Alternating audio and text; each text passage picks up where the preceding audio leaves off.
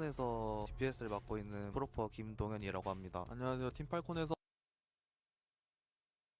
서포터를 맡고 있는 필더 권준입니다. 안녕하세요. 팔콘에서 탱커를 맡고 있는 한빈이라고 합니다. 안녕하세요. 팔콘에서 DPS 맡고 있는 스토커라고 합니다. This is Sir Majed from Team Falcon. 안녕하세요. 팔콘에서 서포터를 맡고 있는 지호 한현석이라고 합니다. 안녕하세요. 팔콘에서 탱커를 맡고 있는 스머프라고 합니다.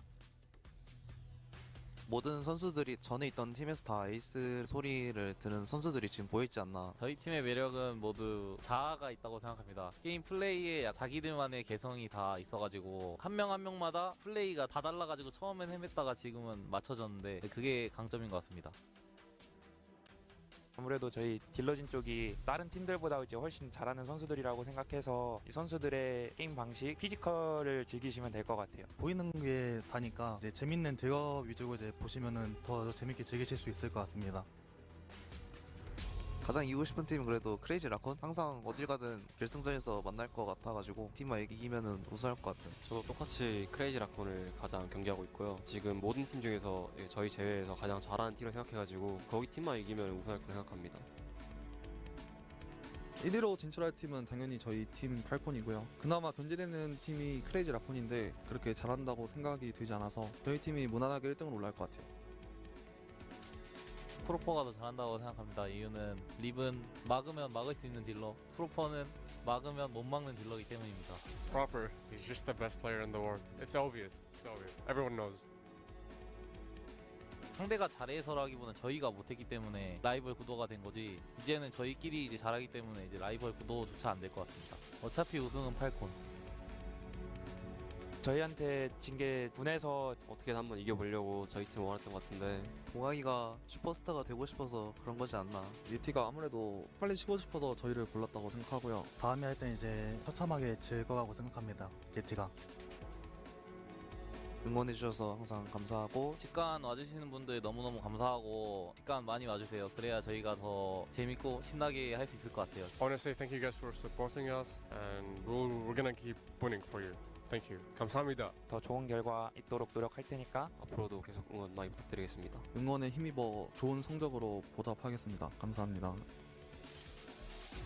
이번에 증명한 것처럼 똑같이 더 잘하겠습니다. We're gonna win it all again. 과정 속에서도 많이 좋은 모습 보여드리고 OWCS 코리아에서 우승하긴 했지만 다시 도전자의 마음가짐으로 1등으로 진출하겠습니다. 이번에 OWCS 아시아를 노잼으로 만들어 버리겠습니다. 파이팅! 안녕하세요. 예티팀의 서브힐러를 맡고 있는 아이런이라고 합니다.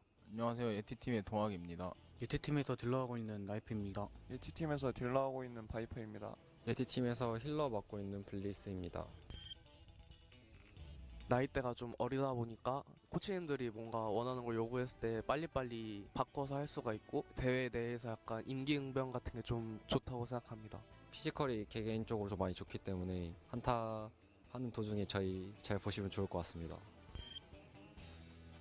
지금 메타보다는 뭔가 다이브류의 조합을 좀 더 잘하는 것도 있고 개개인 선수들 약간 특성이 뭔가 상대를 찍어서 죽인다? 이런 게 좀 더 잘 맞아가지고 남들이랑 같은 걸 하는 것보다 저희가 잘하는 걸 이점을 좀 더 살려가지고 빠른 템포로 이득을 많이 보자 이렇게 선택했던 것 같습니다. 메타 조합에서는 좀 이제 멀어질 수는 있겠지만 조합적으로 이득을 못 보더라도 저희가 잘하는 플레이나 이제 스타일로 이득을 볼 수 있다 생각해서 그렇게 조합을 좀 구성한 것 같아요. 그 연습 경기도 하면서 스통에 대한 부분에서 좀 안 되는 게 있어가지고 스통을 잘 해결하려고 노력했던 것 같아요. 의식하고 있는 선수는 잘 없고 이기고 싶은 팀은 팔콘인데 팔콘이랑 지난번에 경기를 할 때 막세트에서 약간 아쉬운 장면이 나왔었어가지고 팔콘을 꼭 다시 이기고 싶습니다. 저번에 그냥 팔콘한테는 3번 연속으로 져가지고 이겨보고 싶습니다. 그냥 망치 일기통가요? 바이퍼. 일단 사과의 말씀 드리고 본능적으로 총이 나와가지고 앞으로 망치전 하면은 망치만 쓰도록 하겠습니다. 정말 비열하다 생각했습니다. 사실 저희가 살짝 OWC에 살짝 언더독 위치에 있는 것 같은데 그런 부분에서 더 열심히 응원해주시고 상을 보내주시는 것 같아서 더 열심히 준비할 수 있게 된 것 같아서 감사하게 생각하고 있습니다. 맨날 현장을 오셔서 응원을 해주시든 항상 감사하고 재밌는 경기 보여드릴 수 있도록 노력하겠습니다. 지든 이기든 항상 응원해주셔서 감사드리고 이번에도 재밌는 경기 보여드리도록 하겠습니다. 노예 상대로 흘러가면 이제 재미없으니까 저희가 한번 이변 일으켜서 되게 재밌게 한번 해보겠습니다. 이번에는 팔콘, 라쿤이 다 이기고 1등으로 올라가겠습니다. 다 저희한테 질 뻔했던 팀들이니까 좀 조심했으면 좋겠고 다 한번 이겨보겠습니다. 안녕하세요. CR에서 DPS를 맡고 있는 희상이라고 합니다. 안녕하세요. CR에서 탱커를 맡고 있는 준빈이라고 합니다. 안녕하세요. CR에서 힐러를 맡고 있는 슈라고 합니다. 안녕하세요. CR에서 힐러를 맡고 있는 초롱이라고 합니다. 안녕하세요. CR에서 탱커를 맡고 있는 맥스라고 합니다. 안녕하세요. CR에서 DPS를 맡고 있는 리비라고 합니다. 젊어서 피지컬이 다 좋고 반반하게 잘생겼다. 일단 저희 팀은 슈 보유국이기 때문에 다른 팀보다 일단 앞서가 있지 않나. 피지컬이 좋아서 짜여진 플레이 없이 상황마다 잘 풀어나가는 것 같아요. 추가 시간에 핑 폭력을 보시면 이제 깜짝 놀라기 때문에 네, 그 부분을 지켜봐 주시면 재밌게 보실 겁니다. 제 외모? 는 장난이고 피지컬이 좋으면은 합 좋은 팀도 부실 수 있기 때문에 제 피지컬에 제일 신경 쓰고 있습니다. 피지컬뿐만 아니라 합적인 부분, 전략적인 부분을 조금 더 신경 써야 될 것 같습니다. 저번 결승전에서 팔콘한테 졌기 때문에 팔콘만 꼭 이기고 싶습니다. 저희요. 저희가 제일 잘할 것 같으니까 네, 당연히 그렇게 생각해요. 당연히 저희 팀이고 저희가 계속 모든 팀을 다 잡아왔기 때문에 저희 팀이 제일 잘할 것이라 생각합니다. 아무래도 전에는 왁으로 활동을 했지만 이제는 CR로 활동을 하니까 새로운 마음가짐으로 더욱 좋은 모습 보여드릴 수 있도록 노력하겠습니다. 바뀐 게 있다면 유니폼도 생기고 팀적으로 끈끈해질 수 있다는 그런 느낌? 좀 추가된 것 같아요. 결승전 때 상대가 잘해서 이긴 게 아니라 그냥 저희 실수 때문에 진 거여서 이번에는 쉽게 가져올 것 같아요. 솔직히 저희가 팔콘을 다 잡으면은 1패니까 이번에 한번 져주고 다음 스테이지부터 다 잡도록 하겠습니다. 프로퍼 있었나요? 팔콘 경기 때? 저는 근데 솔직히 이런 대결 구도 나온다는 것 자체도 이해가 안 되긴 해요. 서브 딜러하고 메인 딜러인데 굳이 비교할 게 있나? 정하면 무조건 저전해. 계속 응원해주셔서 감사하고 좋은 모습 많이 보여드릴 테니까 꾸준히 응원해주셨으면 좋겠습니다. 저희 이제 왁은 끝났고 크레이지 라쿤에서 열심히 응원해주시는 만큼 저희 꼭 우승하겠습니다. 중요한 경기들만 남게 된 것 같은데 팬분들에게 좋은 모습 보여드리도록 하겠습니다. 저희가 가는 길이 곧 정답이라는 걸 보여드리겠습니다. 아시아는 우리 거다. 안녕하세요. 저는 이제 FTG에서 탱커를 맡고 있는 베르나르라고 합니다. 안녕하세요. 저는 FTG에서 탱커 포지션을 맡고 있는 벨루스레아라고 합니다. FTG에서 힐러를 맡고 있는 핀 오세진이라고 합니다. FTG에서 힐러를 맡고 있는 바이올렛이라고 합니다. 안녕하세요. FTG에서 딜러 맡고 있는 플로라라고 합니다. FTG에서 딜러 맡고 있는 알파이라고 합니다. 이제 크레이지 라쿤이랑 팔콘이 1, 2등을 다투고 있는 팀인데 그 속에서 이제 저희가 한 팀이라도 막 이기는 그런 경기력을 보여준다면 다른 팬분들이 이제 저희를 응원하는 그런 맛이 좀 있지 않을까 싶어서 그게 저희 팀의 매력인 것 같습니다. 1, 2등 팀한테 대적할 수 있는 팀이 저희밖에 없다고 생각을 하고요. 팬분들 입장에서 기대를 할 수 있는 팀이지 않나라고 생각합니다. 저희 베르나르가 좀 신기하게도 탱커를 다 할 줄 알아가지고 무슨 조합이 나와도 바꾸면서 이제 카운터 칠 수 있는 딜러가 좀 야무지거든요. 딜러도 좀 봐주시면 좋을 것 같습니다. 베르나르 선수랑 바이올렛 선수가 안 되는 영웅폭이 없어서 보는 재미가 있는 느낌이라서 그런 것들이 있는 것 같아요. 이기고 싶은 팀은 솔직히 그냥 크레이지 라쿤이랑 팔콘 두 팀 다 이기고 싶고 립 선수나 프로퍼 선수 둘 다 좀 잘하는 선수니까 그 선수들을 좀 이기고 싶습니다. 크레이지 라쿤은 이제 엄청 오래된 팀원, 팔콘에도 이제 오래된 팀원이랑 이제 코치도 같이 있어가지고 이제 그 두 팀을 이기고 싶습니다. 발전해야 할 수 있는 부분이 제가 아직 많다고 생각하는데 그런 부분을 고치게 되면은 저희가 이번에는 팔콘이랑 크레이지 라쿤도 이길 수 있지 않을까라고 저는 생각합니다. OWCS 코리아에서는 3등이라는 성적이긴 했지만 아시아에서는 이제 또 3등이 1등이 될 수 있기 때문에 그렇게 큰 걱정 안 해주셔도 될 것 같습니다. 잘 준비해서 미국 갈 수 있도록 열심히 하겠습니다. 이번에 만나는 상대들 모두 이기고 저희가 왜 이 멤버로 모이게 됐는지 결과로 증명하겠습니다. 제가 이제 프로게이머 생활도 사실 오래 했는데 아직까지도 계속 믿고 응원해주시고 또 직관도 와주시고 하는 분들이 계셔가지고 힘들 때에도 조금 힘내서 할 수 있는 것 같아요. 제가 표현은 잘 못하는데 감사하다는 말씀을 드리고 싶습니다. 제가 며칠 전까지만 해도 딱 데뷔한 지 2000일이 돼서 지금까지 응원해주시는 팬분들 정말 감사드리고 좋은 모습 보여드릴 수 있게 노력해보겠습니다. 제가 오프라인에서 경기하면서 팬분들 만나는 게 좀 되게 오랜만인데 보러 와주셔서 너무 감사드리고 지난 몇 년간 항상 기쁨과 슬픔 모두 다 이렇게 같이 겪어주셔서 되게 감사하고 기대에 부응하고자 이제 열심히 노력하고 이제 우승하겠습니다. 저희 팀이 약간 만년 3등 이미지에서 벗어날 수 있도록 최선을 다하도록 하겠습니다. FTG가 왜 강팀인지 잘 보여드리겠습니다. 모든 팀 다 이기고 우승하도록 하겠습니다. バレルオーバーウォッチ部門所属の KSG です。普段はタンクやってます。バレルオーバーウォッチ部門所属のクラウドです。サポートやってます。バレルオーバーウォッチ部門所属のミホークです。サポートやってます。バレルの DPS 担当してますクキです。よろしくお願いします。バレル DPS のニコです。よろしく。バレルオーバーウォッチ部門でサポートやってますミントです。よろしくお願いします。僕たちバレルのやっぱり強さは長くオーバーウォッチを一緒にプレイしていることです。うちのチームの魅力はやっぱりみんなの仲の良さっていうところから一緒にランクマッチを回したり、スクリームでもそのお互いコミュニケーション取ったり楽しくやっているので、そこが魅力だと思います。バレルは長い間同じメンバーでやってるのでチームの連動的な良さがあると思います。絶対に勝ちたいチームはダフです。今まで前回のフラッシュオプスも負けてしまったので、リベンジ果たしたいなと思ってます。意識しているプレイヤーってよりは全チームの DPS にいつもサポートは結構いじめられないように殴り返して倒せるように頑張りたいと思います。各チームいろんな変化があると思うので、その変化にバレルが負けないように対応していきたいと思います。地域によってプレイスタイルとかも変わってくると思うので、うまく対応していけたらなと思います。必ず勝って1位になれるように頑張ります。勝つために大会に来てるので、もちろん勝って1位になりたいと思います。今回の OWCS アジアはバレルの集大成とも言える大会なので、覚悟を決めてみんなで頑張りたいと思います。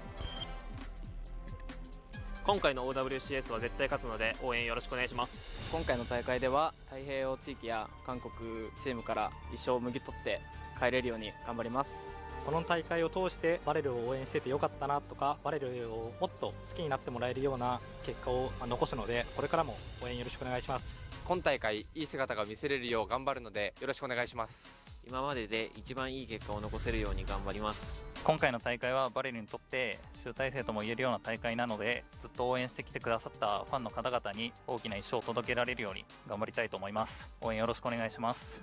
バレルファイティング。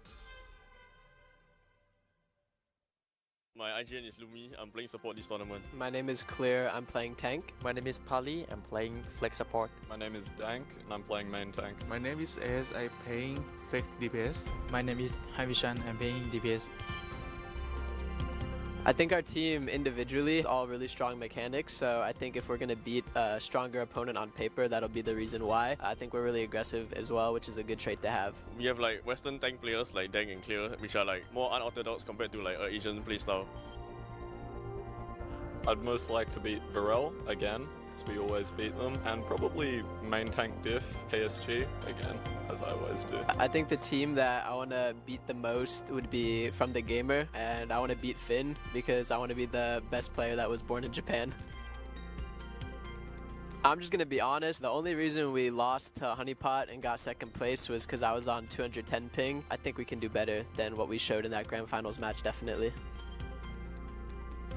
Yes, of course. It'll be a 3-0 once again. The one time that they beat us, it was pure luck. We kind of trolled a bit, you know. 日本に生まれましたと住んでいました。だからその街絶対に勝ちたい。頑張ります。The only thing I can really say about Beryl is Tanku Gapu. Buy me some food when I come to Japan. I'm not gonna lie. I think Sagi is a pretty good player. If we play them again, the goal would be to shut him down. I'll go 3-1. Maybe he goes crazy for a map and they win, but after that, we're chilling. Lumi, stop throwing. We gonna win. To find more traditional Korean food. To beat Varel again. Just have fun and win some for their team. แม่ผมทำได้ I'm looking forward to meeting the fans, and I'm just saying I'm single, so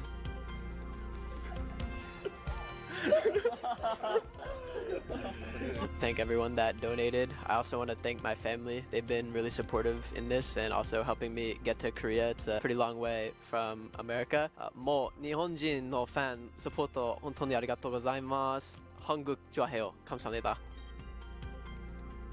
We're gonna cook Varel in the kitchen. 감사합니다. Hi, I'm Light. I am flex support for HoneyPot. Hi, I'm Adam. I'm the tank for HoneyPot. Hi, I'm SGY and I'm the DPS for HoneyPot. Yeah, I'm Niang. I'm from South Korea. I'm a HoneyPot for DPS. Hello, I'm Kame. I'm main support for Team HoneyPot. Hello, I'm Overshake and I'm the main support player for Team HoneyPot. I think a big strength of our team is that we actually have 4 DPS players on our lineup, which allows for a lot more mechanical firepower, a lot more plays to be made. I'd say we're pretty carefree, and I think we'll play what we need to win, even if we're not that good. I personally want to beat Team Falcons because I have an old teammate, so Majid, on that team. I think it would be pretty fun to verse him and beat him easily, really easily. I can't stress out easily if we're going to beat him. We want to beat DEF again, you know, like we did in OWCS Pacific Grand Finals. They're not coming off of a win, so they're less confident than they always are, and I think it's probably another easy win for us if we face them. 저희가 더 잘하는 팀이기 때문에 쉽게 이길 것 같습니다. Since we are the underdogs to Koreans, they might have more stress than us, so we think we're gonna beat them easier. Very easily because they are bad. 그냥 못하기 때문에 발가락으로도 이깁니다. My resolution is just first in OWCS Asia. My resolution is to beat Falcons on Junkrat. I would just like to thank everybody back at home watching and supporting our games. As the American on the team, we'll do America proud. I'd like to thank all the Australians and everyone else watching. I know we have a lot of Australian fans cheering us on for this tournament. If we win, made cosplay once again. Thank you, Australian. I'll be there, guys. See you. Thank you. インソムニアの単語を担当しているレオノプテリクスです。インソムニアの DPS を担当しているレイジーです。 인소무니아の DPS を担当している안다시です. 안녕하세요. 인소무니아에서 서브 힐러를 맡고 있는 카루입니다. 안녕하세요. 인솜니아에서 메인 힐러를 맡고 있는 블링크라고 합니다. 連携やと思ってます. 한타를 굉장히 저희만의 템포로 좀 경기를 많이 하기 때문에 그런 것이 저희 팀의 매력이라고 저는 생각합니다. 게임 내에서 서로 피드백을 하거나 아니면 간단하게 토의를 했을 때 번역기를 쓰면서 소통을 많이 하려고 노력을 하고 서로 나라의 언어를 배우려고 노력하고 있기 때문에 많은 어려움이 있었지만 아시아까지 진출할 수 있었던 것 같습니다. 特に意識しているチームはバレルですね。やっぱり最初の予選ではハニーポットだったりクレイジーラクーンと当たるんですけど、勝ち進めばバレルと当たることもあるのでアジアのステージでリベンジ果たせたらなと思います。 일본 지역과 다른 조합과 전략을 많이 쓰고 메타 해석 같은 것도 다르기 때문에 그런 부분에 있어서는 아직 미지수기 때문에 걱정이 되지만 그래도 할만하다고 생각합니다. パシフィック地域だったり韓国地域でメタだったり構成が違うんですけど、僕たちは僕たちの持ってる得意ピックとかフィジカルがあるのでそれを全力でぶつけて勝ちたいと思います。 オーバーチ CS アジアに進出したことで、さらに強い強敵と当たることになるんですけれども、その中でも自分らの力を出していい成績を残したいと思います。 팀 합적으로 좀 더 맞춰 본다면은 더 좋은 성적을 낼 수 있지 않을까 생각합니다. まずは目指せ一勝頑張ります。緊張せずいつも通りのプレーをして頑張ります. 최선을 다할 거고 이번 경기를 통해서 배운다는 마인드. 많은 우여곡절이 있었지만 그거를 뚫고 여기까지 올랐기 때문에 끝까지 최선을 다해서 열심히 하는 모습을 보여드리도록 하겠습니다. 파이팅! 저희가 많이 부족하지만 항상 응원해 주셔서 감사드리고 응원해 주신 만큼 저희도 그만큼 최선을 다하도록 경기에 임하겠습니다. ファンの方々のコメントだったりいろんな支えで今ここにいるので、これからも応援し続けてもらえるようになるように頑張ります。 いつもたくさんの応援が力になってます。ありがとうございます。もし POTM を僕が取れたら注目してみてください。インソムニアの名前にちなんで眠れないぐらい興奮できるような試合をお届けできたらなと思います。 저희도 아직 더 성장할 수 있다고 생각하고 항상 앞을 보고 달려가고 있으니까 저희들을 지켜봐 주시면 감사하겠습니다.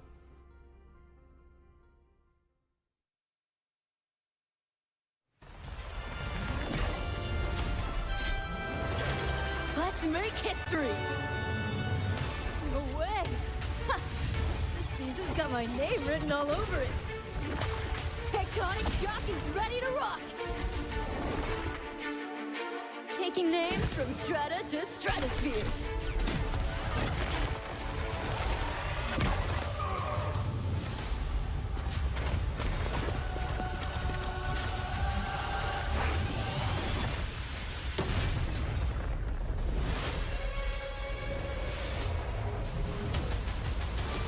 Only the good triumph.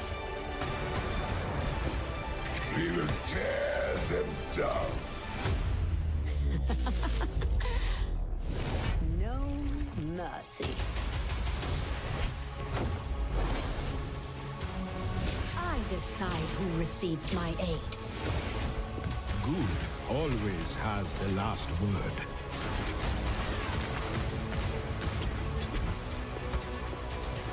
Mace to the face. Evil can't hide from my sight. I can be nice. Hard work is rewarded.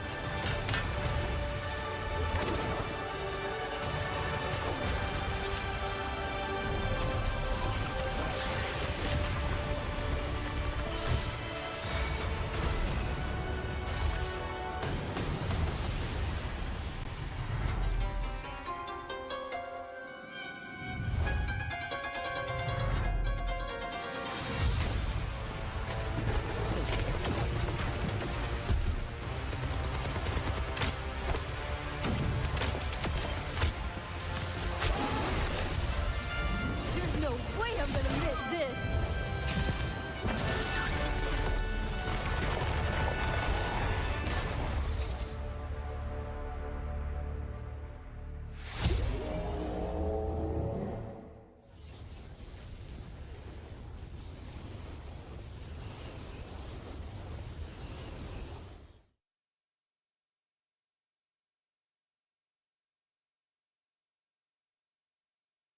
It all started with Talon stealing artifacts. But wait, who's that? Those boots, the drill, that perfect smile. It's Venture! Whoosh, flashback. I researched this artifact, last seen in my favorite place, Cairo, and the reliefs there led me all the way to the Shambali, who were kind enough to direct me, after a lot of digging, and I mean a lot, to the hideout. Oops, hi Talon. They ran with the artifact, but I dodged their spikes and juked their darts and blasted my way through the base, and here we are. Artifact, safe and sound. Whew, that was a doozy.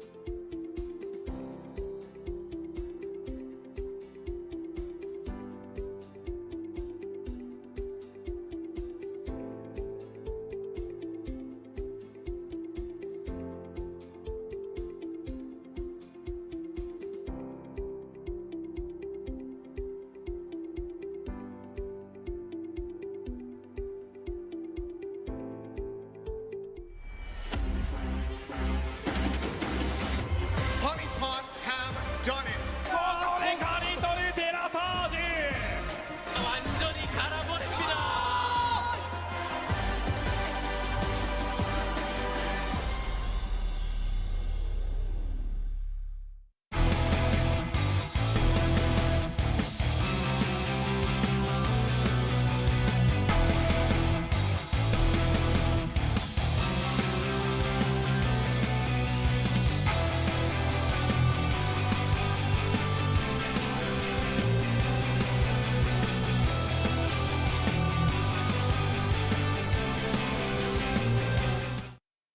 And welcome everyone back to OWCS Asia. It is day number 3. I'm here, G Club, with Wolf. How are you doing, Wolf? Welcome back to Asia. It's already day 3. Yeah, it's already day 3. I've been watching and enjoying the first 2 days of play. We did have quite a bit of 3 Overwatch, and you know, some of the regions haven't been able to stack up to Korea just yet. But today we're going to be sending some teams home. We are going to be finalizing the last 3 teams we'll have, of course, playing tomorrow, saying who's going to the grand finals to take the title to be the very first OWCS Asia champions. And G-Clef, we've seen not a whole lot of meta shifts since the end of our regular season here in Korea, Japan, Pacific, into this big LAN here. It's kind of been basically the same. And I think that means some of the strong points and the standardized meta that Korea has shown reigns supreme. The other teams haven't necessarily been able to keep up. Yeah, with the slight bit of more touch with the Wrecking Ball, with the sort of a rework on that hero a little bit. And as we have seen a lot more control being used, especially from the Korean tank players. Some more Wrecking Ball, not all the time. So I would say maybe about 15% increase in terms of usage on the Wrecking Ball. But except for that, about the same story that we had the meta compared to weeks ago. And I think that story is going to follow because we still have 4 Korean teams on the board. No more Japanese team, they're knocked out, but we still have 2 Pacific teams. And some of the viewers yesterday were surprised by the fact that Vero just got knocked out immediately. Yeah, and in a pretty dominant fashion. And Clear had a fantastic series. I'm really excited to see him, in his career continue to grow, playing the Diva. A bit of a rare pick, but I think definitely did throw them for a loop. And also a Route 66 match. Route 66, that was the map that we've been waiting for. How many weeks? 4 weeks? Longer maybe, than 4, maybe I longer? think. Yeah, and I think when you look at how some of the teams that I'm playing here, you can see some glow ups from some teams. I think teams really excited to play in front of a live audience for the first time. And we've been having packed audiences every day. I am a little bit sad that the pet meta has died out. Like, people are not showing their pets on the camera during the commercial breaks but anymore. I'm pretty sure they will be back today and tomorrow. I hope so. I hope so, because I heard the tickets for the WDG studio is actually really hard to grab because you literally have to wait and just click. And sometimes you miss it. Maybe if you missed the final day, then you had a chance to come into day number 1 and 2, because the day number 3 and 4, those are the weekends. Look at these viewership incentives that you can get. I actually love the name card. What's your favorite? The name card? Because I don't really play Reinhardt that much.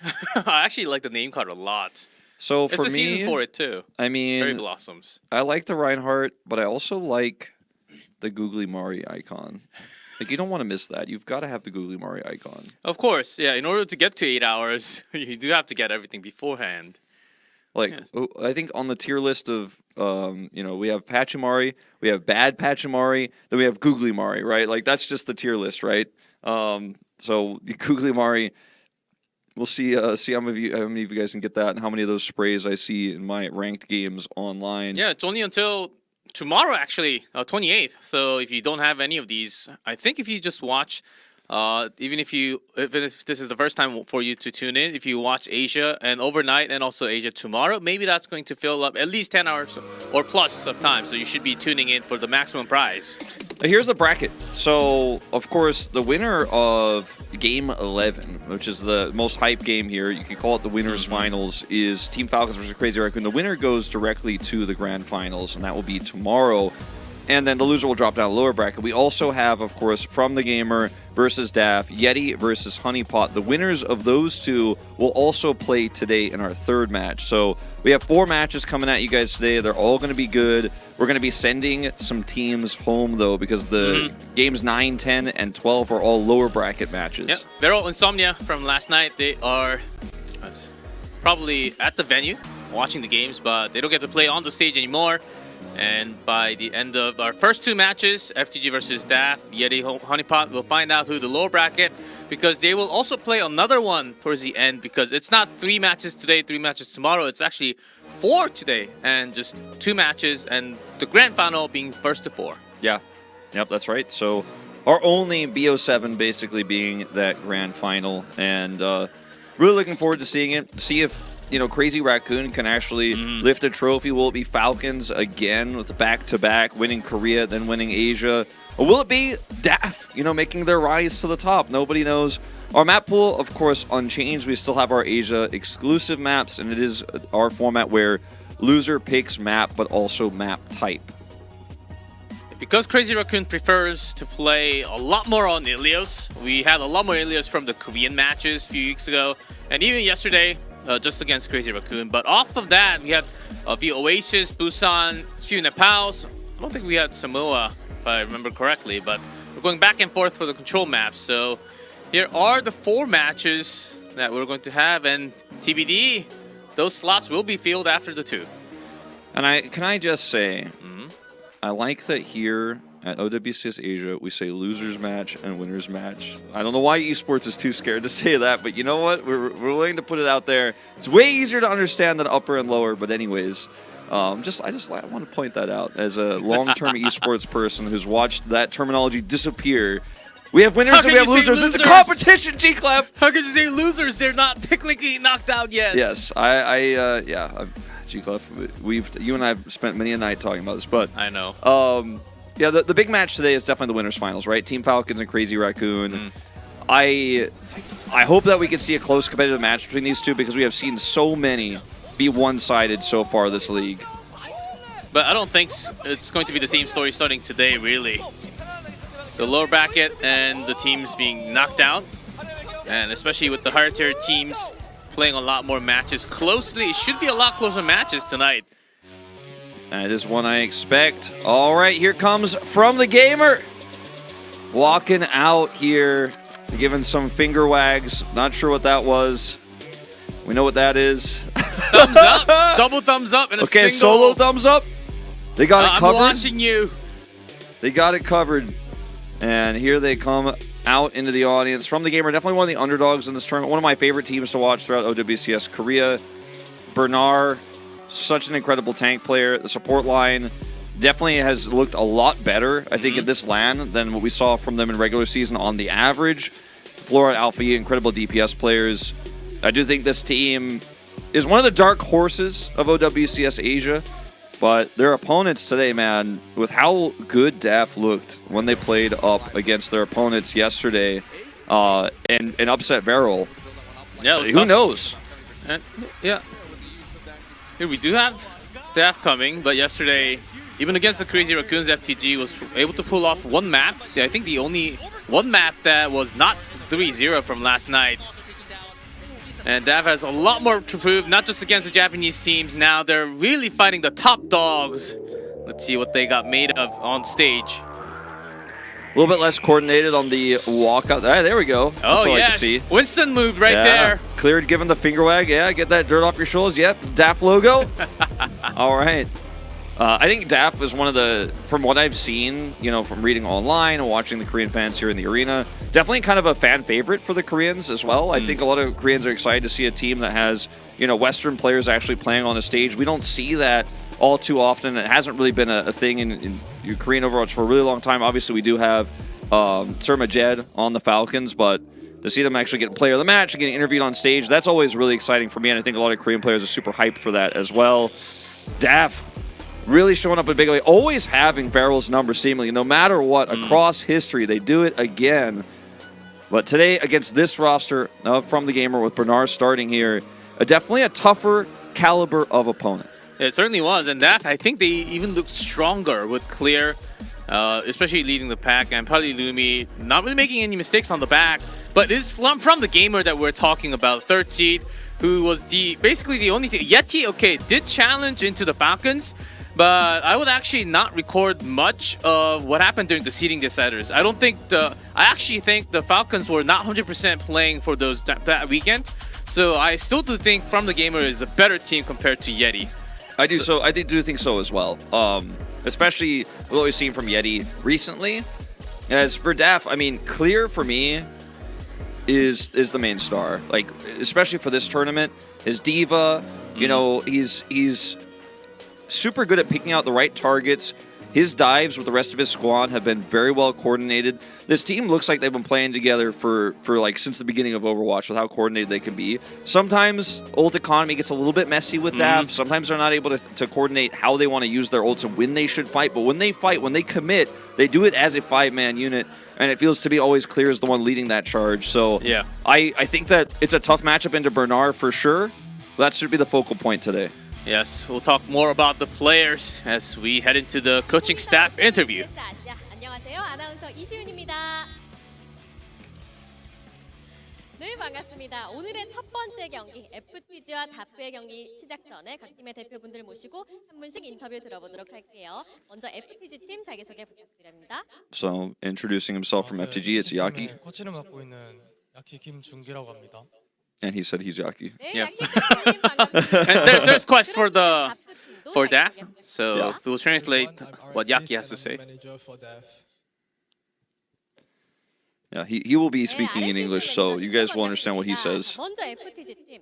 지난 경기 정말 아쉬운 패배가 나오면서 많은 팬분들도 좀 아쉬워했는데요. 경기 후에 어떤 피드백이 오갔었고 또 선수들은 오늘 어떤 각오를 하고 나왔을까요? And FTG, after a 3-1 last night, what were some of the feedbacks between the players and yourself? 그런 큰 실수들을 이제 선수들도 알고 그 후에는 아마 실수를 안 하지 않을까. And there were a lot of mistakes yesterday, and knowing that, I don't think they will make as many mistakes. And of course, against Crazy Raccoons, they will try to beat them out if they get a chance next time. 인터뷰 촬영 당시에 클리어 선수가 FTG와의 경기를 많이 기대했었는데 드디어 오늘 성사가 됐습니다. 기다리던 경기인 만큼 준비는 많이 하셨을지도 궁금한데요. So in the media day interview, Clear said that he really wants to face FTG. And today, of course, you guys are playing against FTG. So, as it's such an anticipated match, has the team prepared a lot for it? Coming into the event, our main goal was to win any non-Korean team we could, and we already accomplished that goal by sending Vero home yesterday. Any match from here on out will be a bonus to us. FTG plays a really standard style of the meta. I think if we throw them off, there is a slight chance that we could win. Oh, I think that was a hint that they might be playing something else other than normal today. Yeah. 추가적으로 이기는 거는 I'm excited for that. 라고 생각합니다. 그리고 어제는 바레를 보내가지고 그 1차적인 목표를 달성을 했고 오늘 같은 경우는 FTG 같은 경우는 메타를 되게 평균적인 메타 영웅들을 사용한다고 생각을 해서 약간 좀 커브볼을 던지면은 좀 이길 수 있을 수도 있다고 생각합니다. 네, Yes, Quest. 오늘 다프팀의 Deliver those words. 전략 기대해 보도록 하겠습니다. 자, 이번 경기에서 승리한 팀은 4경기에 다시 한번 경기를 치르게 되는데요. 4경기에 저희 다시 볼 수 있을까요? And if you win, of course, you get to play match 4 tonight. Do we see you again? 4경기에 FTG And Yaki answered yes, of course. 기대해 달라라고 말씀을 해주셨고요. 그렇다면 다프팀은요? So if you win this match, you get to play again in the last match of the day. Will we be able to see you back for match 4? Hell no. If you see us again, it would have to be a choke of the century from FTG. Someone clip that, please! Oh my god! God. No! No! This is what live broadcast is all about, Wolf. Love it. 지금까지 FTG의 야키 코치님, 다프의 RX The greatest interview so far. And let's head into the match preview. We'll be the one continue to on the will to Japanese Overwatch. Ah, okay. Yeah, I mean they're carrying the torch because they eliminated the last Japanese team. So you know the will may carry on here. As I'm sure a lot of the Japanese fans are probably rooting for Daph, considering you know a lot of people might think that Japanese fans would want to root against Daph because they eliminated Vero. But I think it makes them feel better to know that if Daph goes deeper, that means maybe Vero could have done better if they didn't get beaten by Daph. But it's tough, man. And they've also got the Japanese DNA. They can clearly speak the language, so I think that fits the picture perfectly here. But all the Japanese teams are gone, and it just comes down to who's better. But the coach didn't have full faith from the match. I mean, they had the realistic goal, which I like a lot. They know their power level. That the fact that they already beat everyone else, other than the Korean team, they're already happy. And, but and when you play your own style, which Daph does, they like to change it up. You know, they play D.Va, they play Mauga, they don't stick to the style, they play Torbjorn. If you're that type of team, and you're playing against a stock standard team, and you play like you have nothing to lose, and you play with no fear, and From the Gamer is the one who has all the pressure on them. They're playing in front of their home crowd here in Korea. There's definitely an element of an upset potential here, and I think everyone predicted unanimously that Varel was going to beat DAF, and DAF crushed them. Going into today, I think everybody unanimously predicts From the Gamer as well, but you never know. They will have, of course, map pick here. They are the higher seed, and they will pick Ilios going into this one. So we're starting things off with a map we've seen a lot already this tournament when Crazy Raccoon was playing, as you mentioned.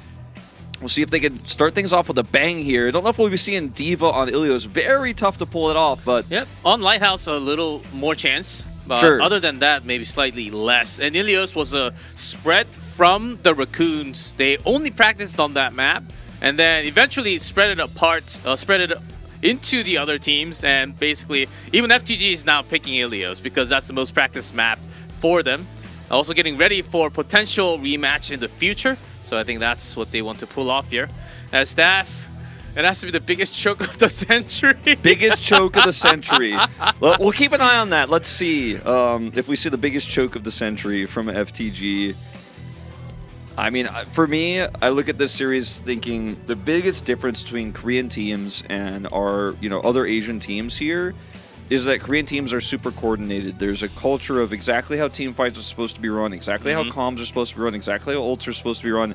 And that base level for Korea has always been stronger than the rest of the regions, right? Even in Overwatch League, the teams that had pre-existing synergy, like London Spitfire when they won the first title, Vancouver Titans, formerly Runaway, when they moved over to the Overwatch League, they had that insane base level. No matter what meta changes happen, no matter what heroes become popular, what heroes become stronger, if you have that base, you can beat almost anyone. And that's the core that teams like DAF are getting close to, but don't quite have yet from what we've seen. But I think the chaos that DAF thrives in is one of the best ways you can break up that set baseline strategy.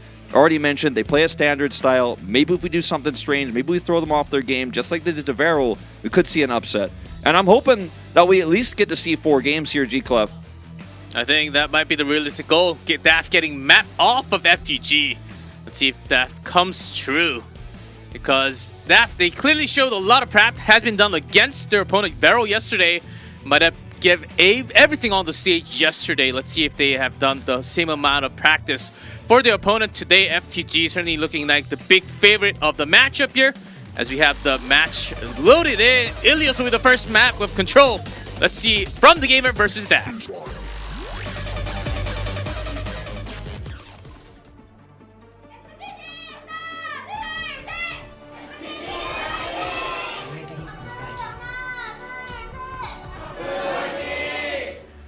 All right, here we go, Wolf. It's time, G-Clef. Finally getting the cast of this tournament.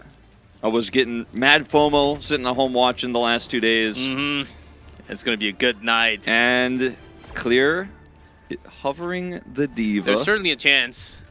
Yeah, definitely could see it. I mean, because Flora's hit scan is just outrageous. Yesterday and the day before, you just have to have some type of solution against him. Okay, out the gates, no swap. High Vision sticking with the Tracer here. Tracer Echo D.Va dive up against this Orisa composition. A lot more stability here with the side of FTG if they can get point control first. You can already see Clear up there on the high ground trying to peek his way around, get access to Flora. Flora spots him, wraps around here to the left side, and is just going to try to keep distance on this D.Va so he's not able to get comboed there by that rocket barrage. Exactly. And Flora even noticing that after checking the comm, he doesn't have to be careful. High Vision Ace, they have a high mountain to climb. Here's the first. And Violet picked off. Really good control by that, but the focusing. Noticed immediately that was off. And here's High Vision on the Tracer. Looking for the next target, and Flora will be the next to fall. All right, G-Clef. Well, already first team fight looking like it is going DAF's way. High Vision here should be able to clean up Alpha Yi. No recall left. Ace is taken down here in Trey, but Bernard lost his armor. He's going to be picked off here at the end, and DAF wins this team fight with a really nice setup, coming from 2 different angles and collapsing on the floor, knowing that he's the majority of the damage there. High Vision also tracking Alpha V, forcing out the recall early, and they get these staggered kills so late here. Even a pulse kill for High Vision on the Flora. The Flora, that's his second death now. And, I mean, without Flora, this comp just doesn't work. You could build up a Terra Surge, but you need to get on the point to use it. And these D.Va compositions we've seen from DAF are just so well coordinated, and They're making Flora's life tough, man. You can see he's done very little damage here in this first round. And so far, so good. 33%. Flora, Apai didn't really get much. There's the first window from Finn. As we open things up, D.Va sort of isolated, but still can go back. Lumi gets found. Apai, great snipe from the side, and here is FTG trying to get the control back. Contested in the middle. Duplicate coming in from Ace with an extra Orisa. Trying to do more. Violet again. High vision on top today. Terra Surge catches him. Ace. Down he goes. The What a 2 turn DPS. from Daft. Oh, but Alpha E stayed still there. Got 2. They got control of the point, so the scrappier, the longer these fights go, they're still winning out on percentage. And what Daft's composition lacks is that strong, stable tank, but when you commit the duplicate, you can actually warp the team fight so quickly. You know, a high armor Orisa dropping from the sky there, building up that quick Terra Surge, taking out the Bastion, or Batiste, excuse me, and taking out the Immortality field is massive. Now he's got self-destruct, Clear does. Barriers up. With their alley, Lumi had to drop that, even with the beat. Flora still comes out on top with the grenade. That's a kill. And Flora coming in hot as both of the DPS locked in with the ultimate. And we'll be getting that another death. Trying to stagger them, get some more percentages, rather not stagger, but stall. Get some more percentage. They get up to 87 here, so essentially only one fight for Daft to win this. And I actually think that was a very ult-efficient trade for them because they traded Rally for Sound Barrier. As Ace is taken out here by a Pulse. And that was about as efficient as Daft could have lost the point with. Now, building up one Sound Barrier alone might be enough to actually win this for them. The ultimate that Flora has right now, the Deadeye, isn't going to be as impactful as that Sound Barrier later on. It's not impactful now, really. And yeah, especially on this map. It's mostly for the delay. There's a lot of hiding spots. Yeah. And there's no Lucy on the other side, so he might not even get to any damage. So I think he might just be Flora. Might be just be holding on to that for a long time. Here's Clear. Going around the spot. So rotation from that has been something else tonight as they're trying to pick off these DPSs or one of those supports on the bag, especially Violet has been the target. Yeah, with the damage fall up at that distance for the Cassidy, Flora just can't do much. He's going to have to try to chase them on the wrap. You're forcing him to be out of the distance. Here's Clear. Once again, trapping that into the room. There's a Matrix. First one up from Finn. And just rotates around. Such a great movement coming out from Clear. Ace in the sky. The only Echo has some room. Here we go. There's that Orisa. Once again, wants to do enough damage for the extra Terra. Field out from Finn, keeping everyone alive for now, but collapsed by the members of DAF and the Terra Surge on top just for safety. But a lot of lost members already from FTG. And that's a flip. With 90% from FTG. It is looking like Daft has taken this first round. Finn gets taken out. No one left to touch. No Lucio in this comp. Alpha E is going to have to be the one. Ace trying to heal up. Use that healing there. Coming up big. And I think a touch is what they need. Pulse comes through. Bernard caught in the middle. Could not even touch with the Doomfist. And that's it. Daft wins the first. Well. Wow, Jigoff, there are very few moments in Overwatch across all the tournaments I've cast, and this is just one round, right? Let's not get ahead of ourselves, but there are very few teams that suddenly really inspire me, and what I am seeing from Daft is actually crazy. The movement from Clear has just been insane, and he knows Cassidy's fall-off range so well. He's wrapping around, forcing them into this room, and then they have Ace drop down from the sky and Terra Surge in a room in that choke point where everyone's going to get hit by the Orisa ultimate that he knows he can guarantee have. It's insane. He had two great Orisa duplicates in that round, and Clear's just corralling them. Lumi keeps dying, sometimes, and they're winning the fight despite it. He didn't even have a Sound Bearer in that fight. He was killed, but they crushed it off the Terra Surge. And they're sticking with this comp once again, and I think they absolutely should. Finn, over onto the Ana, to perhaps try to do some anti-nades here and shut this D.Va down, because he keeps just escaping getting that healing. Yeah, it's also not just the D.Va. I think they want to focus down on Echo, because mainly, especially from the Korean support line and Ana, and whenever there is Echo in the air, there's Ana also delivering the damage. Echo feels the pressure once you take the damage, so I think that is about it. And I actually love the play coming out from Daft, forcing Cassidy to be in the I would say about 10 to 15 meters out from the opponent is like the safe distance, so you can actually land the headshots. But if you go a little further, of course, the target becomes smaller.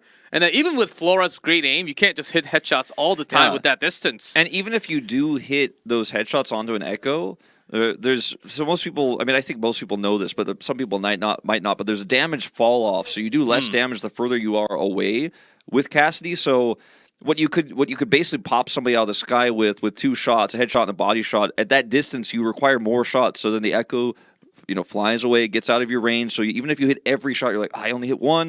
Then he's behind a wall, can't do him. And then you kind of keep trying to chase them and push them around, and that's when the backline gets exposed. All during that time, you have the ace charge up of the duplicate. He's just spamming out his sticky bombs, charging up the duplicate. Then he gets into range and drops down on Bernard's, steals his Orisa, builds that Terror Surge in a room. Team fights like that and play like that and rotations like that, I mean, that's something we're not really seeing out of anybody but Daph. It's really cool to watch. If you keep that Cassidy out from the distance and Clear just blocking the shots, making sure that he is he has to be focused on him, and then Clear just rotates out in to the room, which means that he's losing a lot. And the fact that you can't use the right click, the real burst comes out from the right from Cassidy. And if you just lock him down without being used, then that's like half of the power gone from Cassidy there. Now, we're talking a lot about Daph and their composition and not so much about From the Gamers. Because From the Gamer are running the stock standard, protect the Cassidy, stable Orisa composition. You have the Batiste, very difficult to kill the Cassidy, and super anti-dive. And so basically no team's running dive right now into this type of comp. You've seen some Winston variants, right? But no one's really running this type of dive from Daph, because usually if you're a diva and you just fly in and try to burst down the Cassidy, Immortality Field goes down, and then the Cassidy just burns through the Diva's armor with everybody else. Diva gets popped out of the mech, and then it's just done. She just doesn't have enough damage consistently to kill a Cassidy if Immortality Field is up. But the way they're playing, the way they're forcing these Immortality Fields out, how they're focusing them down, using it is so unique that I think it is throwing some of these teams off. As we had frame drops for Flora reported, looks like that is resolved. We're back in.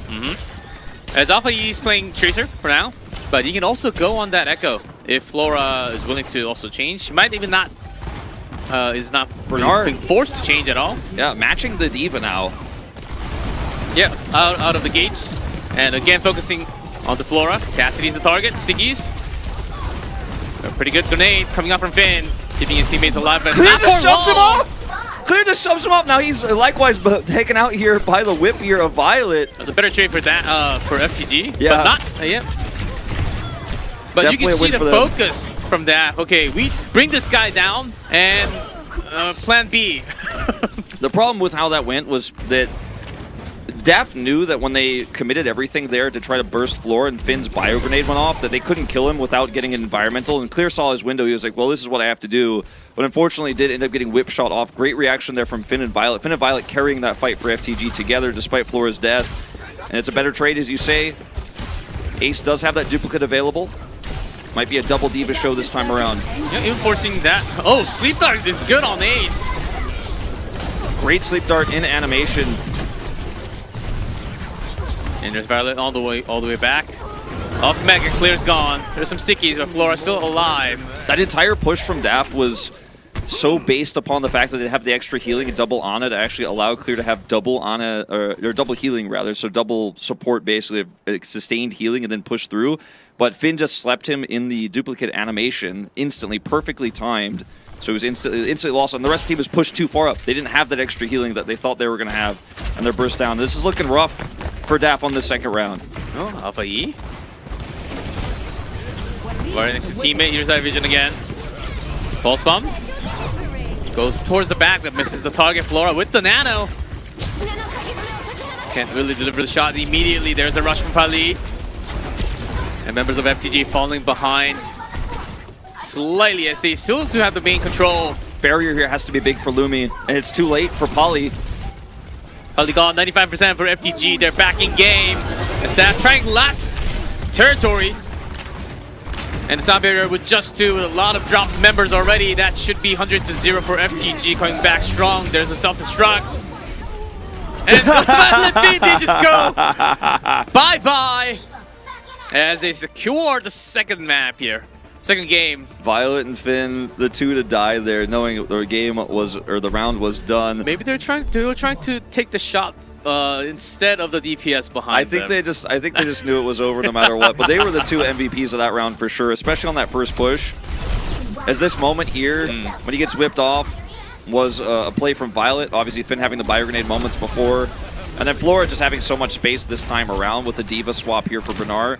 And Bernard has played a ton of D.Va throughout his career. I mean, you go back to 2016, he played it so much back then. BK Stars, the Big Bang D.Va, or Bigger Bang D.Va, I should say.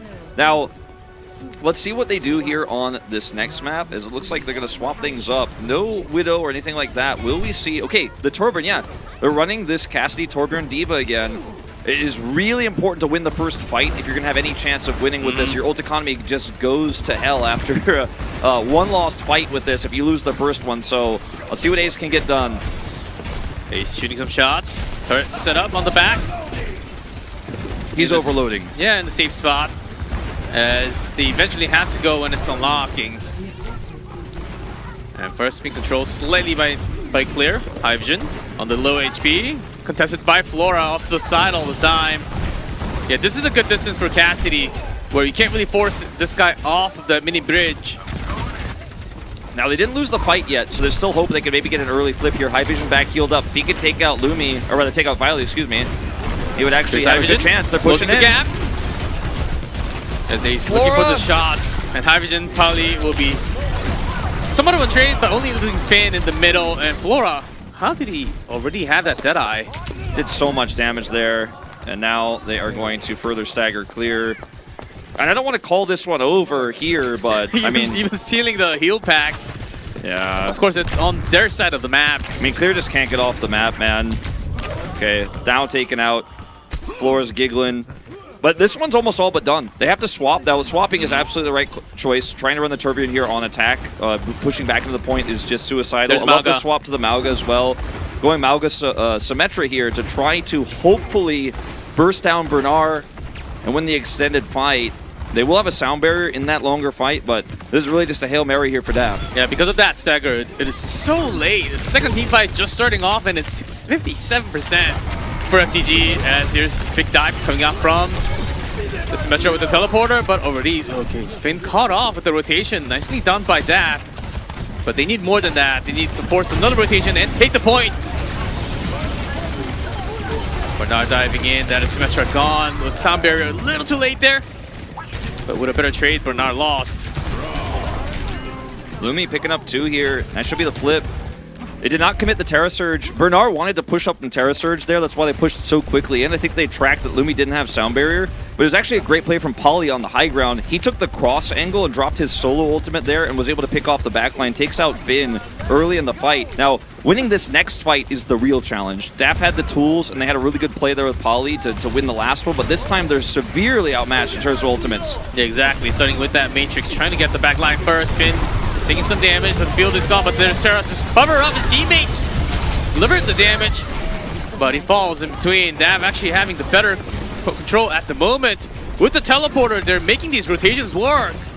Ace playing the Symmetra so well. His teleports have been fantastic. Getting in there, disrupting the formation of FTG. Sloppy fight from FTG, and Ace just goes up on high ground there, punishes Finn's attempt at using the window there to gain space. Bernard's Terra Surge kind of not getting a whole lot of value. Did a decent amount of damage, but there's no follow-up. Now we see the swap for Flora. Moving on to the Sojourn here to see if he can actually get line of sight. To outrange this composition. But it's now or never. I mean, the FTG may have squandered what was a huge lead. Oh, whoa. Cage is coming soon. Yeah. 63%. Daff still in this. Flora back in Sojourn. There's a Photon right in the middle. Cutting things in half. The beat comes down from Violet first and Lumi right after. There's a K and Cage. Capturing a few. Finn down. Bernard isolated as well with Violet. They're completely cut off. They're stomping in for maximum damage. Flora gone. Hydrogen wins that duel on the side. They're trying to regroup so badly, but they just cannot get out of here. Violet, super low, is going to escape, it looks like, with his life, but now they've got to regroup and go for one final push. Got to be Bernard on the Doomfist here. 95, swaps to Doom. They have to get a touch. They have to get a touch. Lucio has to come. Oh, there's a Tracer on the side. Tracer. Finn dead. That's a headshot from High Vision. He's got Deadeye to deny Can any anyone further come? touch. Anyone come? There's Doomfist. Oh, but he dies in the middle. Finally gets a pick, but it's And not Clear's enough. still there. And it's overtime by losing members. FTG just do not have enough gas anymore. Gonna be Def getting the map off of FTG from the start. Biggest upset of the, or was it biggest choke of the century, G-Clev? We might be seeing it right here before our eyes as an incredible game from DAF. And it wasn't FTG making a ton of mistakes, not a lot of errors. Ingenuity, creative play style, understanding their opponent's composition so well. DAF is a thinking team. They think, they react quickly, they position well. They don't just play, I'm playing the standard meta. They don't just go, oh, I'm playing something weird. They're like, I understand exactly how every hero, all 10 heroes on this map operate and how we can warp the game in our favor. Very impressive start here for DAF.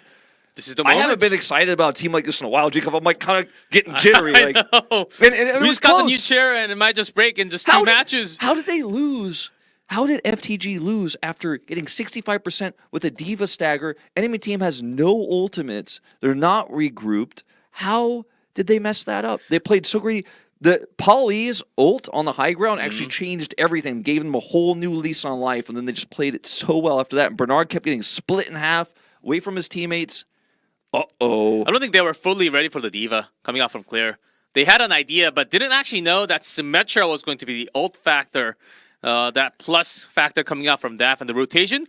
We were talking about in day one, 9K was holding on to this idea for such a long time that the tempo control and how fast the game is running from the Korean teams was just being unmatched by anyone else. But is DAF actually controlling the tempo, forcing out the Terra in defensive mode from Bernard? That's not the most common thing you see on the day. I mean, we're seeing stuff like when Bernard goes in to push, they like already know exactly what they're going to do, and then they teleport away. And they're like, oh, now we're on the high ground over here. We have a window for Batiste.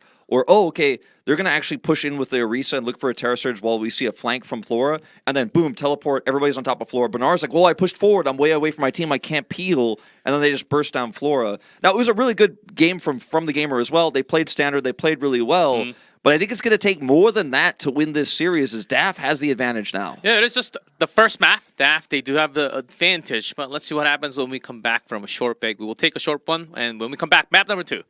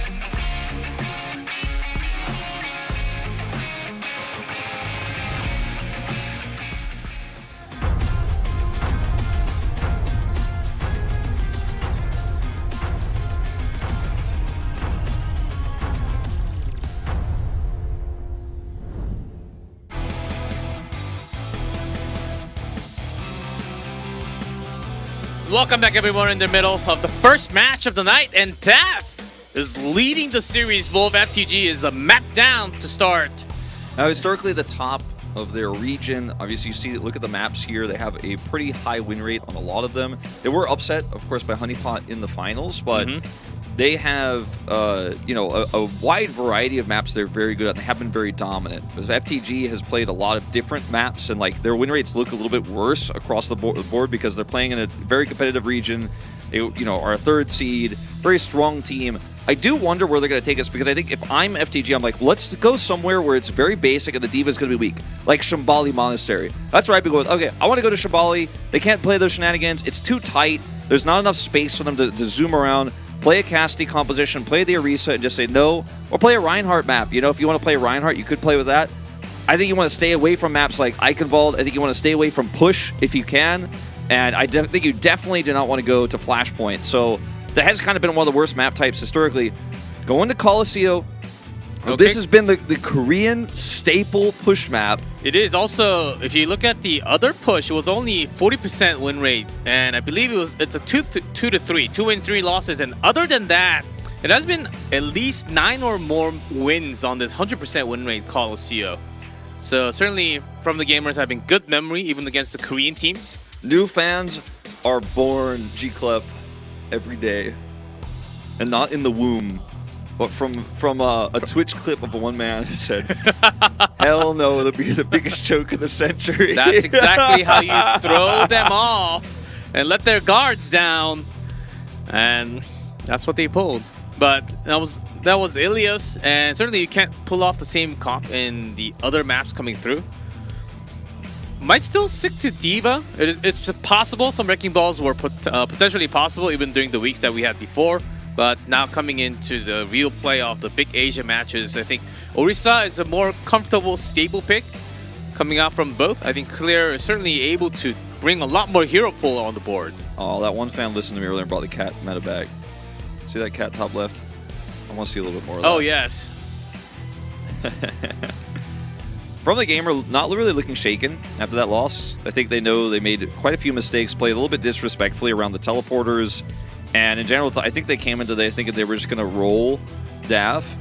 And they may still do that, you know. At this point in time, it's tough to say. But let's see what else Daph has in their wheelhouse. Because obviously we saw the Diva yesterday from them. We saw the Mauga. We saw both of those on Ilios. It's a little bit tougher to play some of those heroes, some of these compositions on Push. Push so unforgiving. You make the mistake like they did on Ruins and get that behind on Push, there's no miracle comeback. It's not going to happen against a team like FTG. So time will tell. I've been very impressed with Polly today so far, though. He's been fantastic. His accuracy has been insane. Ace's decision-making as well. And we hear the game loading in. To Colosseo will be our next map. Choice from FTG. Let's see if they can come back and get the series back for themselves, or Daph winning with another map.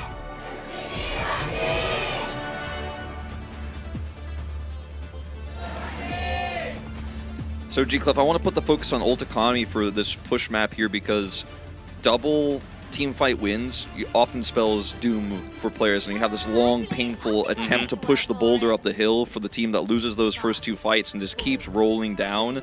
And with a composition like what FTG is running with Violet back on the Lucio, there's not a lot of space when you're running this Diva Torbjorn style composition that Daph is coming out of the gates with here. You fall behind twice, just like we talked about at Ruins. You have to swap composition, and then getting that momentum back is nigh impossible. So, hey, to get up here, set up on this point, get the Torbjorn turret set so that Alpha Yi can't flank, and then grab control of that bot. But they need to do more than just control the bot. They need to win a fight, and that's the tough thing to do with these Torbjorn comps. So if they can do it, there's hope. Yep, and with the Torbjorn turret, there's a bit more pressure for Alpha Yi to rotate around, to have that backline pressure. And with the turret down first, doing some baby steps to go work in your hand. Here's Flora.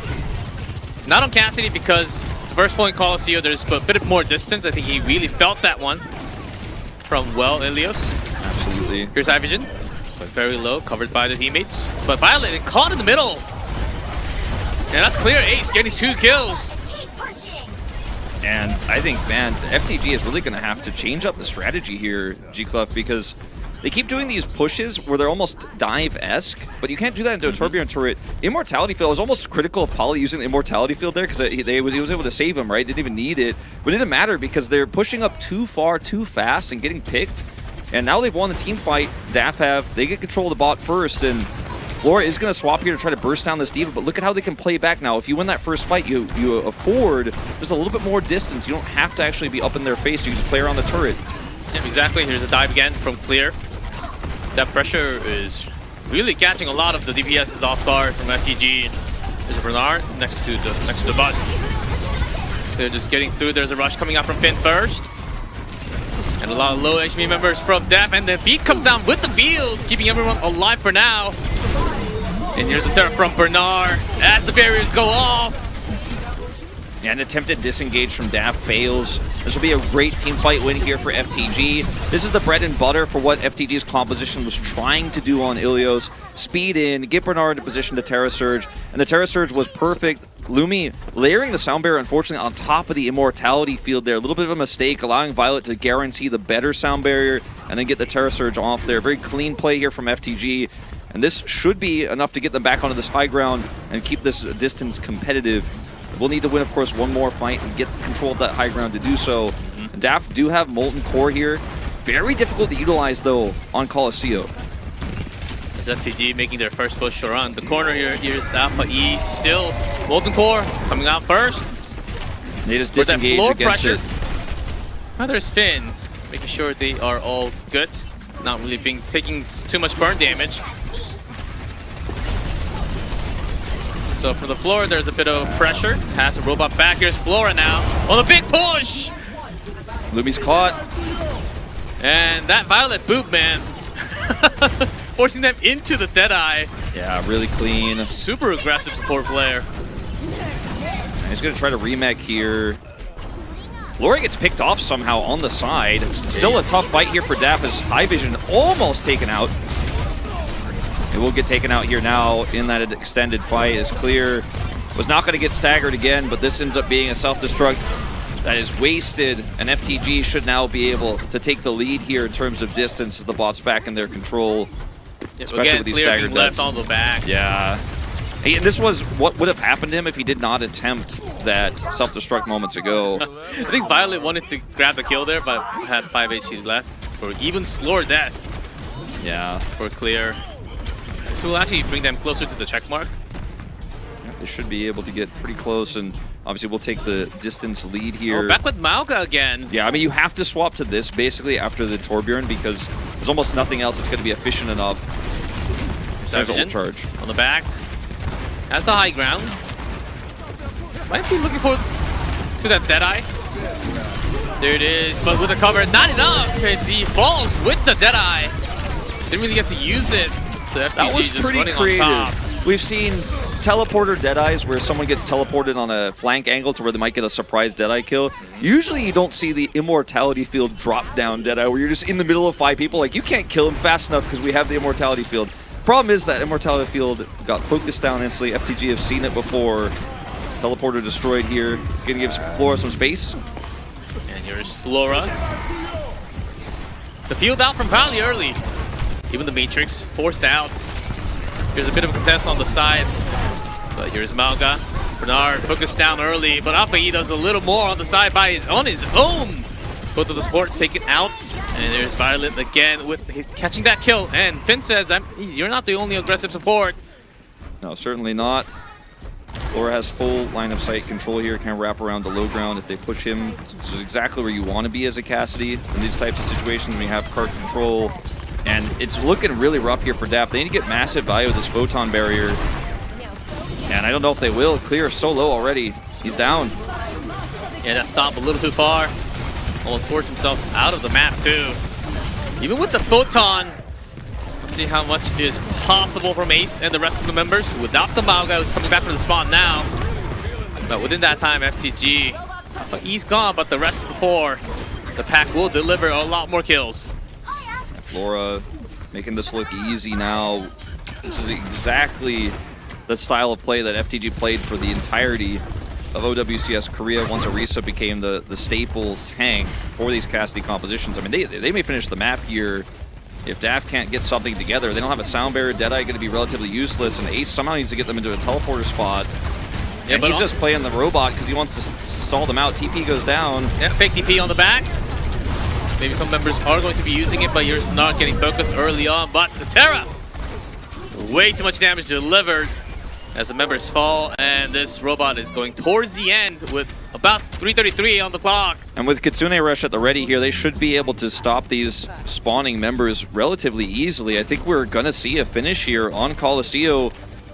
Daft gonna have to use his Deadeye to try to buy time. Maybe Ace could teleport flank into the back. They're so limited. Clear has a really good cage. I think that's what they need with the Stomp. Okay, big cage with the grenade coming out from High Vision.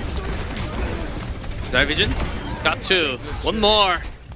And that's actually a pretty quick flip on the point here as Florafin immediately gone. Alpha E trying to do something on his own, but he gets blown up along with Panda Ace. Ace. He'll take himself out. A little bit weird that FTG didn't play that slower, but I think they're really feeling themselves right now, and you know, it is what it is, but they definitely played right into the cage angle. I did not think we were going to see a massive cage Cassidy mag grenade combo, but we are going to see Flora swamp back to the Sojourn here.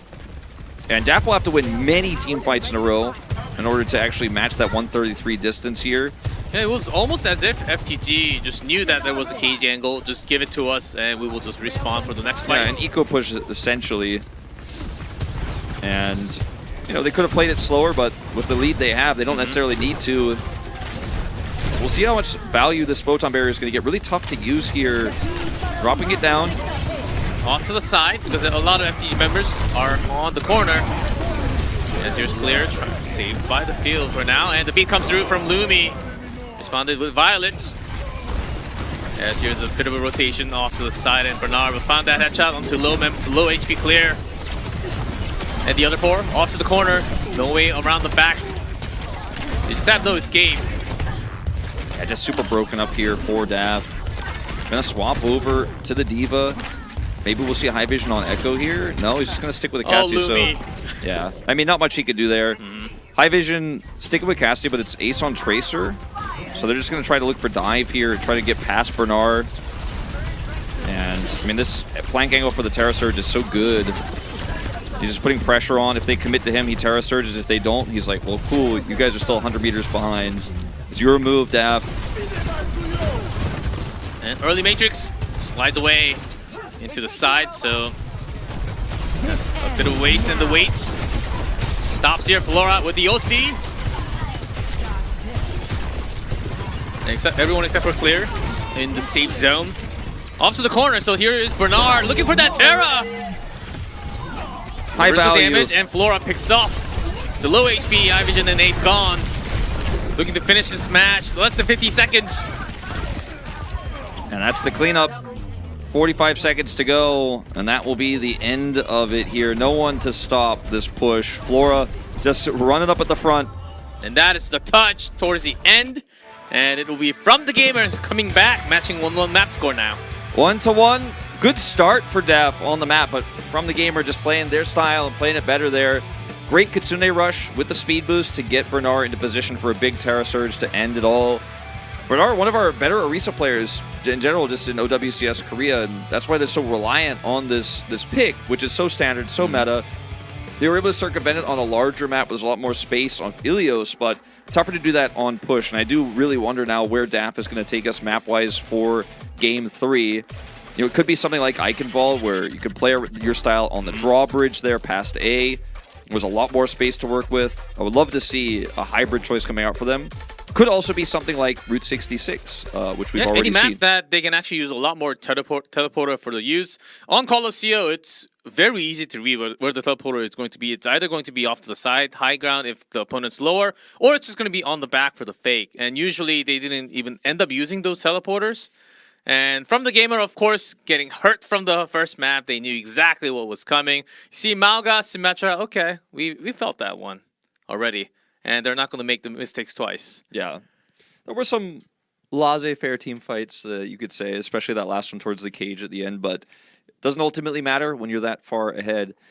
I think it's not going to necessarily be a 3-1, although you and I backstage were like, that was really cool, DAF got one game one, but I think, you know, from the gamer, we'll kind of realistically pick up the pace a little bit and obviously play a little bit more safe. But I still think DAF is playing smart, and I do think that their support line is actually really pulling their weight, and we have seen some mistakes from the gamer. So from the gamer need to tighten it up. I think DAF need to have a creative map pick if they want to get a win here in this third game. Yeah, creative map pick might be the choice, and we'll find out that answer really soon. But before that, let's take a short break once again.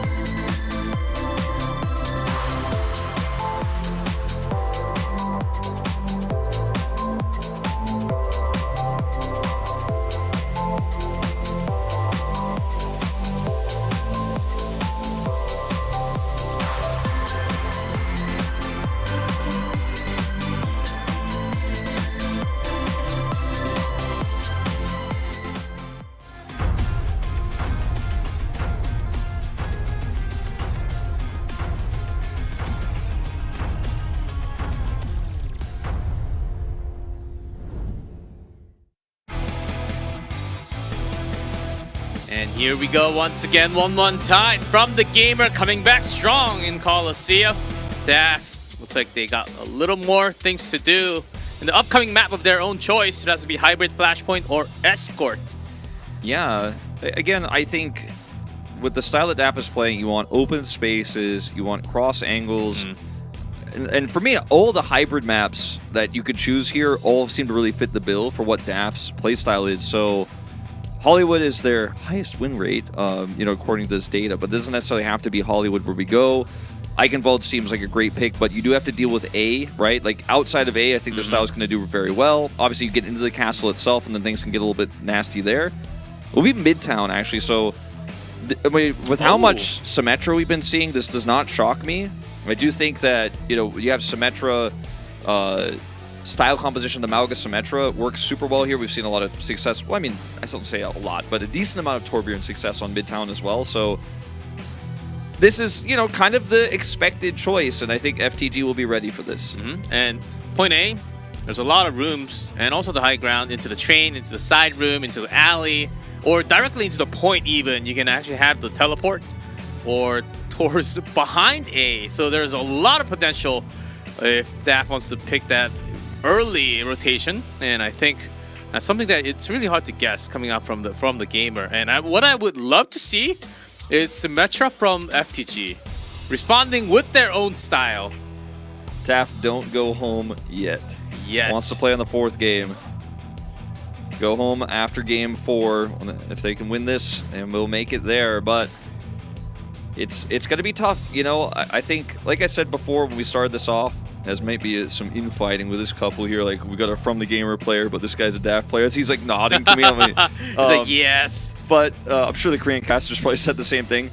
I think it's doable for sure. I think for From the Gamer, choke of the century, you know, probably not going to happen, but I do think they have been caught off guard quite a bit. And as the map pool starts to thin out, as we get to some of these other ones, their map choices are going to be so important. Clear looking good on the cam here. Both teams looking pretty confident going into this one.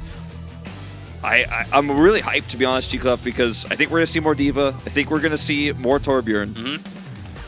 As we hit that upstand, ready for that hybrid. Midtown, it will be the map. 1-1 tie between FTG and DAF. Let's see which team takes the lead of the series.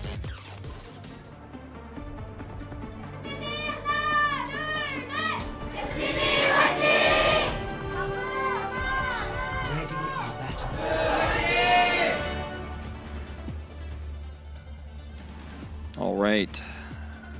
A flash of the good old Sigma. Yep, especially for point A. Yeah, I mean, I like it more than D.Va. Honestly, for point A, D.Va can be hard to pull off. I think D.Va is okay on attack here, obviously, but Sigma allows you a lot more stability. And since they're defending first, which is rare, by the way, for the map chooser. Usually the team that has the side selection will never pick attack first, but From the Gamer decided to do that here. They're going to run this Torbjorn comp. They're going to try to put the barrier up to block any crossfire. Very difficult to run dive here. FTG probably expecting the Torbjorn. Already going to have the Orisa at the ready. Let's see what Alpha E swaps to here. Actually, it's going to stick with Lovely. the Symmetra. This is what I've been expecting. This is the kind of play that you need to kind of warp your way, or teleport your way around these turrets, and then get grouped up with the Orisa to break the turret. There it is, into the side room, and Ace actually had that perfect read. Alpha E caught. Yeah, but over-aggressive on that teleport in to try to do the damage. They burst him down, and Ace is just like, thank you for the free kill. Half of a Molten Core built off this defense, and that is best-case scenario for Another DAF. shot, and going closer to 70% now. I mean, DAF got to be thrilled with how poor that went. And Alpha just instantly swaps to Genji. And I'm not sure how I feel about that, to be honest with you, G. On the point, early Matrix, force them off. Got one tick already. Alpha E joins the team. And DAF getting ready, but how do they directly come in with the Sigma?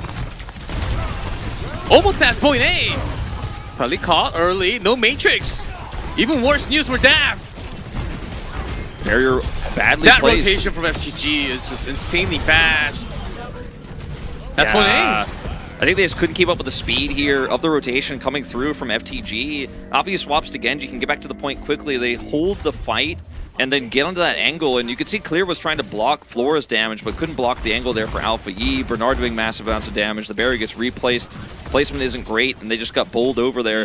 No Molten Core for A. You know, that's the ideal scenario is you drop that Molten Core, you buy so much time. They're going to have it for this next defense here. The high ground of the Midtown Tunnel.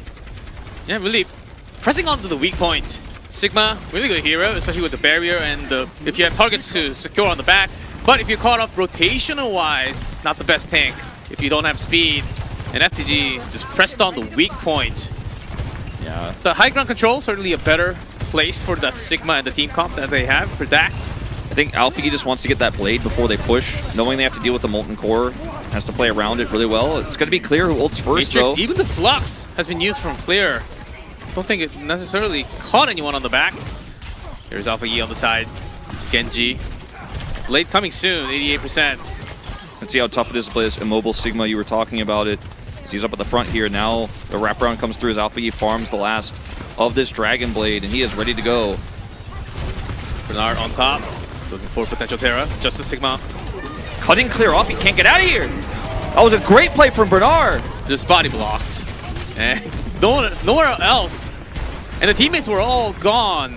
Even And the molten core from Ace. No value on that one. A little too late to save his teammate. Yeah, a little bit rough here for Daff on that one. Clear getting cut off, body blocked, pushed onto the side there.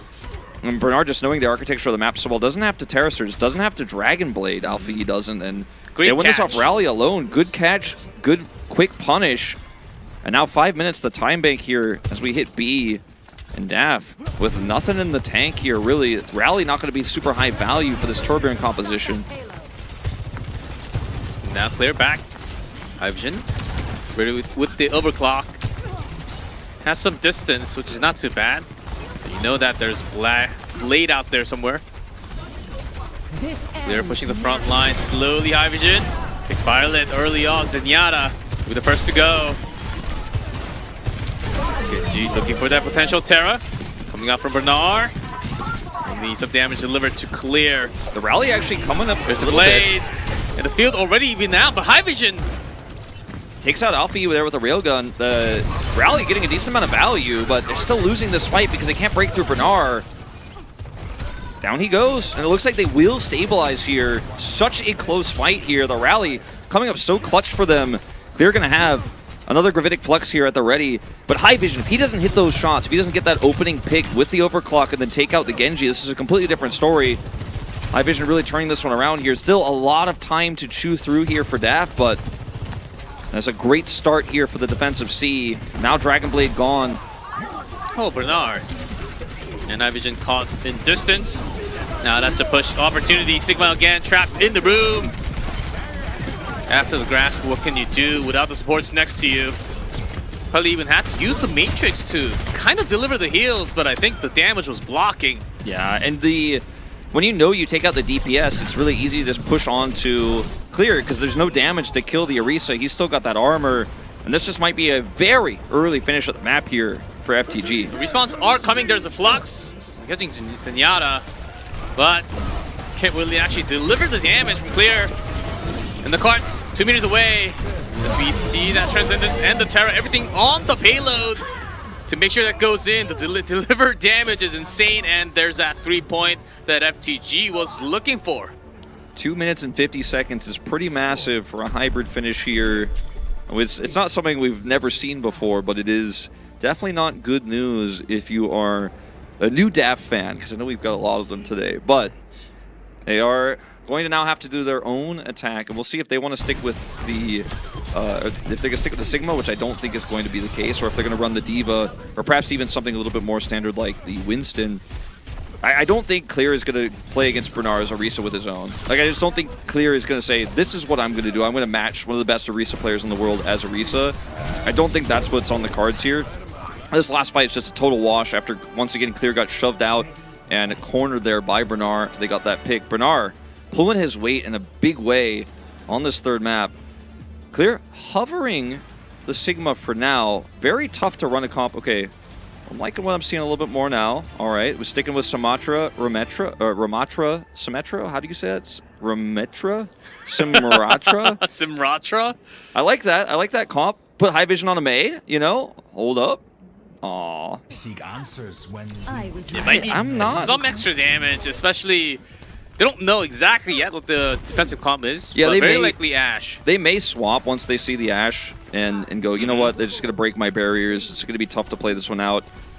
See what Ace is going to be running to, because it could just be that initial teleporter. Nope, he's sticking with it. Okay, might just go into the second floor, into the side room. I think they want to go for that left corner push. Going into the cart. Yeah, cart and then around. Oh, High Vision.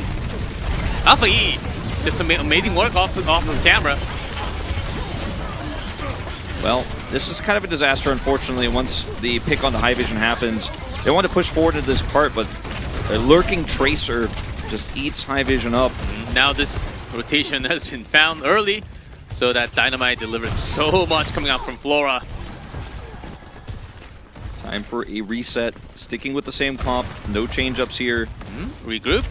Early rotation, not into the train cart anymore. Okay, now usual alley coming up from that. Yeah, pushing for the standard. Harley again. Alpha E just doing a phenomenal job catching at least one on the rotation every time. Here's Bernard. They're chasing that from behind, and there's no room for escape. The problem with running into these alleyways and trying to push like this is A, you're exposed in your back, obviously, for the Tracer, and B, you are in AoE of the Dynamite so massively that the DPS is going to tick away at you, the passive comes through, the burn is there, Flora's going to have a Bob on this next defense, and Alpha E just keeps catching people. You've got to peel better for your supports when you go through those chokes if you're going to make this work, and has failed them so far. Alpha E this time with a pulse. It's a fake. They drop down. And maybe with an earlier teleporter this time into the room. Did see the teleporter. Yes, Good roll from High Vision to absorb that stick. So third time is the charm. They're on the point finally, but there's Bob now. And all the members of FTG just blocking the door. Bob's down. That's Lumi down. No beat coming out from the sky. And they're trapped. Oh, High Vision. That's Look at one. this flank from Tracer, Flora, the though. Terra Surge onto every member. With the Dynamite, too. Bam! Boom goes Dynamite. Look at Flora. Oh, boy. That was well, even with the photon barrier. it looked good until it didn't, G-Clef, and actually mostly it really didn't, but I mean, at least High Vision was able to get something done. He was able to absorb that pulse bomb that came through from Alfie, so finally they felt comfortable to actually force the teleporter onto the point or into that room next to the point, but good blocks there. Bernard just corrals them, and now only 90 seconds left here. They have a sound barrier. It's probably just going to be Ace who has to do the heavy lifting, win barriers up to just burn through those health bars now that Bernard doesn't have Terra Surge. The mini teleport through the train, but the Dynamite already catching. Too late! Ace is down before the barrier hits.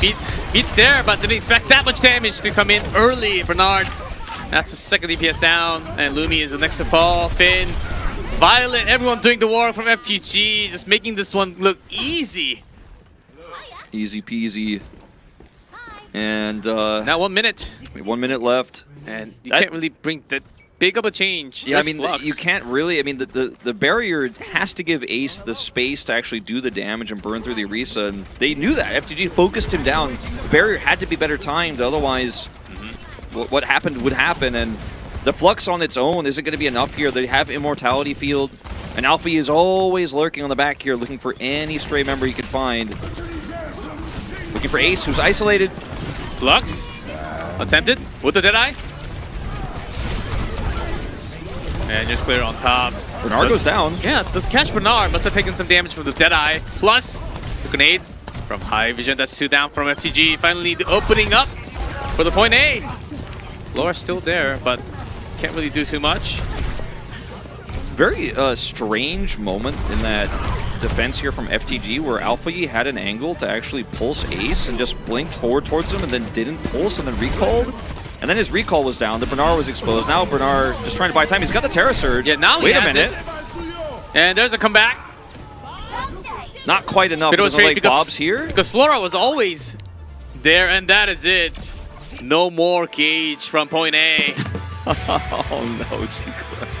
Bernard with the initial pick, I think he was expecting to gain some more percentage so that he could actually keep himself up with the Terra, which was not used. I mean, they didn't have to go for that contest. I really didn't think they were going to, and I think perhaps the same mentality is there for Daft because a little bit sloppy on the setup there for the re-engage, and then Alfie really pulling off some big moves in terms of those backline picks. Didn't get the pulse onto Ace, and Immortality Field was up, so maybe that's why he ultimately decided not to use it. But after he recalled and he was back and they pushed Bernard, I was like, oh, actually, maybe they do get A. But Bernard said no. It's a tough call right now who's leading player of the match for me for them because both Alpha Yi and Bernard have been so good here for From the Gamer. I would actually put Alpha Yi slightly over the top here as the Tracer. There's the teleporter, but once the way to the teleporter, you have to go into the teleport to make that rotation. Unless, before that, Symmetra's kind of slow without the teleport. And guess what? There's Tracer behind you, and delivering 1 kill, that's just enough, just for the rotation. And that happened about 3-4 times from FTG. And enough to get at least 3 more minutes on that fifth defense. Nicely done. Knowing that if that's the only move, is that the only move you really have for the entire match? Then FTG is just going to respond. Yeah, and I think that your options are fairly limited when you're running this variant of the composition with the Sigma.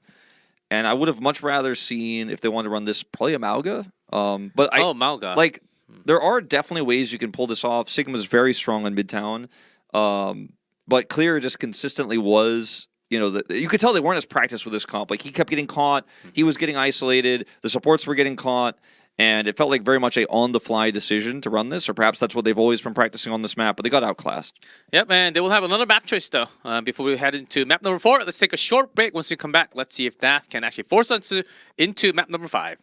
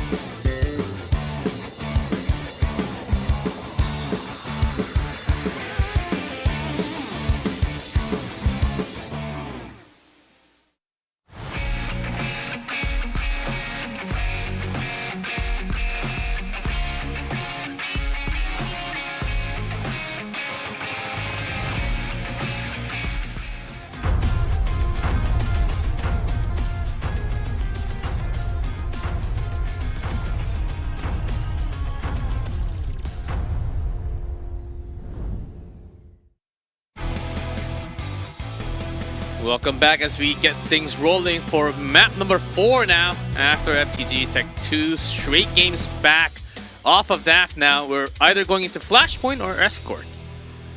I'm feeling like Route 66, G-Clef. Route 66 or Junkertown, I think, because if you go to Flashpoint as DAF here, like, I'm just really not feeling like your chances are going to be great. It's strong for Orisa, it's strong for FTG's playstyle. Alpha Yi loves playing Genji on Flashpoint on both New Junk City and Suravasa. I feel like Route 66, Junkertown, that's the best way to play your playstyle as DAF. I've already won a map of Route 66 as well. Yep, and on top of that, D.Va, New Junk City. And it looks like the Korean casters be surprised. It's not Junkertown, like it's actually New Junk City. Yeah. Flashpoint. They're very surprised, as I am here as well. New Junk City, I feel like, is exactly what FTG would want here. So I can't personally agree with this pick, but let's see what DAF have ready. Now, it is also very good for Symmetra Mauga compositions, as we've seen in the past. So maybe that's the reason why DAF is going with this. Definitely, arguably, the best map for that playstyle here. As lots of cheerfuls again for FTG. Angry Dog. And Flora, good aim. Angry Dog? Oh, I see it now. Those are the old camera with the red eyes. Yeah. Oh, man. It's so funny. The pet meta is back though, so I'm happy for that.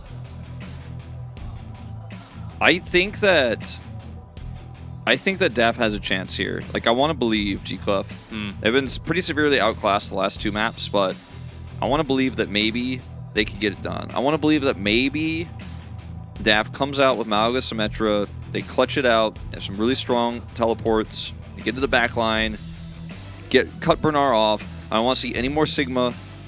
That's what I'm hoping for, because these players are insanely talented, they're insanely smart. They have it in them to do it. I don't think we'll be seeing Sigmas on this map, but I think the point after the first is going to be very important. Either we have the higher ground or the lower ground, depending on where we go after the first. And if DAF can actually have better control over those teleporters, I think there's really some chances for them to actually bring the map. Yeah, the 2 comps, you know, we could see the Symmetra and the Malga. We could also see the Echo, you know, out of Ace, so it could go Diva again. Both of those I'd love to see. That's what DAF looks best at. As we will see from the gamer on a match point now. Let's see if they will close the series or DAF bringing us to map 5. Here we go on Yujang City.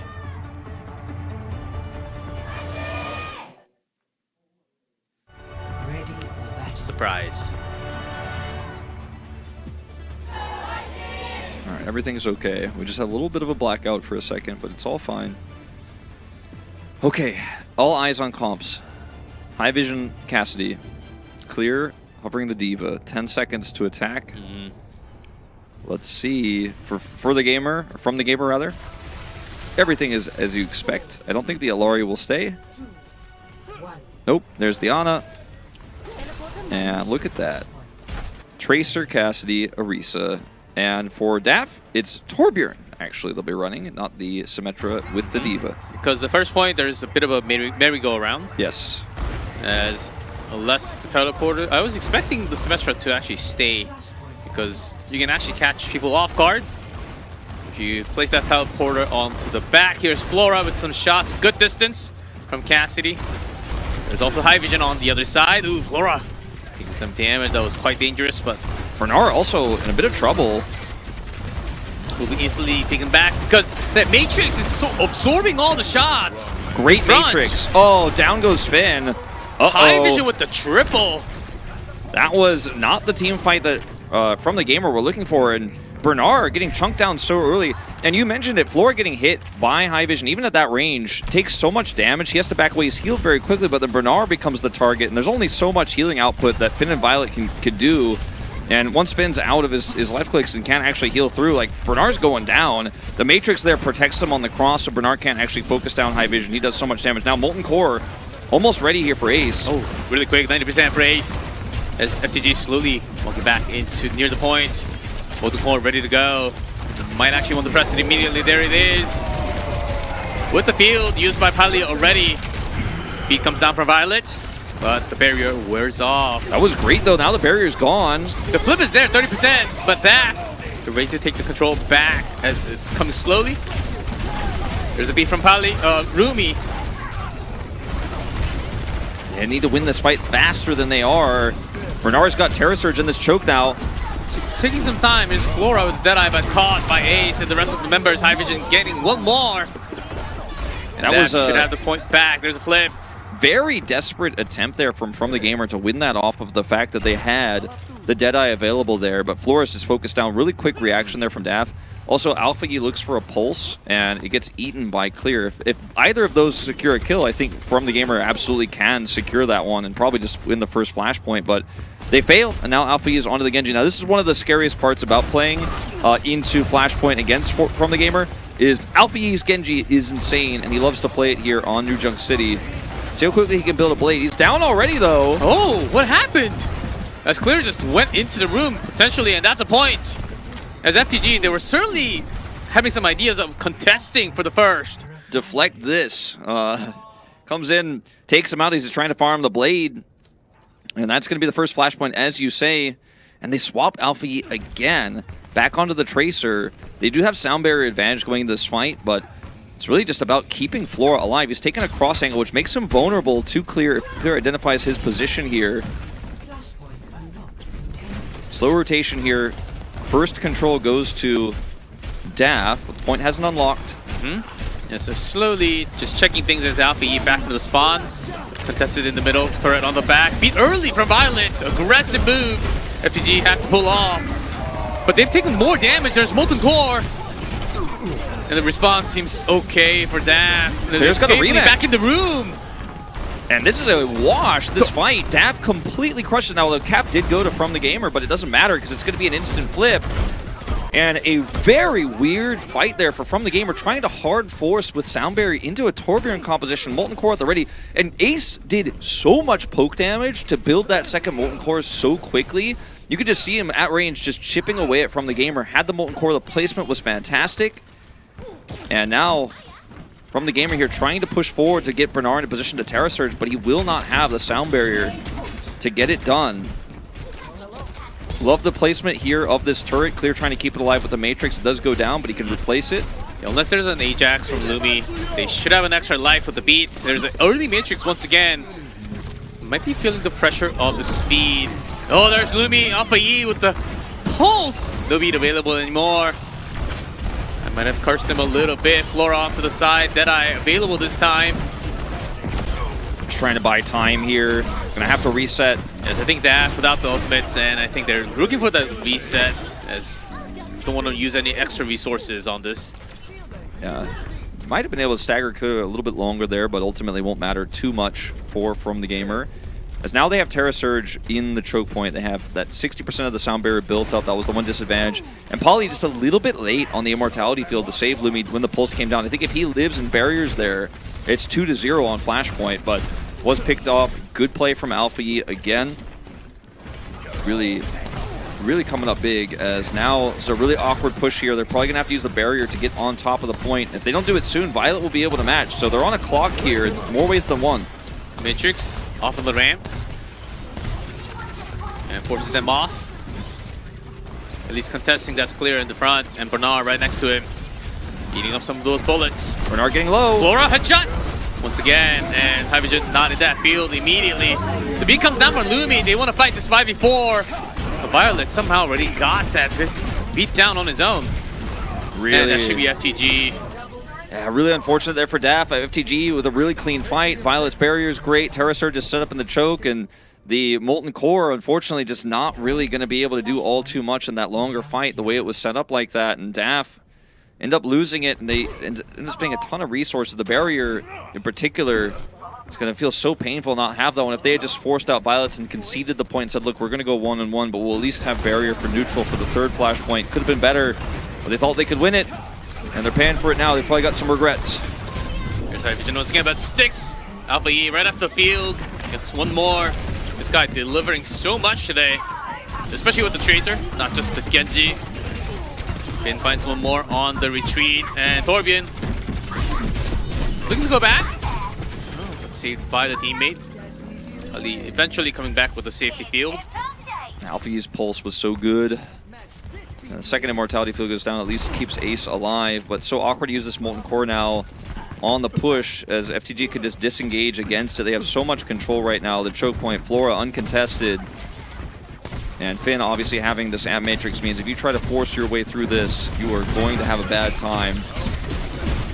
And here's Ace looking for some miracle headshots. And the Deadeye from Hydrogen though. Violet dead, but the Matrix is still up for Finn. Alpha E somewhere around, catches off guard. Lumi, Lucio down. They're keeping this point contested. And I think From the Gamer should be able to win this. Turret's down. With the burst. So close for Daft, but it's not enough. And they had the tools to win that one, but they just couldn't collapse on the floor fast enough. And even without Bernard, From the Gamer win that extended fight, the skirmish that goes on longer there. It was a great Molten Core. They were able to force it into their favor, but it's just still hard. Too much damage. Torbjorn, during the team fight, you can deliver a lot more, maybe some more lucky shots, but when it's 1v1 versus Cassidy, it's really hard to pull it off. I mean, you just won't be able to do it in almost any scenario, even with the turret there. And the fact that they were able to keep that contested so long, too, really was a huge boon for From the Gamer. And this is it. Tournament life on the line for Daft. We going home after this. That fan sign, don't go home, not yet play in that fourth match. Won't be happening if they don't win this next point to bring us to 5 Flashpoints. FTG on a map point now. As Flora slowly testing the front line. Jump looking for that headshot, Matrix up. And immediate rotation on the bottom. Going through that slightly tunnel. FTG ready with a lot of ultimates. As the flashpoint unlocks, turret gone. They're trying to block some shots. There's a field and the beat comes down. And the stick is good once again onto the field, saved. A little bit mistimed there to get the kill. Clear's gonna have to remake. Looks like he will be able to. Duster struts off, and that is a Terra, and the damage has been delivered by the rest of the teammates already. But Ace, high vision, got some trades off. But here's Alpha E still standing. Alpha E, man, he's getting it done. Ace! Oh, Ace! Ace with 16 health! Oh, Ace, the headshot! That is so huge. That is so huge. He gets to live here. It will be able to heal up. They get the first cap. That is massive. That Ace pulls it off. Now he's got his ultimate. Now they're going to be able to get clear back in here, can boost with his thrusters back to this point and control this choke where they have Molten Core at the ready. Maybe the tournament's not over yet for DAF. Exactly what they needed. Oh, 25. 15 HP. Molten Core keeping him alive. Backline is there. The beat comes down from Lumi. They want to dominate. And they deliver more. He's clear. Pilot down. Pilot's down. He gets the Mega 2. High Vision has this choke point controlled. Won't even need the Deadeye here. They can just back away. And FTG need to get out of here as fast as they can. Another Pulse attempt here to try to turn that one around is eaten by Clear. And High Vision, with this Deadeye, can buy a ton of space. Now, let's see how much poke Ace gets down, because he's been consistently able to build these Molten Cores so quickly just off of long-distance poke here into FTG. And I think that's what they need to win the longer fight. Yeah, surely FTG, they do want to contest. Oh, absolutely. As the beat is coming, not immediately, about 25 off. And Matrix. From probably to delay, because they have 99. There's a touch from FTG. But over time, as the turret goes down, Bernard on the bottom. High Vision. Catches Alpha E with the blink! And the Deadeye immediately after says, you can't come in. Flora goes down. What a shot from High Vision! What a shot! That flick out was of insane. the flick out of the blink into the headshot. 2-2 tied Wolf. These guys are clutching. It's 2-2, and DAF wants to go to game 5. Rush now with the rush as fast as they can here with the teleporter from the gamer to try to fight this neutral with this Terra Surge that's coming online. They have sound barrier advantage. They know it. And, by rights, this first cap should go to FTG with all the tools they have, but the fact that DAF's even still in this is incredible. Let's see what else they can clutch out here. Is teleporter going to be used to close the gap? Certainly better. Oh, immediately clear. Knew that teleporter was coming. Ace finds the second kill. FTG, they just have to back off. Can't really use too much on this first fight when it's already lost. Look at him! Look at his face on the player cam as well. He kills him with the remake, and he's like, hello, teleporting into my remake. He was standing at the ready. He had the play set. He sees that TP. He's going to press Q and drop a mech on him. And from the gamer, they teleported into that fight, but I don't know if they really wanted to do it that way. They just teleported to their demise. And DAF, we might see G-Clef the choke of the century. I don't know. Hard to say. Alpha E sticking with the Symmetra. Matrix up, Molten Core from Ace. As they're trying to do, Flora gets caught. Taking a little burn damage. As the members of DAF slowly around the corner. A few more tools available for FTG. The beat, not yet ready for Lumi, so the Matrix has to pop off first. High Vision. No! So much damage. They win the fight. And that should be it. I think FTG, we're going to 5. You can't do anything else. Violet's going back for the speed boost for the teammates. Where was the sound barrier? It wasn't used. It couldn't be used. And they didn't expect that much damage coming out from High Vision. They did not expect the High Vision headshots to come through. It's just popping off. Can they come in time and contest? Here's clear. Trying to get the contest. Trying to get in. Trying to get in. No, they cannot touch, even with the speed boost and the beat. 2-2 tied. We're going to map number 5, Wolf. This is the best series of Overwatch I've had the pleasure to cast this year. This is something else, G-Clef. As it just, when it looked like the DAF was out of steam, and it looked like maybe the Flashpoint map pick wasn't going to be the right one, they came up with clutch plays. And the thing is, some of these team fights, they had no right to win, but it was those amazing headshots from High Vision, the ace kill at, 16 health. on to Alfie. These tiny moments, it feels like we are witnessing potentially a miracle tonight. Like, everyone has said, there's no way DAF wins this series. There's no way they take a game. They've now taken 2. They've taken 2, and they might win this series. They might actually upset. They might be playing in that 4th match tonight. Nobody believed in them. Nobody trusted it. Everyone would say it would take a miracle, and you know what? That might be what we're seeing. And on the other side, we kind of are seeing the choke of the century, because I'm seeing people go haphazardly into teleporters. I'm seeing some really poor timings of ults that you wouldn't expect from Violet all the time, although, you know, we have seen it once or twice. The play has to be crisper here for FTG. Yeah, FTG, it seems like their thoughts are not that deep. It's like it almost seems like this should work, right? And when you have that question mark when you're going in, that's already a loss.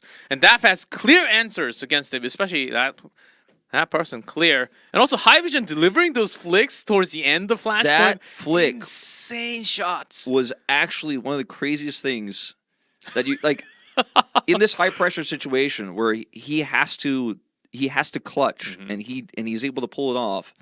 I mean, shots like that we do see. We see it from all sorts of players. See it from players like Lip even, you know, and it's not like impossible to see that. But when you're playing in front of a crowd basically for the first time, you have this much pressure on you. Your tournament life's on the line. The DPS player's coming up big. I'm wowed by this team, G-Clef. Yeah, that's DAF. And let's see if they can deliver one more map. They go to match number 4, and FTG will be out if they get one more. We'll take a short break once we come back. Final map of this match.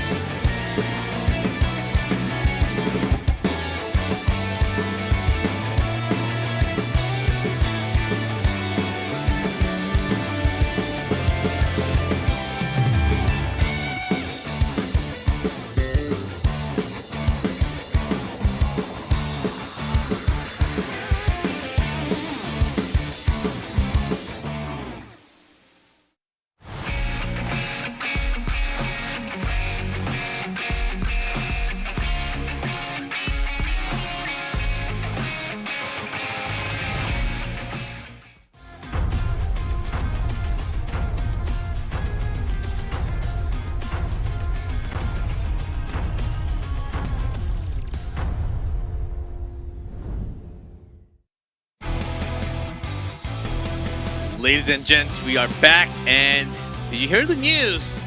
It's from the gamer, tied up series 2-2, and we're map number 5, the first map number 5 of Asia so far, and day number 3. And DAF, they're still in this, and I think there's a real chance that they might actually win this match. Now, when we had DAF win Ilios, I said 100% they take us to Shambhala Monastery, right? It's kind of the worst map for the Diva playstyle we were seeing from them on Ilios, where they played it at space and distance against Flora, had some really good punishes at Bernard, and at that, we go all the way back to map 1. I was like, yeah, Shambhala Monastery, it's the best map for that. But now that we've gone through the rest of this series and we've seen this clutch plays on the Torbjorn, we're seeing really, really smart Symmetra usage just in general from the squad, I feel a little bit less confident about Shambhala Monastery. Now, I still think it's definitely the pick that you should go for. If you go to the wider picks, like if you took us to Route 66, I'd be like, they're crazy, G-Clef. But I do think that, if I saw the Shambhala Monastery in map 2, I would have been like, oh yeah, FTG win this easy. Like, they completely shut them down, that style. But now we've seen so much more from them and so much depth from them. I'm not really sure, man. I feel like this could go either way. Yep. That's a sign. If you lose today, you die. Die together. Die together, play together. Well, the Shambhala better show up for FTG because DAF is really showing their next level, playing one of the best matches that I've seen for years of their competitive play actually on stage. And I feel this might be just be upgraded DAF that we finally have. Yeah, and I feel like for most of the losses, in some of the tougher games, like FTG looked still really composed. This is the first time I see them on player cams actually worried that they might actually get upset today. When Clear remeched on Teleporter and raises his hands to the crowd, the Korean crowd, not his region, and they roar, that might get to you. That gets in your head, These players have nothing to lose. And the final game is getting loaded. Shambhala will be the decider. Let's see who comes out on top and take the match. Could go into match number 4 of tonight.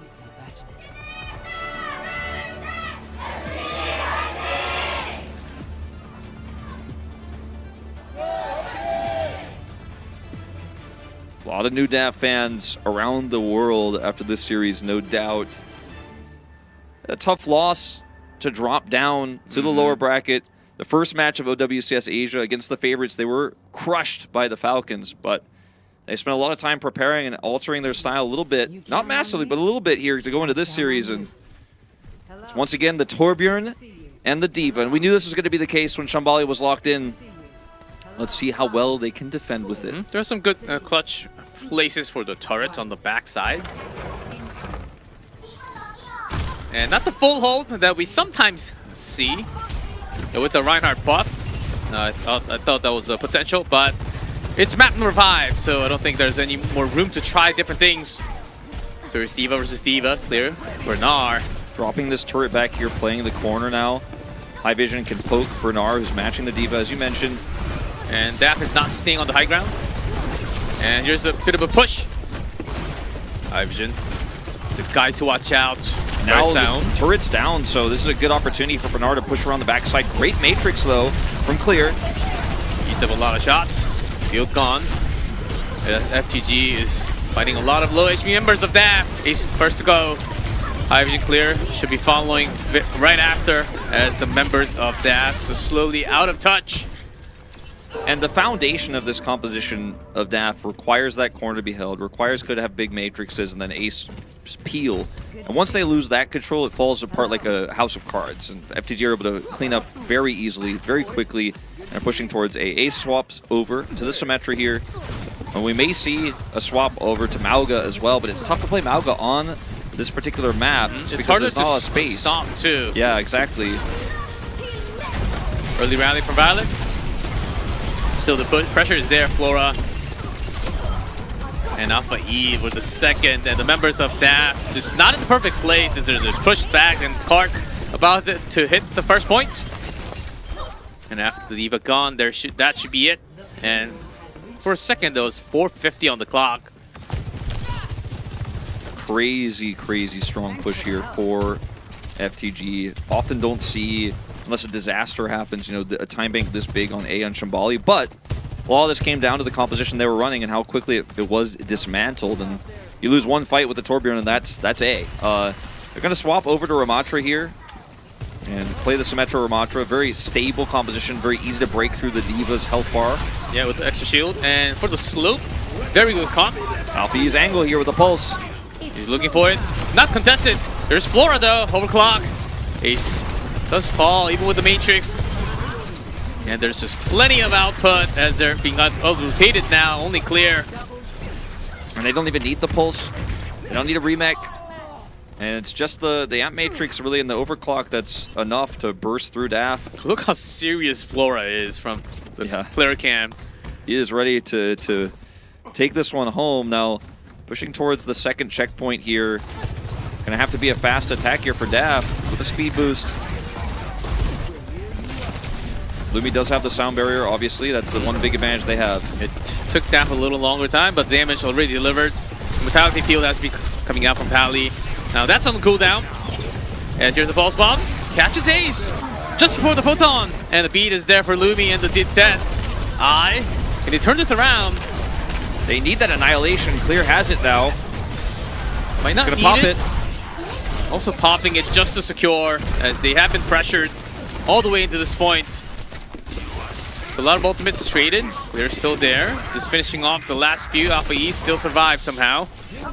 After the recall, falls back and has to wait for the reset now. Now Ace has Photon Barrier, and that's really going to mess with Flora's ability to actually do consistent damage in this upcoming fight. Bernard, with the self-destruct and the ability to remech, I think he's feeling pretty confident to keep with this D.Va here. If they lose this next fight, he'll definitely swap, but gonna try it for one more go. There's no sound barrier this time. One pick onto Ace, like we saw last time, would just spell disaster here for DAF, but he has that Photon Barrier. If he gets a good angle here, it's really tough for Flora to do anything. Splits the half. And there's a bit of a push from Ramatra. They're just gonna wait it out. And just teleporting back to the point, next to the payload. After the Photon, FTG, they have some more space. And actually a great place for the self-destruct right in the middle. Look at the rotation from DAF, just going off the side. Here's the Matrix, early up. Responded by Pally. This wall is dividing the team in half. Oh, there's a shot from Flora! High vision caught! Incredible shot there from Flora, really nice angle. And that's a ton of the damage gone here for DAF. Yeah, with Ramatra, sometimes you lack the damage, and without the Cassidy, there's self-destruct even catching Lucio. Yeah. Finally, he gets his remake kill here. Gets a little bit of revenge. Lumi gets taken out. 3 minutes on the clock here. We'll see that swap from Bernard. Oh, looks like they call it off. Anyway, has a lot of control here. Annihilation is ready. If they can build a sound barrier, that's going to be the sticking point here for the defense, but High Vision swapping over to the Sojourn as well for some additional long-range damage to try to compete with Flora as the map opens up here, and there's this long sight line here that Flora has now. It must be bitter after going down immediately from Flora last time. See if the Annihilation gets popped here in this choke if he wants to save it for contest for C. Might be needed. There it is. Clear pops it with the field. Gone from Flora, but still, even with the Annihilation, just not enough damage delivered from DAF. That was a really tough call that Clear had to make. You know, Immortality field's on him. He's down at 20% health. Does he go for the ult and try to contest that choke, the best Annihilation angle he's ever going to get, then get Lumi the sound barrier? Or does he just let himself die there and contest for the end? He made the call to use it there, and it definitely ended up backfiring, and now they don't even have sound barrier ready. They need to contest here and build that up. So close, Lumi, 9% away. 3 meters away. But he's dead! That's a shot from Flora once again! The rail and the stick is okay. So saved by the Mentality Field, Finn. Recovered there. Flora looking for the second target after the recall. Ace goes down, and this might be it. 3 meters away now, but that 3 members less. And the payload, no one else contesting. That's 143 with a 3-point from FTG on the final map. From the game, we're coming back with a vengeance. I want to keep the hope of all 4 Korean teams in this tournament alive. And it was a very, very dominant push through A. B got a little bit messier, but ultimately it's Flora playing on this Sojourn where he has a ton of space, where he's just popping off. And the picks onto Lumi, those are the moments where you just cannot get caught. But he's trying to aggressively just even left-click the Lucio into that last 10% of the sound barrier so they can have that desperate hold. And it's this moment here where, you know, that greed is punished. And now it's a pretty massive time bank, as you mentioned. Now, one of the other things that's bad news if you're one of the new DAF fans joining us tonight is that their composition, their playstyle works way better on defense. When you get to control the angles, the corners, the choke points, now they have to try to push around corners with the Torbjorn turret if they want to stick with this composition. It is very, very difficult to Torbjorn pull turret off. on the payload. Okay, but I would love to see some other comps coming out, honestly, from DAF. I mean, it's tough to pull it off here because of the space is so narrow, but even I would putting even Ace like back on a Echo. Bastion. Yeah, Bastion. Yeah, that's another great call. But Ace feels confident, and he had the clutch plays on New Junk City to get us here. What worked? May. Okay, now this I like more. Aw. Torbjorn. Teasing us a little bit. Ace going out the gates with Torbjorn indeed. As the members of FTG hiding behind the walls. And they are still continuing to run the D.Va. They have Flora with a ton of range, but doesn't have great line of sight once we get around this corner.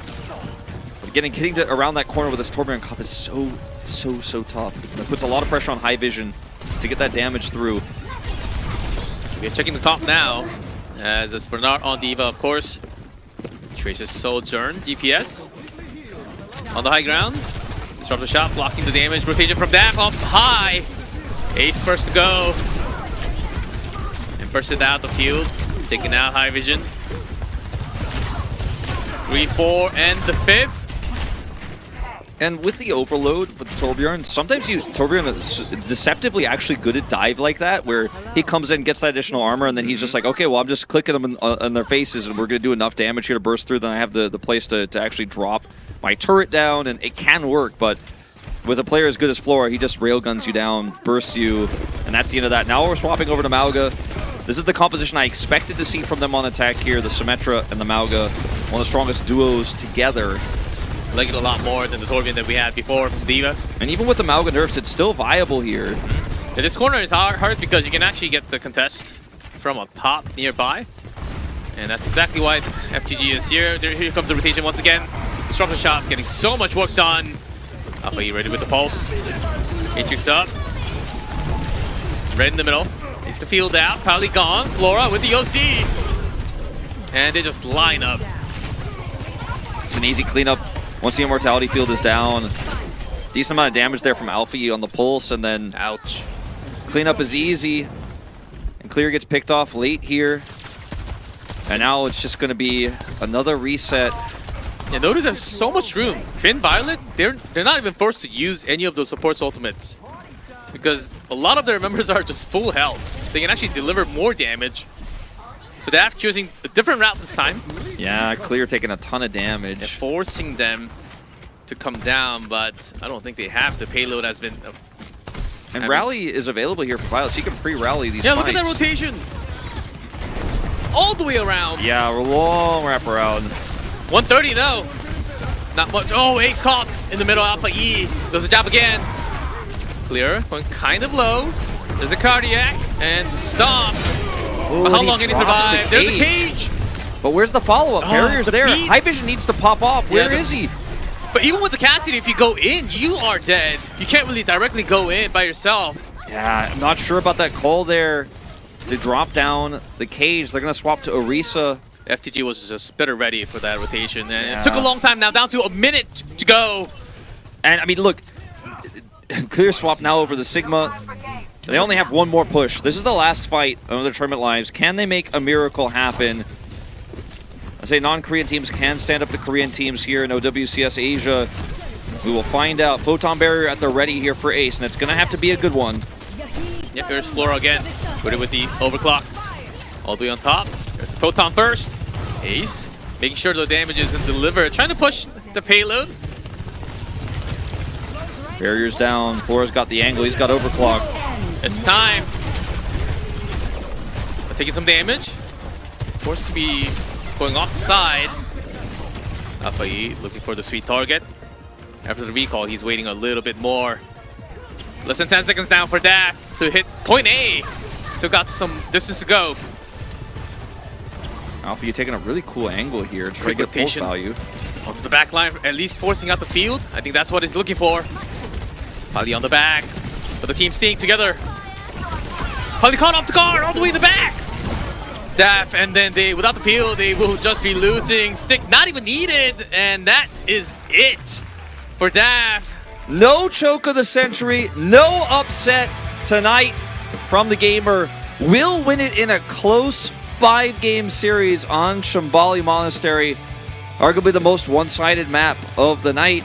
Shocked it took him this long to take us there, but always wanted to have it in that Game 5 slot if it did go that far. But Daff, true competitors, absolutely showing up, unique strategies, clutching out when it mattered most, coming in as massive underdogs and giving everybody a great show. If you're not a fan of Daff after tonight, even with the loss, I don't know what you watch Overwatch for. This team has heart, has personality, but did not have a win in Game 5. And from the gamer, we'll move on to that final match today. And play one more match towards the end, but it seems like Daff has won our hearts inside, and the only team to take 2 maps off of a Korean team in this tournament so far, because we also have a HoneyPot coming up next. We'll see how that goes, but certainly a first match delivered so much. And here's player of the match from the gamer. It is Bernard. Alpha E was robbed. It's okay, G-Cliff.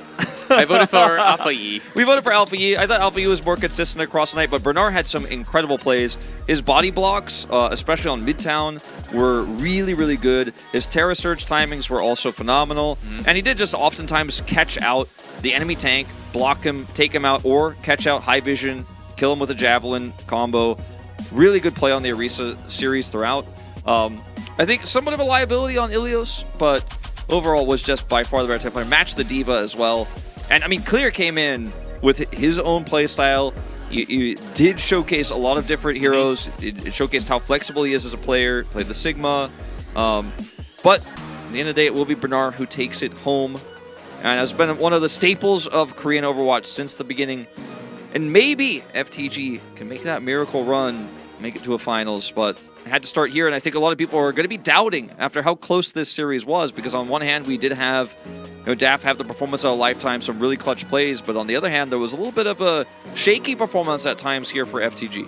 Yes, and Daff certainly showing their power. The reason why that the 3-0 from yesterday wasn't just a fluke, it was actually their playstyle and the teamwork, the game play that they actually had, putting some challenges up against FTG. And here's Bernard, and looking like we're taking some more time for the highlight because we had all match. Yeah, because all they got was Alpha E highlights, because he was robbed, but it's okay. Yeah, that's right. Because Alpha E was actually off the camera oftentimes as the tracer. I think we got to see a lot more from the tank, as Bernard versus Clear certainly was a tank battle in the front. Yeah, and I think a lot of people might be like, what about Flora? Yeah, Flora had a pretty good series, but he was I would actually argue that Flora had a less of a day compared to day 1 and 2. Exactly. I think why I want to say this carefully is because I think he had a decent series, right? But he was pretty invisible, and that's just because of the playstyle of Daff made it very difficult for him to actually be the main character. So, you know, he did his job well, all things considered, but obviously I don't think he was player of the match just simply because a lot of the time he was being zoned away or being dove upon or being symmetric teleported onto. And Bernard, yeah, there were a lot of big Terra Surges this game. Oh, this one. Oh! Yes. And those are the moments, man. And Flora, I think, have you ever played those JRPGs where sometimes the protagonist is either stunned or taken away, so you're forced to play another character? Yeah. And I feel like that was the moment for Flora today. He was just off of his game because of the characteristics coming out from Daff. And final game, Flora did pop off, though. Or some interesting moments. Yeah, he definitely did. I think it was a good effort for the team overall. And some of the more impressive moments were just some of the clutch plays that we saw from Daff. FTG just playing their style. And we'll hear from Bernard now.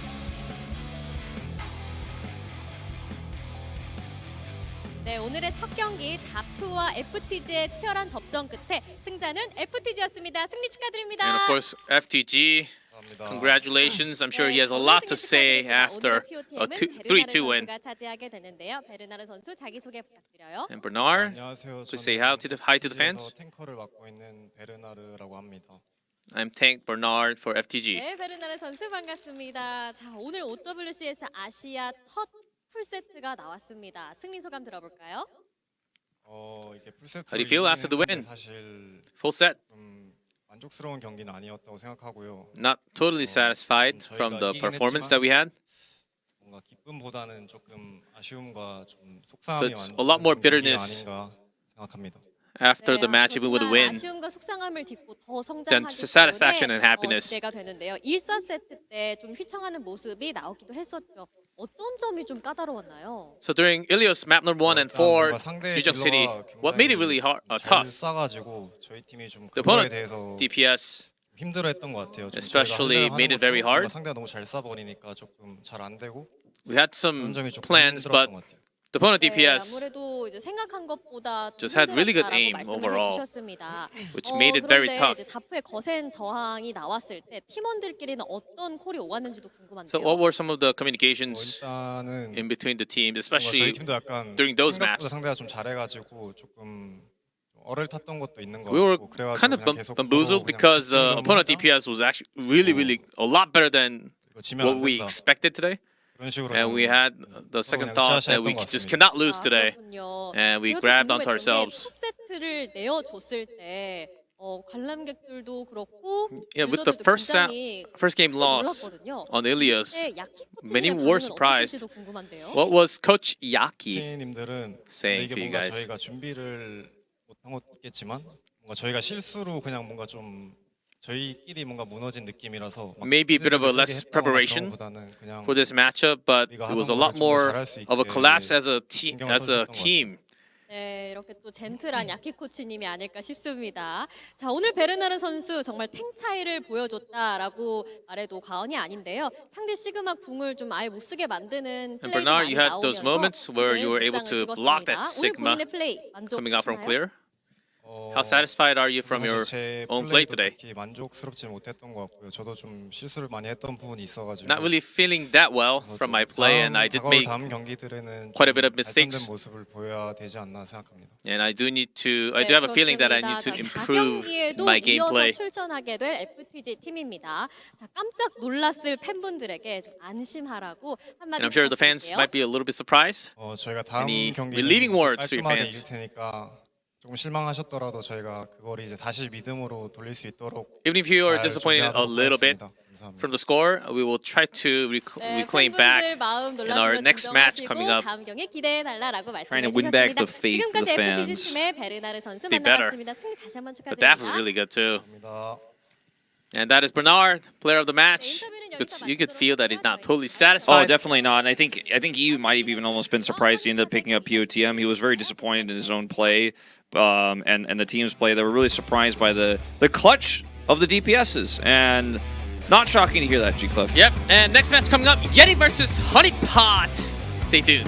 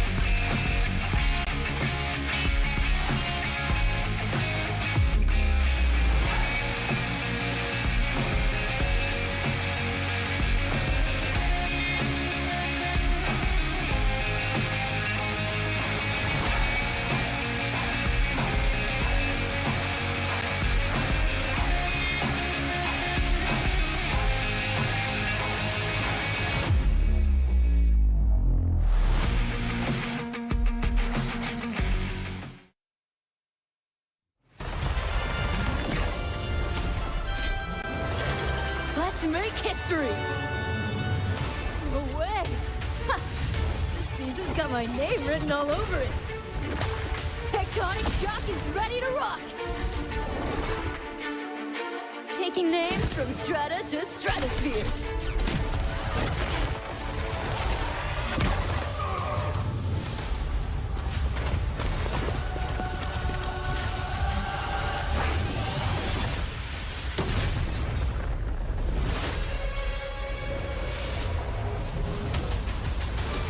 Only the good triumph. We will tear them down. No mercy. I decide who receives my aid. Good always has the last word.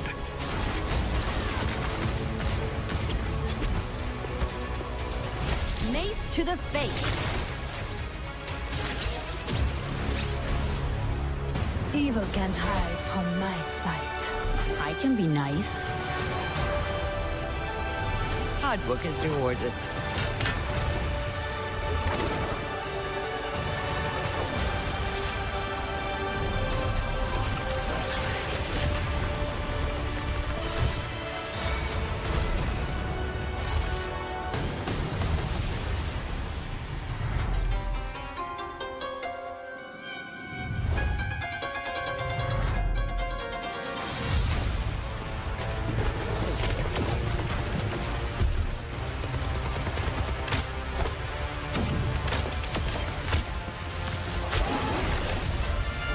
There's no way I'm gonna miss this.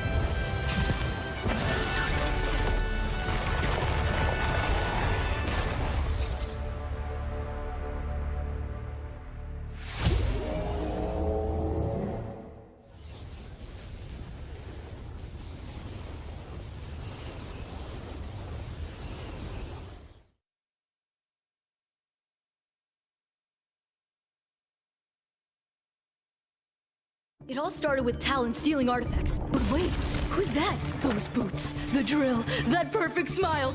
It's Venture! Whoosh, flashback. I researched this artifact, last seen in my favorite place, Cairo, and the reliefs there led me all the way to the Shambali, who were kind enough to direct me, after a lot of digging, and I mean a lot, to the hideout. Oops, hi Talon. They ran with the artifact, but I dodged their spikes and juked their darts and blasted my way through the base, and... here we are. Artifact, safe and sound. Whew, that was a doozy.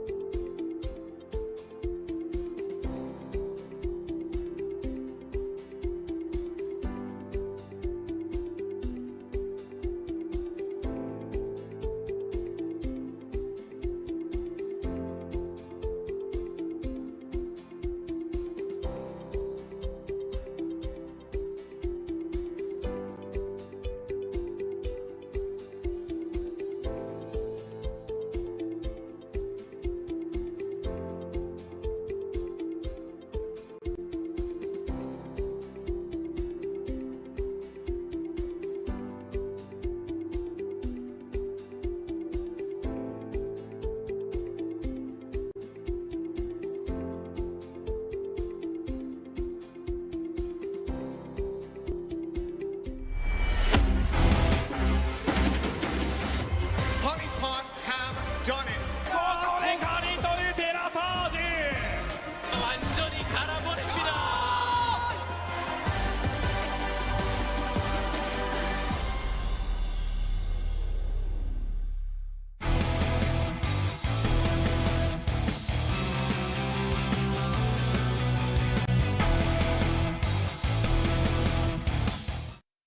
And welcome back, everyone, to OWCS Asia for the second match of the night, as we have another Pacific versus Korea happening. HoneyPot versus YETI, and YETI, they've shown dominance against the opponent teams. We've seen what happened. Actually, we were casting the wildcard matches just a few weeks ago. That was one heck of a broadcast. And Viper has since apologized He did for officially. pulling a gun out. in the Torbjorn Hammer fight. So I'm still pretty upset about it, but maybe we can forgive him. I think he is somewhat forgiven. Now he's going to have to pull a gun out in a big way in this series because this series is looking like it's going to be a knife fight. It is going to be messy. And I'm not talking about the player knife who's actually on YETI, but I'm talking about Sagi versus Viper. Two teams that are so reliant on one carry player to pop off that if they don't perform today or if they are picked in team fights, who knows what we might see. I mean, these two teams are so incredibly scrappy with how they play. YETI has their own unique style. Yes, they follow the meta picks that everyone else in Korea plays, but they do it in their own way. They're not afraid to be hyper-aggressive. They're not afraid to sound barrier engage or primal early to try to get a backline pick. They are super aggressive, and they were really shut down yesterday by Fielder, and Fielder is just so incredible right now. It made Donghak look invisible. But I think in a series like this, Donghak is not going to have as tough of a time. I think YETI massive favorites going into this one, but if Sagi pops off, who knows what could happen. I mean, this could be wild. Yeah, then there were moments from Yang where Yang was delivering this side-end kills on his own. So there could be moments against Knife and Viper. So I think we really need to highlight those two DPSs. Of course, Donghak versus Adam. I think Donghak might have somewhat of an upper hand in terms of the hero pool and how much clutch plays that he's been pulling off. So Adam, I think with the better teamwork from Light Kame. That HoneyPot, that switch between Adam and Light, better not happen again because that swap did not work for them at all. Definitely not. We'll see what they end up playing today and what the general composition read is going to be because obviously we saw a lot of Winston out of YETI, and that's my expectation going into this match as well. They will continue that, but we'll see. I don't want to... With YETI, you never really want to say, well, I think I know what they're going to do because sometimes they do their own thing. Same with Falcons, when they're playing in a seeding match. They sometimes just do what they want to do. It's, of course, a match. This is a big tank match, so... Oh, it's not Light, but still Adam, I think there's some room. And Donghak's Doomfist is something else compared to all the other members from Korea. So I think there's a lot more aggressiveness inside YETI. As the character shows, the YETI character is kind of cute, but once they pop off, they can be quite dangerous with the claws. And HoneyPot, well, let's see how sweet they can be in this matchup. Shoutouts to Hofak, my goat, as well. Oh, Hofak. Every time I think about HoneyPot, you got to think about Honey Factory, man. Remember the OWCS Japan? Yeah, day one. All right. Day one of the entire season. Let's talk about this team. Donghak has had some crazy moments. This was his Reinhardt game where they had the upset win. Knife is the Sojourn player. Viper is the Tracer player. And Viper is the main character. Absolutely. He is the man. And as you just said, and as you just mentioned, this team is all about the aggressive playstyle. They live up to being the YETI. And that's why I love this team. They have such a clear identity. And for better or for worse, they're everyone's favorite OWCS Korea underdog. Everyone wants YETI to do well. And they made it here through the wild card. Let's see how deep they can go. I believe the jerseys were also fan-made. Yes. As here's the 5. No substitutions available for YETI. So these 5 just stuck together for the entire season. And they have been delivering, forcing Donghak to play some off of his favorable heroes, which by now, after 6 weeks of play, he's actually feeling comfortable on many different tanks. I feel like the growth of Donghak was actually the real story for YETI. Yeah. Now, Nyang has had some pretty good moments, but for me, I think he has often been overshadowed by Sagi's Tracer and some of the incredible pulse bomb plays he's made. I think for me, Sagi was the reason why they upset and won the OWCS Pacific Finals. Here they come out now. A team that, once again, is an underdog Pacific team trying to take out a Korean Titan in YETI. The wild card team, technically, but the 4th representative from Korea. And you look at this squad, what they're capable of, what their peaks are, and on their best day, maybe we could see an upset. But I don't expect it to happen. And bowing to the crowd here, this team has some heavy lifting to do. Yes, heavier lifting compared to our first match. Daph, of course, Of course, second place from Pacific, but they had their reasons. And HoneyPot, they are indeed the first from Pacific, but that's already more than 2 weeks ago because Pacific actually had their region finished a week earlier compared to the other regions. So there's been a lot more practice time, but in terms of the power level now, I think that was certainly above HoneyPot. Yeah, I would agree. As you mentioned, a 5-player roster, so this will be the starting lineup here for YETI, and it will be the roster for the entirety of this series.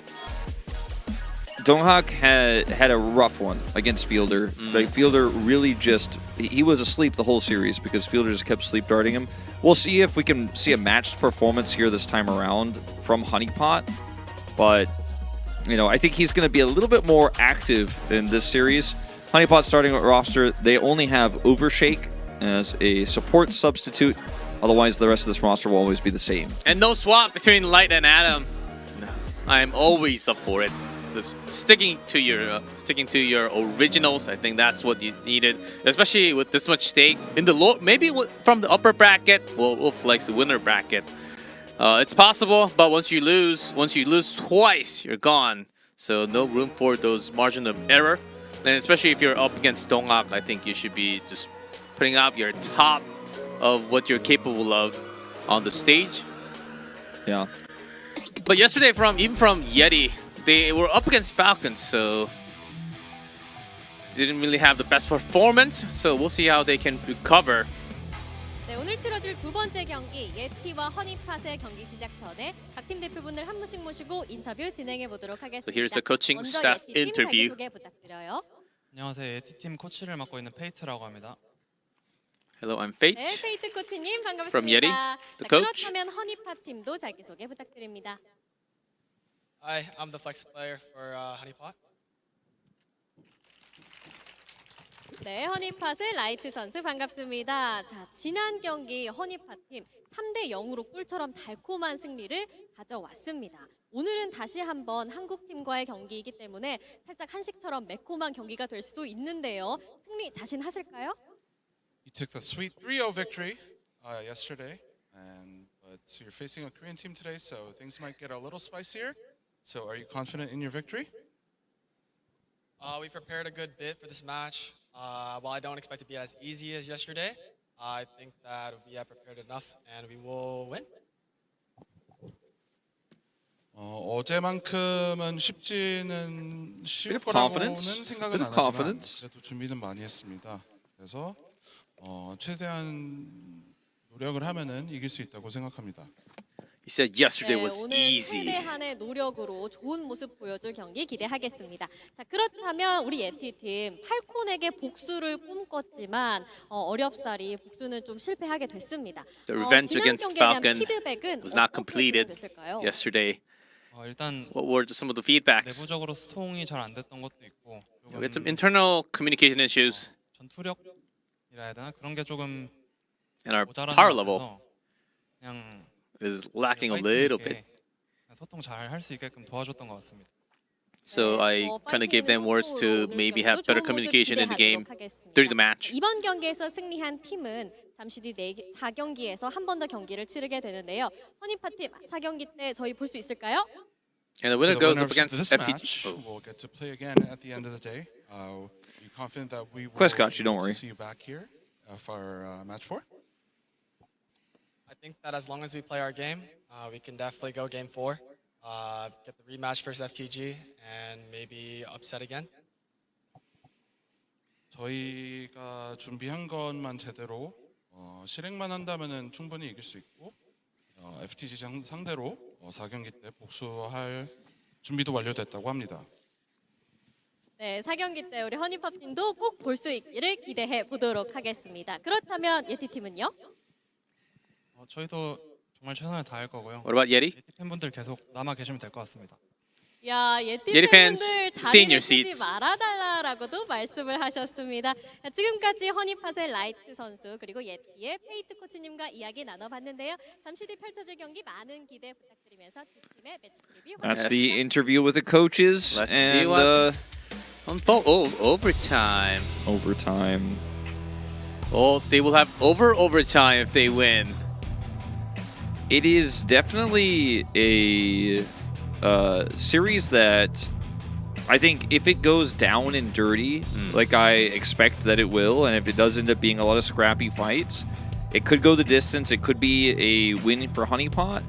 But if it's just the baseline, like I was talking about in the first series, is stronger for YETI, if they're the team that has the better fundamentals, better ult timings, better coordination, then, you know, I imagine this is going to be one of our most cited series of the tournament so far. So a lot of pressure on, we call him Sagi, Ski, the DPS line for HoneyPot. Nyang, I think they have to come up big. It's going to be tough for Adam because he's going to have a lot of weight on his shoulders too. The tank matchup. I think the support line, you know, we know is robust for HoneyPot. So that's what you're not worried about, is we're going to Ilios again. I think this is going to be the real test, as you just talked about, Adam. Yesterday, the Winston matches, especially Dongak versus the Falcons, who's having a tough time. You already mentioned all the sleep darts, but Dongak is a great Winston player, and Adam might actually be having some rough moments going up against diving. I think it really have to find about the comps, as this Ilios from the Korean teams is certainly one of the most practiced map of control out of all the controls. No doubt. An Irony fan here. Nice Kiriko drawing. And another YETI fan to her left, or to right, I guess. To our left. And, you know, if these teams are kind of representing the possibilities of what happens before we go to Dallas, right? And what is the chances of Korean teams dropping games to EMEA, to North America, right? North American fans watching this going like, man, if DAF could do it, maybe we could do it. I feel like what we saw with DAF and what we may see from HoneyPot here is there's a glimmer of hope that it is not just going to be a completely Korean-dominated 2024 of OWCS. Well, only time will tell. And heading into this one, I do expect that we will be seeing an Orisa mirror. I do expect that we will see Cassidy versus Cassidy, Cassidy Tracer. And this is going to be the first real test and the first kind of temperature gauge we're going to get on how well HoneyPot can hang with this incredibly strong Korean team. Yeah, we've seen a lot more D.Va just because it was a matchup from the teams that we had. Right. Expect a lot more Winstons to come out, especially if we go into well with this lineup.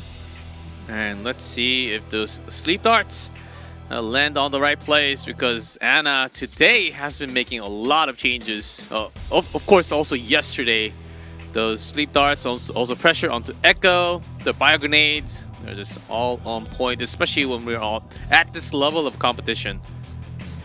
Yeah, looks like the players need a little bit more time before we jump into this map. Everyone's settings have to be perfect. We do not let players go in if they're not feeling good. Yeah, vibe. Looking like HoneyPot is feeling the good vibes for now, as they're always having fun on stage. YETI really need to bounce back after what was a rough loss yesterday. And to win this one, we'll obviously put them up against FTG in that final series of the evening. So gotta have two back-to-back tough matches if you do win this one. But it's got to start here. And we will start our first game. First map is Ilios. Let's see how things go down. It is YETI versus HoneyPot, second match of day number 3.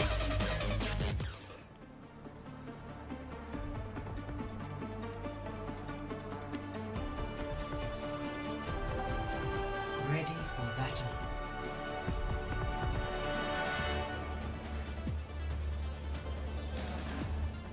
Okay, fans eager to wait for the action. I was waiting for the fan chant too. I think they came through, but we just, like, for some reason the crowd mic was a little bit low. Oh, really? Okay. I heard a little bit, but... That might be... Oh, here we go.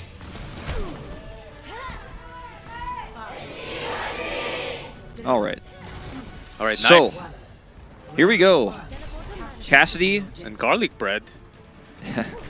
Cassidy, Torbjorn, and the D.Va. So perhaps some scrim data, you know, a little bit of practicing with DAF and saying, you know what, Korean teams seem to be struggling with this composition. Let's run with it again. So Nyang will be on the Cassidy here, and it is garlic bread for some reason. That's Dongak, by the way, guys. Yes.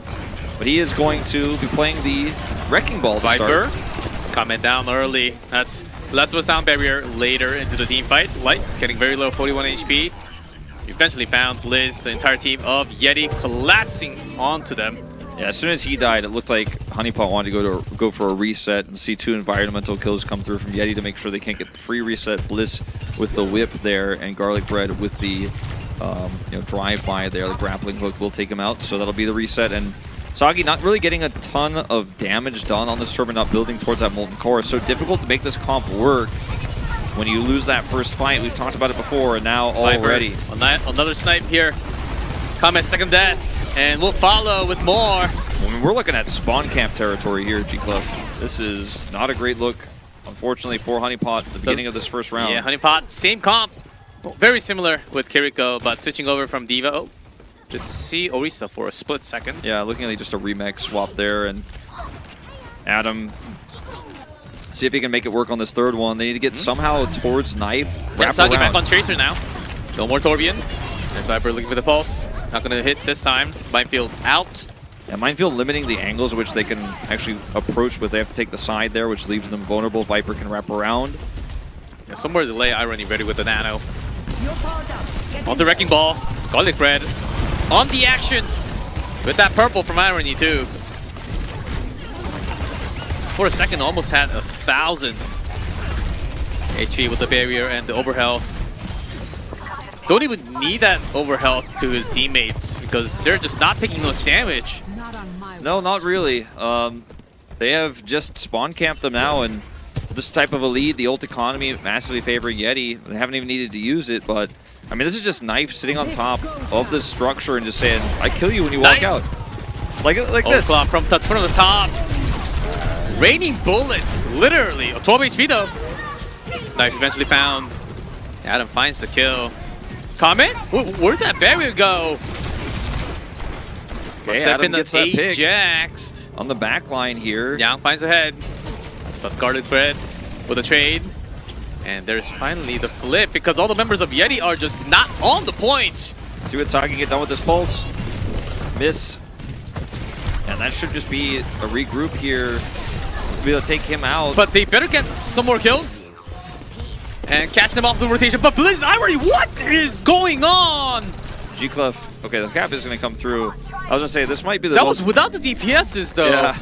And I was going to say, this might be one of those moments, one of the most BM things I've ever seen, is they will deny the touch here.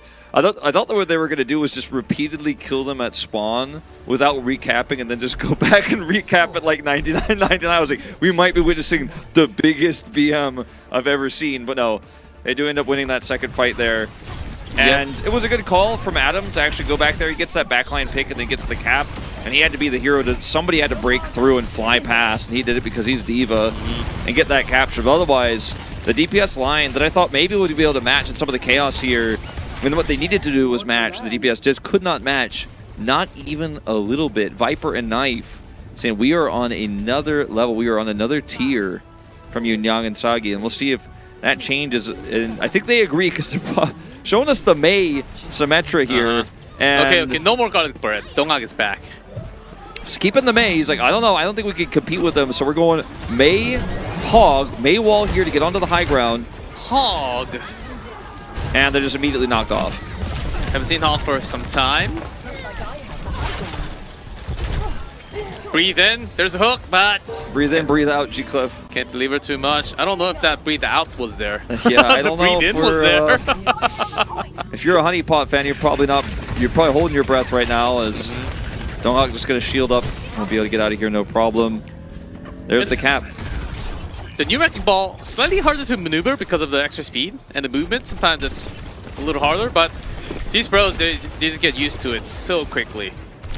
Yeah, know how to utilize it. And certainly now, Wrecking Ball is somewhat more of a team tank than an individual looking for those harass. There's Adam. Oh, the hook! That was a really nice hook. 180. Drop down. He's calling it out. You can see on the player cam there. He's got the pick, and they should push towards the point. And in he goes, but he's got very little support here. His knife is completely uncontested. Oh, he's looking for the hook. Oh, down he goes. Turns into another hog. And a little unfortunate as Adam hooks into the copied hog. It's like you're the tank player playing hog. I'm the DPS player playing the better hog. And he was just uncontested. Like, we were watching that, I'm like, no one's shooting at him. He's just over there. He's got the minefield. There it is. The buffed minefield. Catches Nyang. May down. Pulse bomb. Wide. Knife in the air. Takes out Light. This is all happening near the respawn, by the way. 60% for YETI. Adam's going to take a breather, and he's got his whole hog ready. He's a lot more breather. Yeah, he's going to need a little bit more now. The angle here also not great for him right now. They have no control whatsoever. Nano Donghak. Okay. His hooks are really good, though. And where's the follow-up? The whole hog isn't going to get much. And the Mei wall isn't doing his team any favors either. I think he wanted to try to whole hog into that Mei wall, but messes it up, and then Donghak takes out Sagi here on the flank. He's just 1v5 where he doesn't some care. free air time. This Donghak has over 1,000. And with Mei Tracer, you still have a great way of dealing with this Wrecking Ball. Like, there's no real lockdown. So difficult to get him down. This early rally just to deliver more. For safety, 99% Viper. That's 2. Looking for more duplicate from Knife. Another hog and hooks in for the death into the well. And he follows along with Kame. Kame said, I'll play your game. But I don't think they have enough steam. Nothing left in the tank here. And YETI are going to take this first map. Not even competitive. Very one-sided game here. One huge check mark for YETI. Yeah, big check mark, big one on the board. And unfortunately, the players here on HoneyPot looking a little bit almost exasperated after what was a very dominant win here. Oh yes, that was one game. Ilios just was rough. And Adam just had to say, okay, better get my own heals ready for this one because I'm not getting any support from the back line because they were just a spawn camp for the most of the game.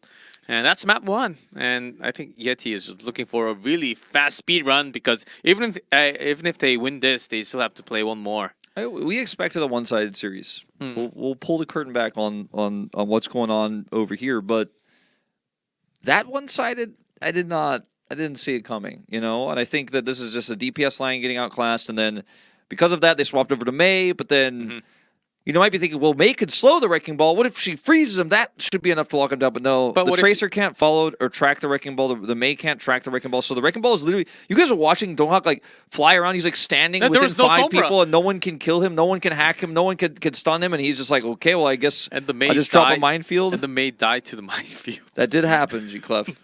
I think these players are having a rough time, so I don't want to, you know, push them a little too far. I don't want to be too critical, but it is very much a worrying trend for what the rest of the series could look like. Well, let's see. We'll take a short break, and when we come back, maybe that worry will be a little less with their own map choice.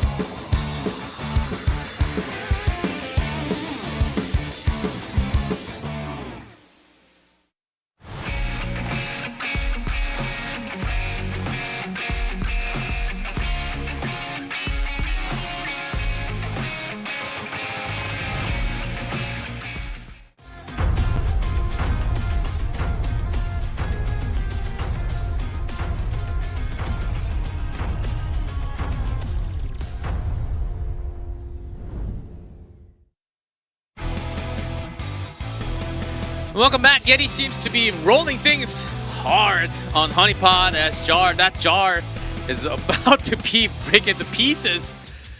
But holding on for now as we move into another map of HoneyPot's choice this time. Some 100% in the middle. I mean, they were pretty dominant in their region. Obviously, you know, being arguably the second best team, everybody said, and then they upset in the finals. But you see, they have a lot of maps where they are undefeated, and this is post-Mauga patch, so Midtown, Esperance, and New Junk City, Rialto, perhaps one of those picks will come through here. And oftentimes we talk about strategy, we talk about compositions and what's good and what's not good. We saw New Junk City get picked by DAF when they were playing very similar composition, and well, what do you know? That's where we're going. Hey, we have a prophet here. As Wolf, you just know what's coming. You even knew that big swap during the wild cards. You know, I'm always watching. Meme Machine, man. Meme Machine. He has one chance, one opportunity. He let it slip. He did let it slip, but. Let's see what happens here on New Junk City, because obviously it's a little bit more dynamic than when you're getting spawn camped on Ilios. So I don't think it's going to be as one-sided. Well, HoneyPot fans in the crowd. Love to see that. Oh, that's a cute cat. HoneyPot game, player of the game. Get it? That's cool. That's cute. Little cat. The cat must have taken all the honey out of the pot. So the players are cute. Hoping for a win. Hoping for a comeback. Some YouTube subscription shout-outs. Yep. Yeah, you must watch. You gotta subscribe, like, and turn on the notifications. There's two ways: all notifications, only the important notifications, and none. Yeah. I'm fine. I would accept the one in the middle, but all the notifications, of course. I would love you guys. Yeah. YETI fan here as well. I'm really hoping that we get to see something unique here. Like they played May. Obviously, it wasn't going to work into the Wrecking Ball. Tough to play that on Ilios, but maybe there's a way they can make the May work here on New Junk City. Perhaps they want to play the Symmetra composition. Like if they pull out Reaper, I'm like watching Young play Reaper. I'm like, that would be fun against the Hog. Because just trying to play standard into what YETI is doing here is it doesn't seem like it's going to work, T-Clef. Maybe not really going off of the regular report. Seems required for HoneyPot to get teamfight wins, actually. It seems very rough at the moment as YETI is just dominating, has been dominating on Ilios 2-0. That's only a map as we go into New Junk City. Map 2 is ready. Let's go in right away. YETI leading the series.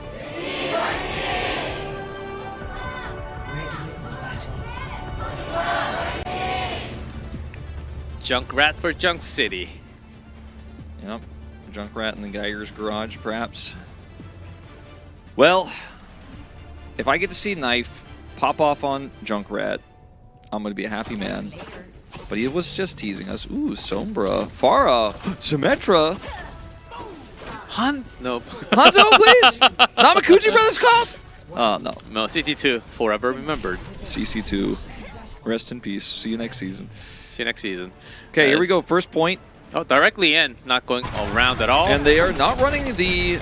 yeah, double Orisa. They're not running the Sojourn Yang, so he's going to be outranged. And with how the DPS battle has gone so far, I do worry for him, but we'll have a lot of extra damage towards Donghak. So if they can push up quick, break that Orisa armor, there is hope. Yeah, there's at least a sound... Ooh, the Javelin. Caster Curse. There's at least a sound boost from Kame. So can certainly close the distance, as you can see. YETI, oh, knife. Has to watch out for those railguns. That one kill, and then slightly pushing into knife. About 50 HP, it was close. Not quite the kill. As the second one comes through, as Yang is coming close. Thought that he was low HP, but he's healed back up. 3 kills, and fourth coming Closest team fight of the series so far, but obviously what the Cassidy does for you is, saw he's looking for a secret pick here spotted by Viper.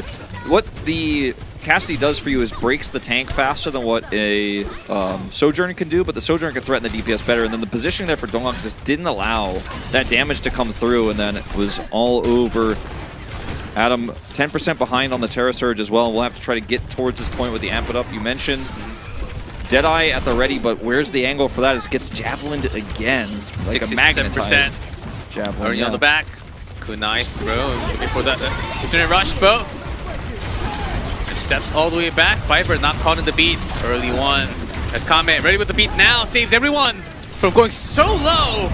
It was a clutch save. And might be able to pull off a T5 win, but still YETI overclock. Terra Surge from Donghak. 99% as we hit overtime. And even with the better barrier there for Kame, it's not enough. Nyang. They can't secure those kills. Viper finds Nyang. Down Cut off from the goes, side, Viper with the second. yeah, down goes Knife with the 10 HP. Kame, and there's the return flip. The retake is just so quickly done as these two DPSs are just uncontrollable. Uncontestable, and it was lucky for HoneyPot that Kame actually couldn't mount the sound barrier initially, but then where they were able to, he had a really clutch one as he pressed it just after getting javelin. Donghak tried to focus him down because he knew that his sound barrier should be coming up, but he wasn't able to kill him. But even with the better barrier, it's got outclassed G-Clef, and that shouldn't be happening, but it's the world we're living in. 1-0 now, YETI. Yeah, Kame just had the barrier ready at the perfect moment. Actually saved a lot of the members at low HP. But even with that, they just weren't at the perfect place because they were low in HP. They thought they had to fall back, so lost that timing to go back in. HoneyPot, maybe they'll have better chances here. YETI, 1-0 for now. Flashpoint, here's Nyang. Getting contested from the side, but the power slide's back up. First cap by YETI as he goes down to Knife. There's that pulse bomb that we see on the side of the screen. And they will just continue to deliver this time. It's a lot more from Viper. I mean, they just, you know, once the coordination gets cut and they're no longer grouped up and they don't have a barrier, they don't have the Suzu, then it's just a really easy cleanup here for for Viper, as he just gets in the back line and everyone focuses through. And you did see the swap from Young because he realized he wasn't going to be able to match Knife with that Cassidy anymore, but, you know, you have to still be able to fight for neutral, and really struggling with that. Terra Surge advantage still to Donghak, still sound barrier advantage here for Bliss. As Kitsune Rush is going to get them in a position to try to build that Terra Surge, but really, really tough fight incoming. Here's Light, and the extra barrier ready from Bliss. Rush is out for Light. From both. As YETI, first barrier comes down, YETI, they want to strike back in. Donghak with Terra. Adam will not get his chance to use that Terra Surge on his own. HoneyPot back in, has to backpedal all the way back. The target selection just so much better here for YETI. This Light will get a small amount of revenge there, but good kunai. Good kunai, but they end up losing out 2 flashpoints to 0 now. Now they did not barrier, and that's critical. They will have the Terra Surge. They need to win this neutral fight, and the target selection for YETI has been so good. They keep focusing Kame down to make sure he doesn't have that healing output, that he's not going to get his barrier up. Has it available here, but they need to win this fight. They need to win it decisively. Here we go. That's a start. Blizz down, and because it's a Lucio down, they might actually catch them for the rotation if they want to speed up here. But Knife will strike back. Sagi down. And with the overclock, he wants to look for more, even with the beat. I think HoneyPot was really looking for an opportunity, but Knife just says no. As he strikes from the side with the power slide, aggressive one. Donghak looking for more target. Here's a javelin push, steps away. And HoneyPot, this was going to be an opportunity for them to actually get the first cap. Just chaos, and unfortunately HoneyPot are not thriving in it. Sagi does get that kill onto the tank though, so Donghak being down here, Viper pulse bomb missing. Should actually be their cap now, and they still have the overclock here. He still has high ground. So contesting here, there's a recall. Knife fires back once again, says, I'm the better Sojourn on the match. Second one delivered. That was an unlosable position practically for HoneyPot there. Unlosable. And Knife just says, hold up, I'm not letting you have this. And now the cap will come through here for YETI. But man, Young had overclock, he had high ground, there was no tank, there's no sound barrier. And Knife just slided in from nowhere. Yeah, he was just like, oh, sorry Wolf, but I exist, by the way. Yes, he's got high ground, all that. I don't need that, I'm just gonna jump up and railgun. Man, the natural. confidence level from this guy is just through the roof. And Donggak here just casually. Okay, no one's actually actively hitting me. And I've been winning a lot in the Terra Surge. Feeling confident in the front. Irony on the back. Looking for the kunai. Heals back onto Risa. Adam pushing in slowly. There's a rush coming out from Irony first. Good javelin. Lights down. Yeah, Light just got that check mark. Careful pushing into this Terra Surge, HoneyPot. But they need to use everything. Can they actually fight one more? They might not have time. They get one more team fight, and they'll have a sound barrier for it, but Kame is going to have to taxi Nyang and Sagi. Can blink in, of course, to try to go for the touch. I'm so sure that Yeti is going to look for picks. In the rotation, look! This dive! And the beat from Pliz early on. Kame has to respond. They're rushing to the point to try to get that touch, to try to get that contest. They will get it. It's go time. That's what Knife says. Adam solo survives. At least there's a point flip. At least Knife. One down. Second one falls. And the third. And the flip is there. But they spent everything to get the flip. Stick onto Knife. That's good. Sagi delivers one. But the team's gone. Gone and done. YETI moving to match point here. A very dominant second map win on New Junk City. And there were glimmers of hope. There were moments, but it's just better target selection, it's better focus, and it's better DPS wins in this series. We knew that was going to be the case, and I really thought Nyang and Ski would actually put up a stronger fight, but it's not able to get it done here and just getting outclassed. And I think the nerves are getting to this team as well, because even in moments where they have a strong win con, they actually have full control. They kind of just drop the ball a few times. They're just getting outclassed, outclutched by YETI. And if you can't win the team fights when you have the best chance to win them, how could you ever hope to win them in a neutral or disadvantageous position? It was also YETI. Of course, they're in the lead, so a lot more percentage and chances for them to actually win the game. But they're actively forcing off the ultimates of HoneyPot because they know exactly how far they have gathered. Okay, they might be close, but shouldn't be having the ultimates, so they just press on it first and then immediately responds or get that pick early on, just before the ult has been having that check mark. YETI just on top once again. Flashpoint. I don't know which map, but I think YETI can just really close this one out with an easy 3-0. I think that's coming real soon. HoneyPot's really struggling a lot today compared to yesterday. Yeah, it just doesn't seem possible. The form isn't there, and it's a tough international tournament. Yes, it's Korea's 4th seed, so weakest team of the tournament on paper, but they just have such a strong DPS lineup. And when you're also reliant on DPS, it's a bad matchup on top of everything else. Like, you're like, oh, I'm carried by my DPS. And YETI's like, and we are too, but even more so. And we're crushing your DPS line as well. Yes, and we'll take a short break. When we come back, map number 3.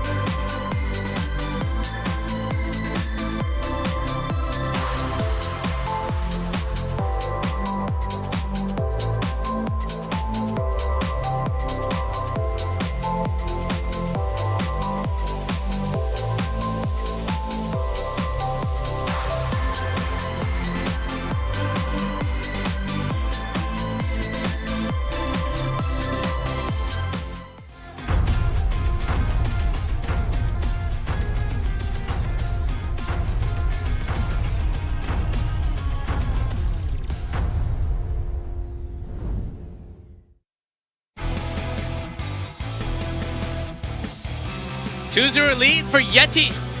And they're going to continue to roll as HoneyPot is struggling again. Into map 3, hybrid push, escort are the options. Which one do you pick? I would actually just say go to like Hollywood, Eichenwald, some of your throw-off maps, and maybe have better moments there. Or maybe just go to like Shambali and just try to force the May composition to work. Because, again, playing standard isn't going to happen. Now, obviously, for the rest of the series, you will never have map pick. So, you know, this is the last time you get to pick on your terms, so this better be a smart one. Okay, they're going to Coliseum. I don't know about this, G-Clef.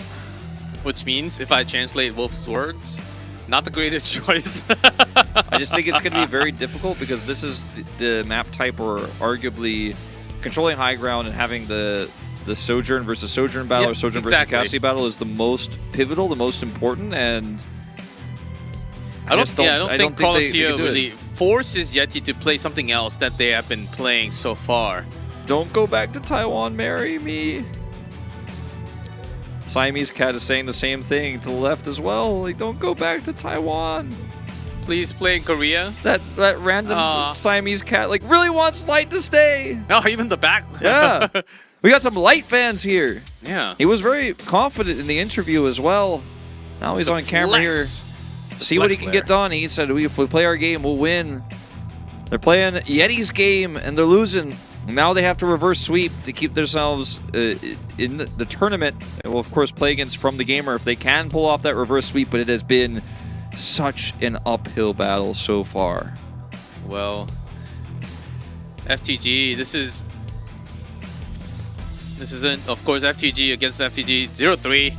Versus Insomnia 3-0 last night, but against another Korean team, YETI is making this match really tough for HoneyPot, and this might be it. They better show up big time. It is their map choice again. Push. Let's see, because it certainly is more comfortable map for HoneyPot. They played a lot more on this push compared to the rest.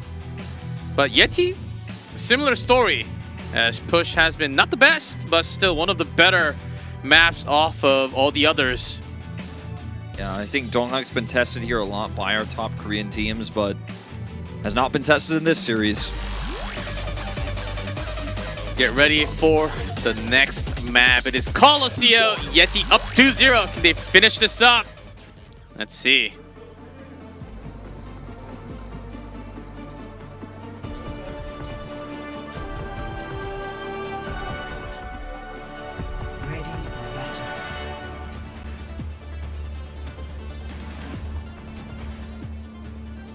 One, two, three. YETI fighting. 1, 2, 3. HoneyPot fighting.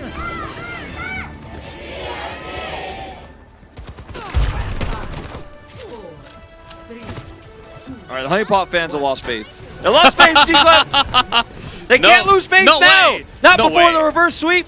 Not before one of the craziest comebacks in OWCS history. Maybe a short history, but what if they do it, G-Clef? What if they do it? If they do it, we will write in bold. And that bold ink will stay forever if they can pull this. In red, bold, the blood of YETI. But right now in this neutral fight, positional advantage going to YETI's team. Nyang's trying to look for this off angle. Is now spotted. Oh, Nyang! Okay. That's a great of a start for HoneyPot. That's what you need to see. And YETI just immediately backs off, says, okay, no contest. You had the first shot. Knife just getting the gauge. Yeah, you killed the Tracer, but you still gotta do this high ground Sojourn. Not picking one yet. Oh, almost power slided into your own death. Yang has to be careful. Knows that knife is up there. First initial push.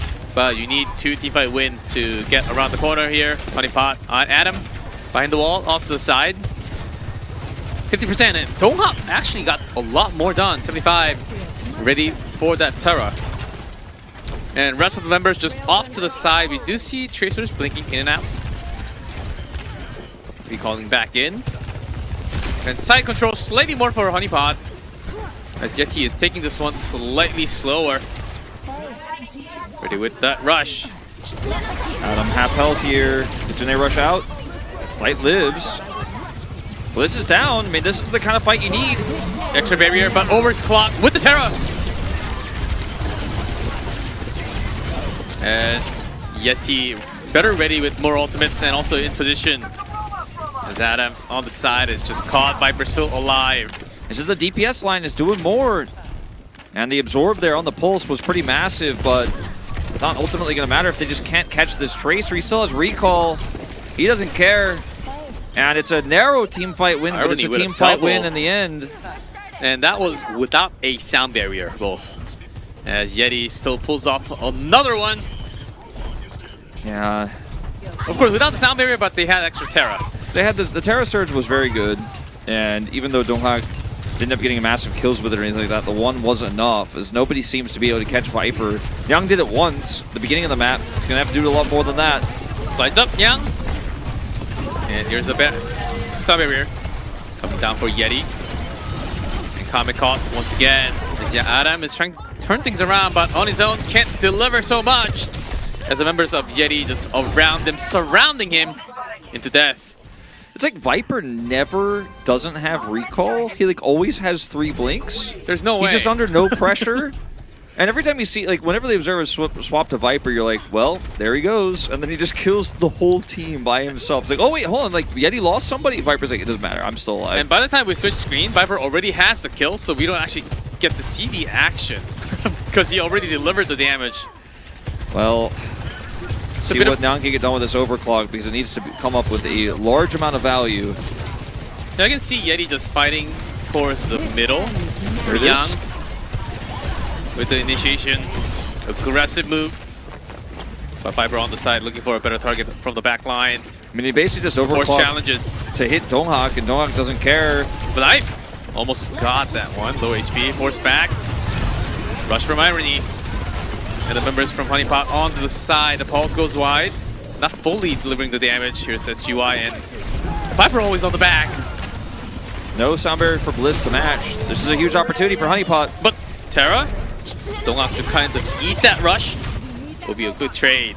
Yeah, the Surge just absorbs a lot of the pressure. Now Knife's back up on this high ground spot. And, you know, this is a very extended fight, but Knife's starting to get value. Now he's got overclock. Young! Young! No, that's still a great engage back, actually, sustaining well enough. But now Viper is still there. Adam with the Terra. But the beat comes down. Donghak does go down, but the rest of the team is still there for YETI. Unfortunately for Adam, the Terra Surge doesn't really get much done through the sound barrier there. It wasn't a big hit either. But Wolf, I felt something else from HoneyPot in this fight. Bit of a tight back in and out, but they knew exactly when to go in, back, hide behind the walls when Knife has that overclock. And Young, I mean, Young actually played that pretty well. Obviously did eventually get taken out by Viper there, but if he can have a few more moments like that, maybe there is more signs of life to come here. This has been our closest map yet. Irony just going to shrug it off. Eats that barrier. It's a javelin. Certainly at this point, compared to Cassidy, Sojourn just holds a lot more power with the railgun. Some heads into Viper. SGY. Again with the pressure from the Tracers. They're eventually caught as Donghak. And Liz, let's hold on, they're still there. And now it'll take some time. Viper's still alive, so that's what we're always concerned about. Sagi will get that kill, takes the double. And I guess Viper was not in this fight, died earlier, wasn't there. And that is the cleanup. So a big win here for HoneyPot, actually. And now they have the Surge. There's that pesky Viper. Yeah, it was win, but Donghak Liz, it took so long for them to actually go down. Yeah, now the spawn's already back. Yeah, everyone's regrouped, so they still need to win a second fight to get this bot out of this corridor. Good thing is that Kame has the sound barrier, but it's come early. Blizz about 29% away. But do they actually know how far he's back behind? Raccoon, ready. Still at full power. Some targets to be spotted on the side. Kitsune Rush is here for light. Knife hits save Adam. big again. Adam needs help. HoneyPot still willing to go without Sagi. Adam needs that surge. With the extra barrier, he's in position. But Kami goes down with the trade of Blizz. Young trying to turn things around. Full gauge with the overclock. Young's got to hit those. He's got to hit those. No, right. Life says no. With his own overclock slightly later. And that's a double from him and Irony on top. Sagi. Lone Tracer recalls back, but Knife knows that he's going to come towards this position. You know the old saying, 1 step forward, 2 steps back. It feels like that's been the story of this third map here for HoneyPot. Tournament life on the lines for their best performance we've seen in this series. But every time it looks like the fight is theirs, every time it looks like they've taken 1 step forward, it's Knife or Viper who pulls them 2 steps back. With just outplaying them, better ultimates, better accuracy on this Sojourn, getting outclassed as a DPS lineup of HoneyPot. It's given them some opportunities, but they haven't been able to seize on them. And once again, Knife just having this confidence to go in with the slide and just bring one down. That's a second. Knew that light was right behind him. Sagi has the recall. Yeah, this pulse eaten away. And they know he has no recall to chase him down. They predict the recall. Adam's down. Finally, this with the push for the checkpoint. Yeah, it should be the checkpoint coming through. And I mean, now they're doubling the distance here, and they may do more than that. Still holding a lot of big toes. Less than 2 minutes now. HoneyPot, it's not impossible. It is just the first checkpoint now. Is Knife always keeping this distance? It just creates these flank angles and then pressures the tank, pressures the enemy DPS, and then just leaves when they try to focus him down. Sagi, a bit of a pressure from under. Has to bring the kills. Kitsune rush from Irony. Light responds immediately. And there's Adam trying to delay some damage. And Donga overclock. And Knife just slides into the opponent's side. No worries, he says. Needs more target for him to do extra damage. And look at these fadeaway shots. He just drops down, takes Sagi out with the railgun on his way out. No fear, no threat, no pressure, no chance. 1 minute left, and YETI look like they're going to take a swift 3-0 here unless Adam and Kame can carry this next fight with their ults. Young slides up. Gets immediately pushed away. As the pushes are coming, there's a Terra from Donga with the beats. Looking to finish. Great response from Kame. Bit of a trade. In the middle, here is Viper. Off the side, trying to deliver more. Donghak with the Javelin. Got one more down, but Adam, fine Knife. But there's a bit of pressure onto your own back line. As Light down next to spawn. Kame next to fall. 110. Robot stopped. But what's worrying them is the timer, 16 seconds. And I think that might just be the beginning of what has to be a massive overtime push. 5 seconds to go here. And they've got to go over, nearly 100 meters here. And they can not lose a single team fight. And this is the first step of many they'll have to take to then reverse sweep this series. About 4 team fights required. Yeah, in a row. Approximately. And, I mean, there's no sound barrier for Bliss, but they cannot afford to get headshot by Knife. Viper get a backline pick, any mistake, and it's all over. This has to be the moment. Overclock ready. Kitsune and Rush can guide you, certainly. Light responded with Irony. And Young is here with the full gauge, but damage isn't fully going in. And Okisagi got Viper. Tracer down. 45 in favor of HoneyPot. Young being challenged by Donghak, and he's down. Irony gets a pick too. And look at this, Knife has overclock on high ground. It has to be Sagi pulling off big time, but here's Knife. Pulse bomb goes wide. And Knife just chooses his target. There's a Terra from Adam. Buys some decent time here. here. HoneyPot is still in this. Yeah, the push continues. And you know what? I mean, HoneyPot actually, with the numbers advantage here, are going to get a decent amount of distance. Now, no Terra Surge for Donghak anymore either. It really needs to be Knife who comes up big, and they're kind of staggered. And Sagi is popping off. He's finally unlocked for the first time, unchained. Getting those staggered kills is going to give them a lot of distance. They'll be able to push across this bridge now. Young cannot die to a Javelin combo. Goes very low, but into safety hands. And Donghak looking to come down. Viper looking for the pulse bomb. spins out here for Adam, so he could just go ahead and toss under the Orisa. Under the bridge, the rotation can be very rough. And everyone's sort of trapped into the corner. Can't really even go back to the safe distance. And Adam will be next to fall. Final target will be Sagi. No more recalls. And overtime, that should be it. YETI takes the match with a 3-0 score. Very dominant affair. And we'll give HoneyPot, that final map was definitely closer than the first two. And those final moments, there were definitely glimmers and glimpses of the dominance they showed in their region, the dominance they showed against Staff in the finals. But it's YETI that shines brighter today, and they will move on for our Korea versus Korea matchup at the end of the night against FTG. Arguably could be our closest one of the evening. Now we are just left with the 4 Korean teams. Pacific teams, Japanese teams are gone, knocked out from the tournament. As YETI delivers once again, but now FTG is waiting for them in the final match of the night. And of course, Falcons, Raccoons, they're up next. It was only DAF, the only team to take 2 maps off a Korean team.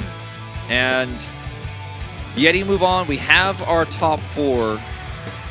Falcons, Crazy Raccoon, YETI, and FTG. Player of the match will be Knife. And you know what?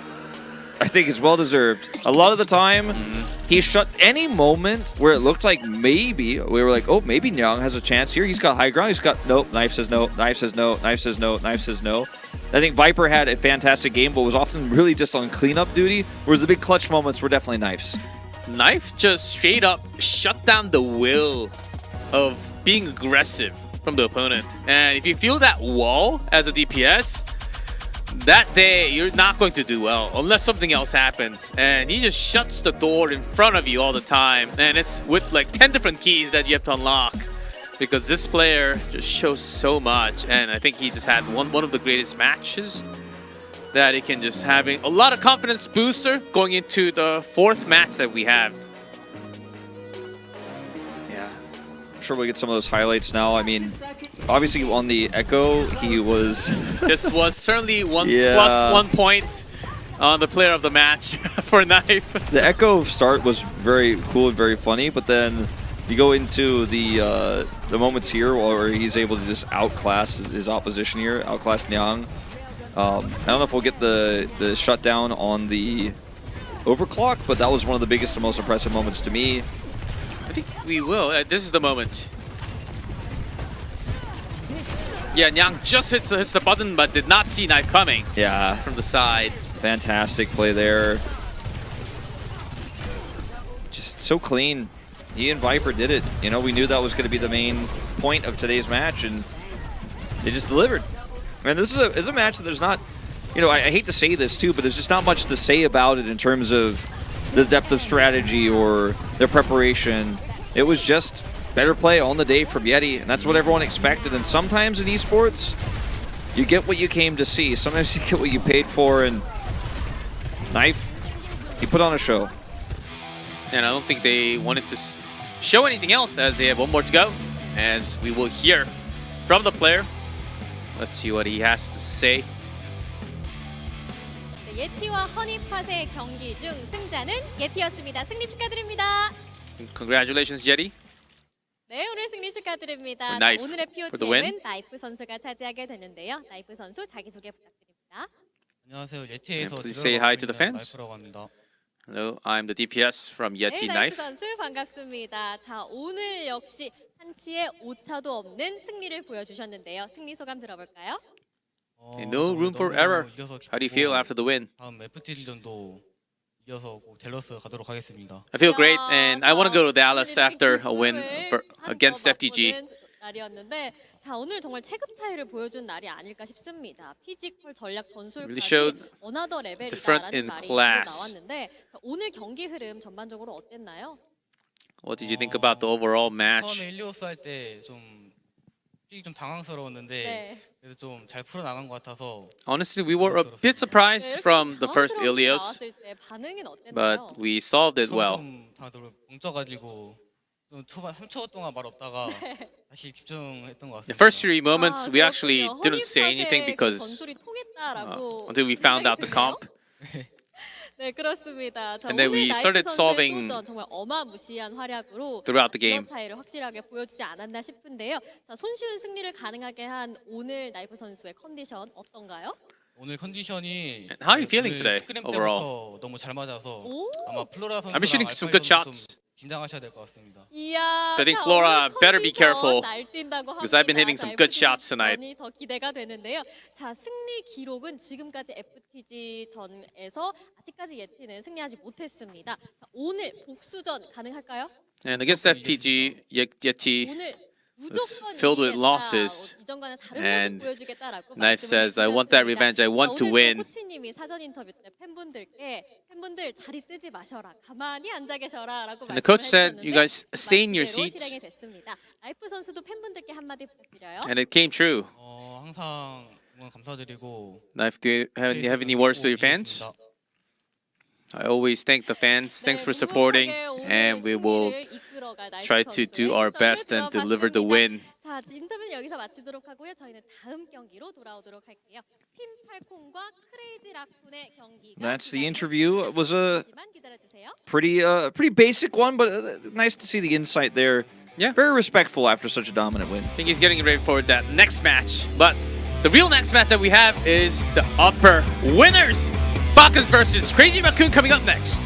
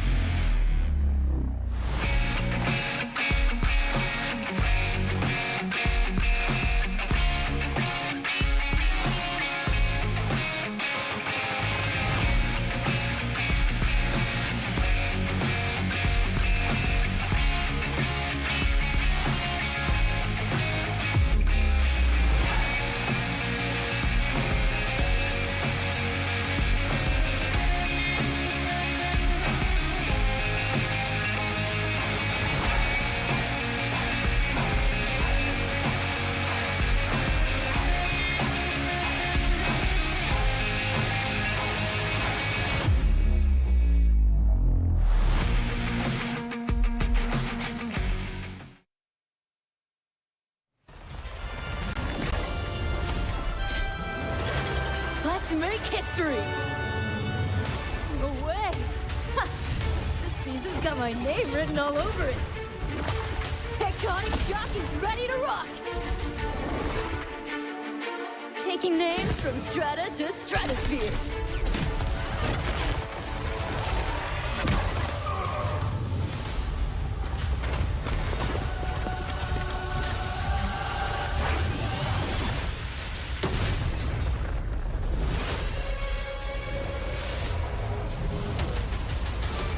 Only the good triumph. We will tear them down. No mercy.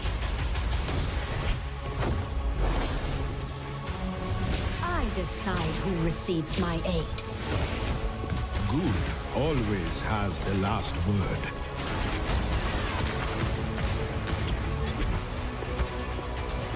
Mace to the face.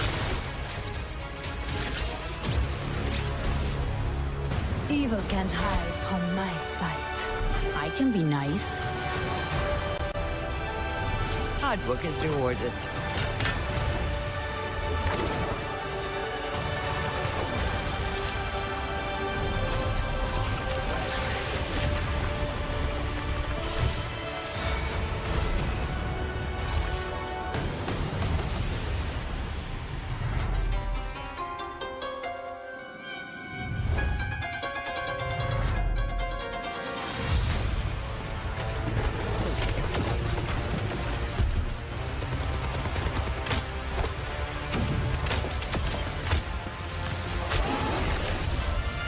There's no way I'm gonna miss this.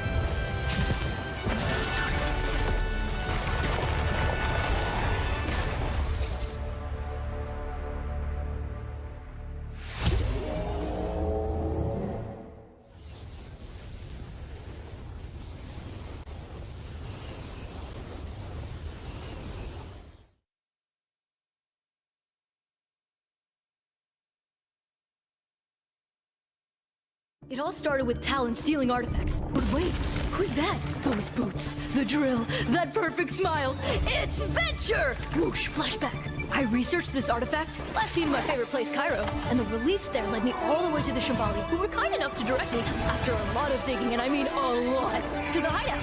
Oops, hi Talon. They ran with the artifact, but I dodged their spikes and juked their darts and blasted my way through the base, and here we are. Artifact, safe and sound. Whew, that was a doozy.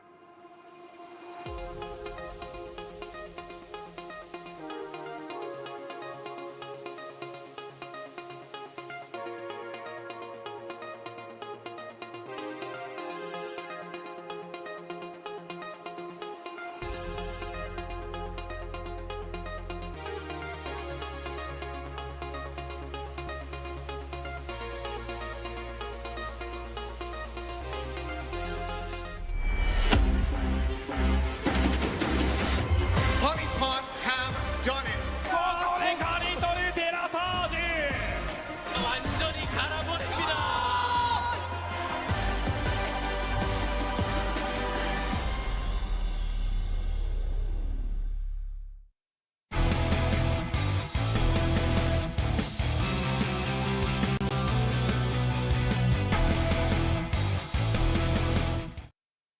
Welcome back, everyone. This is the match that you've been waiting for. Falcons, Raccoon's about to go straight into the finals. And not only that, if they win from this match, they actually guarantee top 2, which means they're going to major. So this is a very important match for both of the teams. That's right. And this could be a preview of the finals. You know, Yeah, whoever you're right. loses this match will likely advance to the finals, but of course they have to go through the lower bracket with everybody else, and they, you don't want to do that. You want to go directly to the finals. You want to go directly to Dallas, and so this matchup is really important, and it is going to set up a lot of storylines for what's going to happen tomorrow too. And it's a bird versus a mammal. Falcons versus Raccoons. Falcons, they have the air superiority, right? They certainly do. But Raccoons have the ability, they have paws, so they can grasp things very easily. They can wash. They're very famous for washing things. And they're crazy. And they're also crazy. That's true. They look scary as a raccoon. I went to my family's in Korea right now. I went to a pet cafe with them. And we got to see raccoons up close. Raccoons? They have raccoons and pets? Oh, yeah. wow. And like they were very friendly, but the raccoons in the wild, the crazy raccoons, yes, I'm not getting near them. I don't want to interact with them. I'm scared of them. The crazy raccoons, and that's a Japanese crazy raccoon. That's right. That can be even worse. I don't actually It's know a Korean Japanese raccoon. Korean DNA, but with an outside appearance. The Japanese crazy raccoon. That's scary. And the Falcons, of course, from the matches yesterday on day one, the Falcons looks even better compared to when they were in Korea-only series. So they might actually have 3-0 is certainly a potential. But the Raccoons, I'm pretty sure they want to take the revenge because oftentimes since the finals, they have been losing a lot, dropping a lot more compared to the Falcons. Yeah, and like when you think about the points that are strong for both these teams, it's Lip for Crazy Raccoons, and then on the Falcon side, it's every single player, and then also their substitute player Hanbin, and also Sir Majet is really good as well. So like Chio and Fielder are actually insane, but like, wait, they don't have any weaknesses. That's not fair, G-Clef. Yeah, Sir Majet actually clutching it on certain maps. He does have a really good place for him. So I think they were also trying a few more things in day number one, which I think was actually a really good catch. If anyone else actually caught that, I think he's actually trying to take more space and give less pressure to Fielder and Chio. And now Falcons, they just have more rules, more plans to actually go up against the Raccoons. We'll see how this goes because Hanbin Smurf is on top. It's similar story for Crazy Raccoons. They have Junbin Max, but Max coming in slightly less compared to Junbin. We've kind of moved away from Max's meta. You know, he was playing a little bit of Winston, but obviously now it's Junbin's game, and he was playing a lot of Sigma, but Sigma we've kind of moved away from a little bit here in Korea. So, I think we're going to see Junbin the whole series. That's my expectation. And I think likewise we'll probably see Smurf the whole series. We've seen a lot more Diva cropping up right now, but it's really been Pacific teams playing it. So I don't think Hanbin will be playing the Diva today. I don't think we'll see any Zarya. I think it is just going to be Winston v Winston, mirror matchups.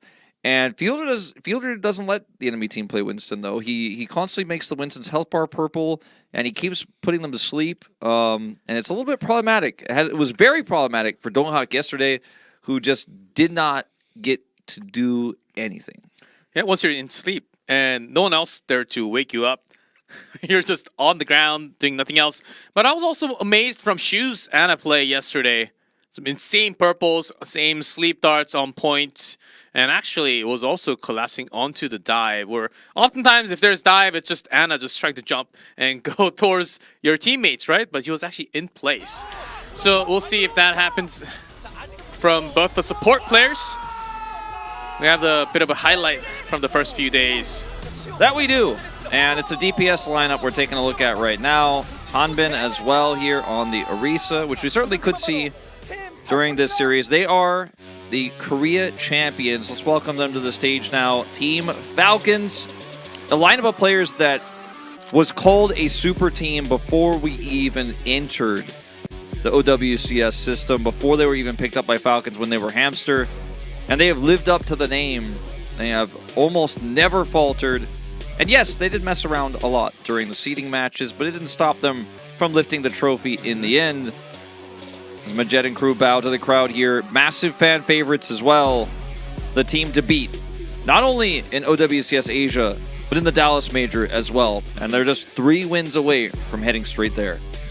Yes, and there were some moments, and the only team that really challenged them straight on was this team, Crazy Raccoon, about to come up on stage. Whack before, sure, a lot of the players, a lot of the viewers still asking the question, where's Whack? They're now Crazy Raccoon. And this is one of the biggest announcements in Overwatch history since the Overwatch League, right? Like so many retweets. So many retweets, so much attention. One of the most famous orgs in esports on the planet. And obviously, certainly Japan's biggest organization. And known for FPS games as well. And here they come out now. Formerly WAC, Crazy Raccoon. The only team that could go toe-to-toe with Falcons, as you mentioned. And they're looking for a little bit of revenge tonight, heading into this first to 3. Crazy Raccoon, if they could do it, go straight to the finals. If Lip can be the guy to get it done. Every Korean fan, every Japanese fan would love to see this upset. You know, maybe not the Falcons fans, but Crazy Raccoon have definitely put themselves on the map globally with this big sponsorship, big acquisition. And I think a lot of people are looking forward to this match. This is the match most people wanted to see more than anything else in the winners finals. 3-0, 3-0s. For both teams, actually did not have a single match drop yet in Asia. As one team has to lose with this matchup. Of course, it's Smurf starting. And Fielder Chio, of course, as we go into control. I imagine with Smurf starting, we will probably be going to Ilios again, G-Clef, for control. Very likely. And that is the expectation.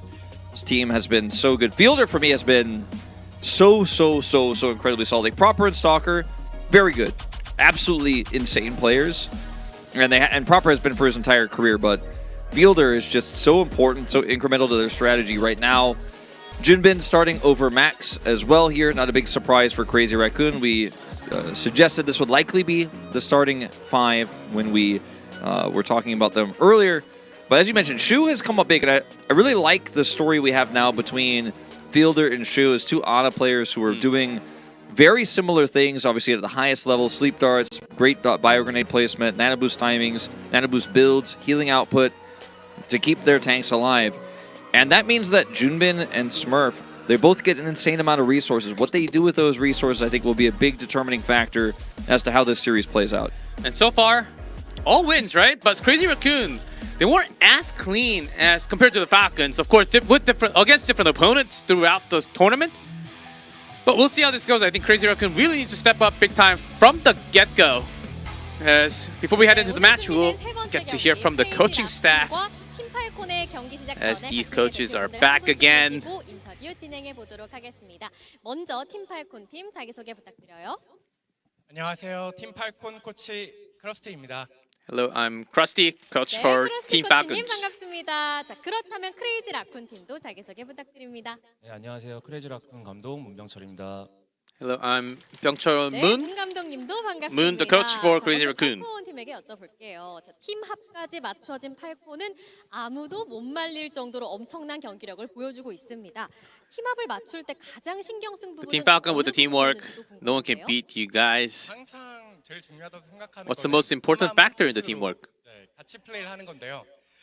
그게 Just having one solid mind together. 그래서 그걸 위주로 좀 더 But there has been moments where it wasn't all together at some times, so we will try to focus on that aspect for the match. 자, 그렇다면 크레이지 라쿤 지난 경기 FTG와의 박빙의 승부 끝에 전승을 거두면서 승자조 결승에 올라가게 되었는데요.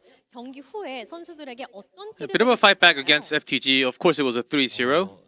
말도 안 되는 실수들이 몇 번 나왔었어 가지고. But what were some of the feedbacks? I actually saw some weird mistakes, unbelievable mistakes coming out from the players, so I had a bit of a spicy feedback towards the players. 미리 보는 OWCS 아시아 결승전이 아닐까 싶은데요. 자, 이 두 팀은 라이벌이지만 Yes, this 서로를 could be 가장 잘 아는 the 두 preview 팀이기도 합니다. of the 그만큼 Asia 상대팀을 더 Finals 잘 파악하고 있으니 상대팀 칭찬 and 한마디 a repeat 해볼까요? of the Korea Grand Finals. 일단은 크레이지 라쿤 쪽은요 잘생겼습니다. And Crazy Raccoon, they have the looks. 외모가 조금 잘생겼다. 좀 잘생겼습니다. 네.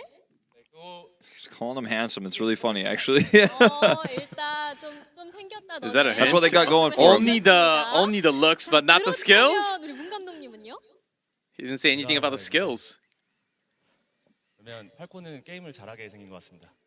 The Falcons, they look like they play the games well. Yeah, they look like people who are good at games. That's a big compliment. 좀 for the pro 잘생긴 gamers. 팀과 게임 잘하게 생긴 팀의 승자는 누가 될 것인지 오늘 한번 두고 봐야겠습니다. 지금까지 팀 팔콘의 크러스티님, 크레이지 라쿤의 문 감독님과 인터뷰. All right, that'll be the end of the interview, and a little bit spicy, but like in a subtle way. I appreciate it from these two guys. You can tell there's some respect between the two coaches. Ever get that feeling of deja vu as WAC was able to defeat them in the round robin, then they ultimately were able to defeat them again in the seeding decider, the only team to beat Falcons, but ultimately in the finals did fall 4-2 to them. And obviously the seeding decider match, you know, a lot of people watched that.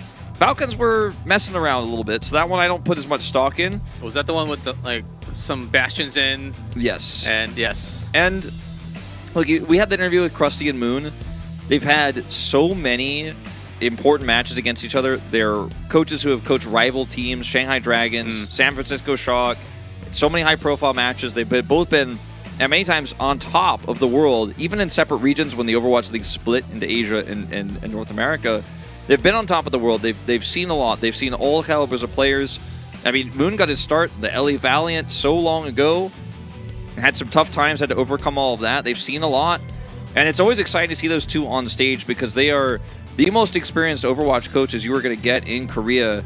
Ilios, once again, the map pick as we expected. Hanbin's not starting. It's been the most commonly picked map, the map that all Koreans are most competent on. It used to be Lijiang. They took that one away. Blizzard was like, all right, it was too much Lijiang. Now it's Ilios. It's Ilios and Falcons pick, I believe because they were the champions from Korea, from having the higher seed for the first map choice. And willing to pick this against Crazy Raccoon, who practices this map the most out of all. Let's see what the drills are, because we're expecting a lot more Winstons and some good Overwatch to happen on this map. And the Falcons, they look like they were crystal clear ready, even from the get-go, from day number 1 and 2. And Crazy Raccoon, I still have, as the coach said, there were lots of mistakes made from yesterday's matches. Even though it was a 3-0, it didn't really feel like a perfect win. Oh, no doubt. There were definitely some things they could tighten up on, especially in terms of the backline. And for the side of Falcons, I really, in watching their games yesterday, I really didn't have much negative to say. It seemed extremely dominant, it seemed extremely clean. And even though Krusty said there were some things they needed to work on, there was certainly some holes, there were certainly some mistakes. I think you come into this series feeling very confident you're going to do it again. Now, yes, they lost in regular season. Yes, they lost in the seeding decider. But when it mattered most, they did have a pretty dominant win in the finals, 4-2. And they're looking to repeat that here today. But if history repeats itself, we get another deja vu. If actually WAC strikes back, that would be interesting. But at this moment in time, I will not predict it. I will not expect it, G-Clef. I'd go as far as to say I'm expecting a 3-0 for Team Falcons. Oh, really? That's my prediction. I think the Raccoons can certainly strike back, depending on how big of a feedback it was from yesterday. I'm sure the coach said it directly to them because this is a big match. And you certainly do not want to reveal everything here because you're very likely to be looking forward for that grand finals of Asia. You certainly want the maximum, less matches to be played for that grand final potential. So you can see the players just making sure they have inch perfect with all the devices. Ooh. That's a cool fielder sign. Custom made. On the Kiriko. I love it. You do love to see it. Talented fan here in the audience. Yeah, it feels like you'll get extra healings from this Kiriko. But I think the Ana has really been the larger, bigger impact hero that we are seeing him play right now. As there's the man himself. He has, to me, been the OWCS MVP. Like, worldwide, individually, the strongest player. And, you know, I was talking with Achilles about this yesterday. I feel like at some point, you know, when people think about Ana, people have been watching forever, they always think about Ryu Jae-hong because he was the first strong Ana player, the first player who could hit those sleeps, the first player who had incredible build times on his nanos, would shut down Dragon Blade so fast that they had to change the way the ult works with that interaction. But if Fielder has eclipsed him, he's accomplished more, he's done more, he's seen more. And right now he is uncontested best flex support in Korea.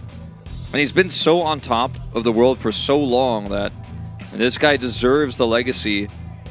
And let's see what he can do today, how much more he can accomplish so much here in the first year of the OWCS if he can keep that trend going. Team Falcons, Crazy Raccoon. It's a rematch of the Grand Finals of Korea. That was 4-4, and Crazy Raccoon did take that Ilios easy. That's what I remember. Thought that Crazy Raccoon had the match on top, but it was Falcons fighting back. Let's get it once again. It is a rematch, Team Falcons versus Crazy Raccoon. Map number 1 again, Ilios.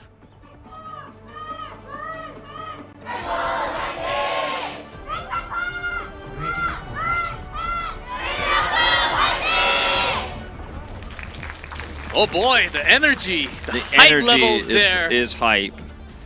Number 1 and number 2 from Korea battling it out. Smurf hovering There's a the chance. Wrecking Ball, and I think it is absolutely viable. Also Stalker on the Echo here. Very standard, but they will swap over to what we'd expect. It is the Brigida Ana and the Tracer Echo Winston Dive Mirror. As Tracers swap after the teleporter. Let's see. Here we go, G-Clef. I'm so excited. I'm so hyped. Jump top just to check. No big dive yet. Just checking things off to the side. This Echo will have so much impact. And Ana comes in here too. Echo, the pressure is always there. Let's see, a bit more angle coming up from Crazy Raccoon. Big damage onto Chio. But they can't actually secure the pick. Oh, I say that. Just the jump save. Just for safety. That was a bit more from Smurf. That has to jump away. So patient here, backs off. Some extra room for Crazy Raccoon. Sticky onto Fielder. Purple. Nice nano from Shu. Or, sorry, Bio. And that's enough, actually, to get those picks there. The heal deny, massive. The Bio Grenade, it's not just the purple that they're on. The damage was actually increased a while ago. Yeah. It's significant, the damage. You could follow through with a damage that high, plus the healing deny. It's really easy to just pull the trigger and follow up on those types of plays, and that's why Ana is so pivotal right now in this meta at the top of Korea. It is always the Winston Ana that you see, with variations on what the DPS is going to be. But Hisang trying now to solidify this advantage. Yep, that was Shu with the Bio Grenade. Now with the first cat, Raccoon. Checking things, Junbin delaying the back line. Lit with the Pulse Bomb! Somehow on the back, Hisang to follow. And the momentum is real right now for Crazy Raccoon. Fielder taking out the second time here in Shu. Having the slight nano advantage here. Junbin obviously having the faster primal. And this next team fight for Falcons definitely is winnable if they can extend it. But if it's an early pick again, we just don't get to talk about ult economy. We'll get to talk about those things, discuss how they could turn this around. Stalker really being the only one with ult advantage here for Falcons. So far away, there's Nano on Disa. And the copy. Double Winston. Stalker. Even with the Nano and duplicate on top, slight miscommunication might have been come out from Falcons as Raccoons, they're ready to go. Rage is also there. Extra duplicate from Hisang, not going to be available as Stalker just puts him down. And Crazy Raccoon opt out of using the duplicate for survivability there. No primal. They say 75's enough. We'll look to use the ult advantage we have on this next push. When you're nanoless, we have the extra primal advantage to try to win this one. But if anybody gets picked, if there's a cutoff here, it could be disastrous. As obviously positional advantage does go to the Falcons now. Smurf's trying to get whatever chip damage he can get done here into that Echo. Huge opportunity for Hisang to follow up and get that execute damage. All eyes on this duplicate right now. Okay, bit of a slower rotation from the spawn. Here's his first jump towards the side. To do some more damage onto Proper, but won't be enough as he's getting ready for that rage. Hisang on in the air, bit of more pressure with the purple! Stalker immediately found. What a teamwork coming out from the back line, and Hisang.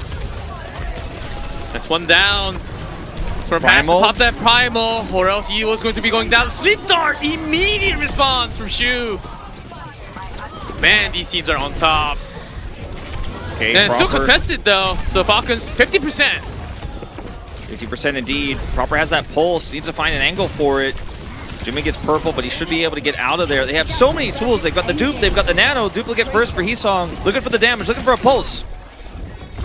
After the flip, Crazy Raccoon, they still have a lot of tools in their hands. Almost unlimited options here. Nano, rally, pulse bomb extra from Hisang. And Smurf from the side, trying to delay, and that's a kill! The beam connects!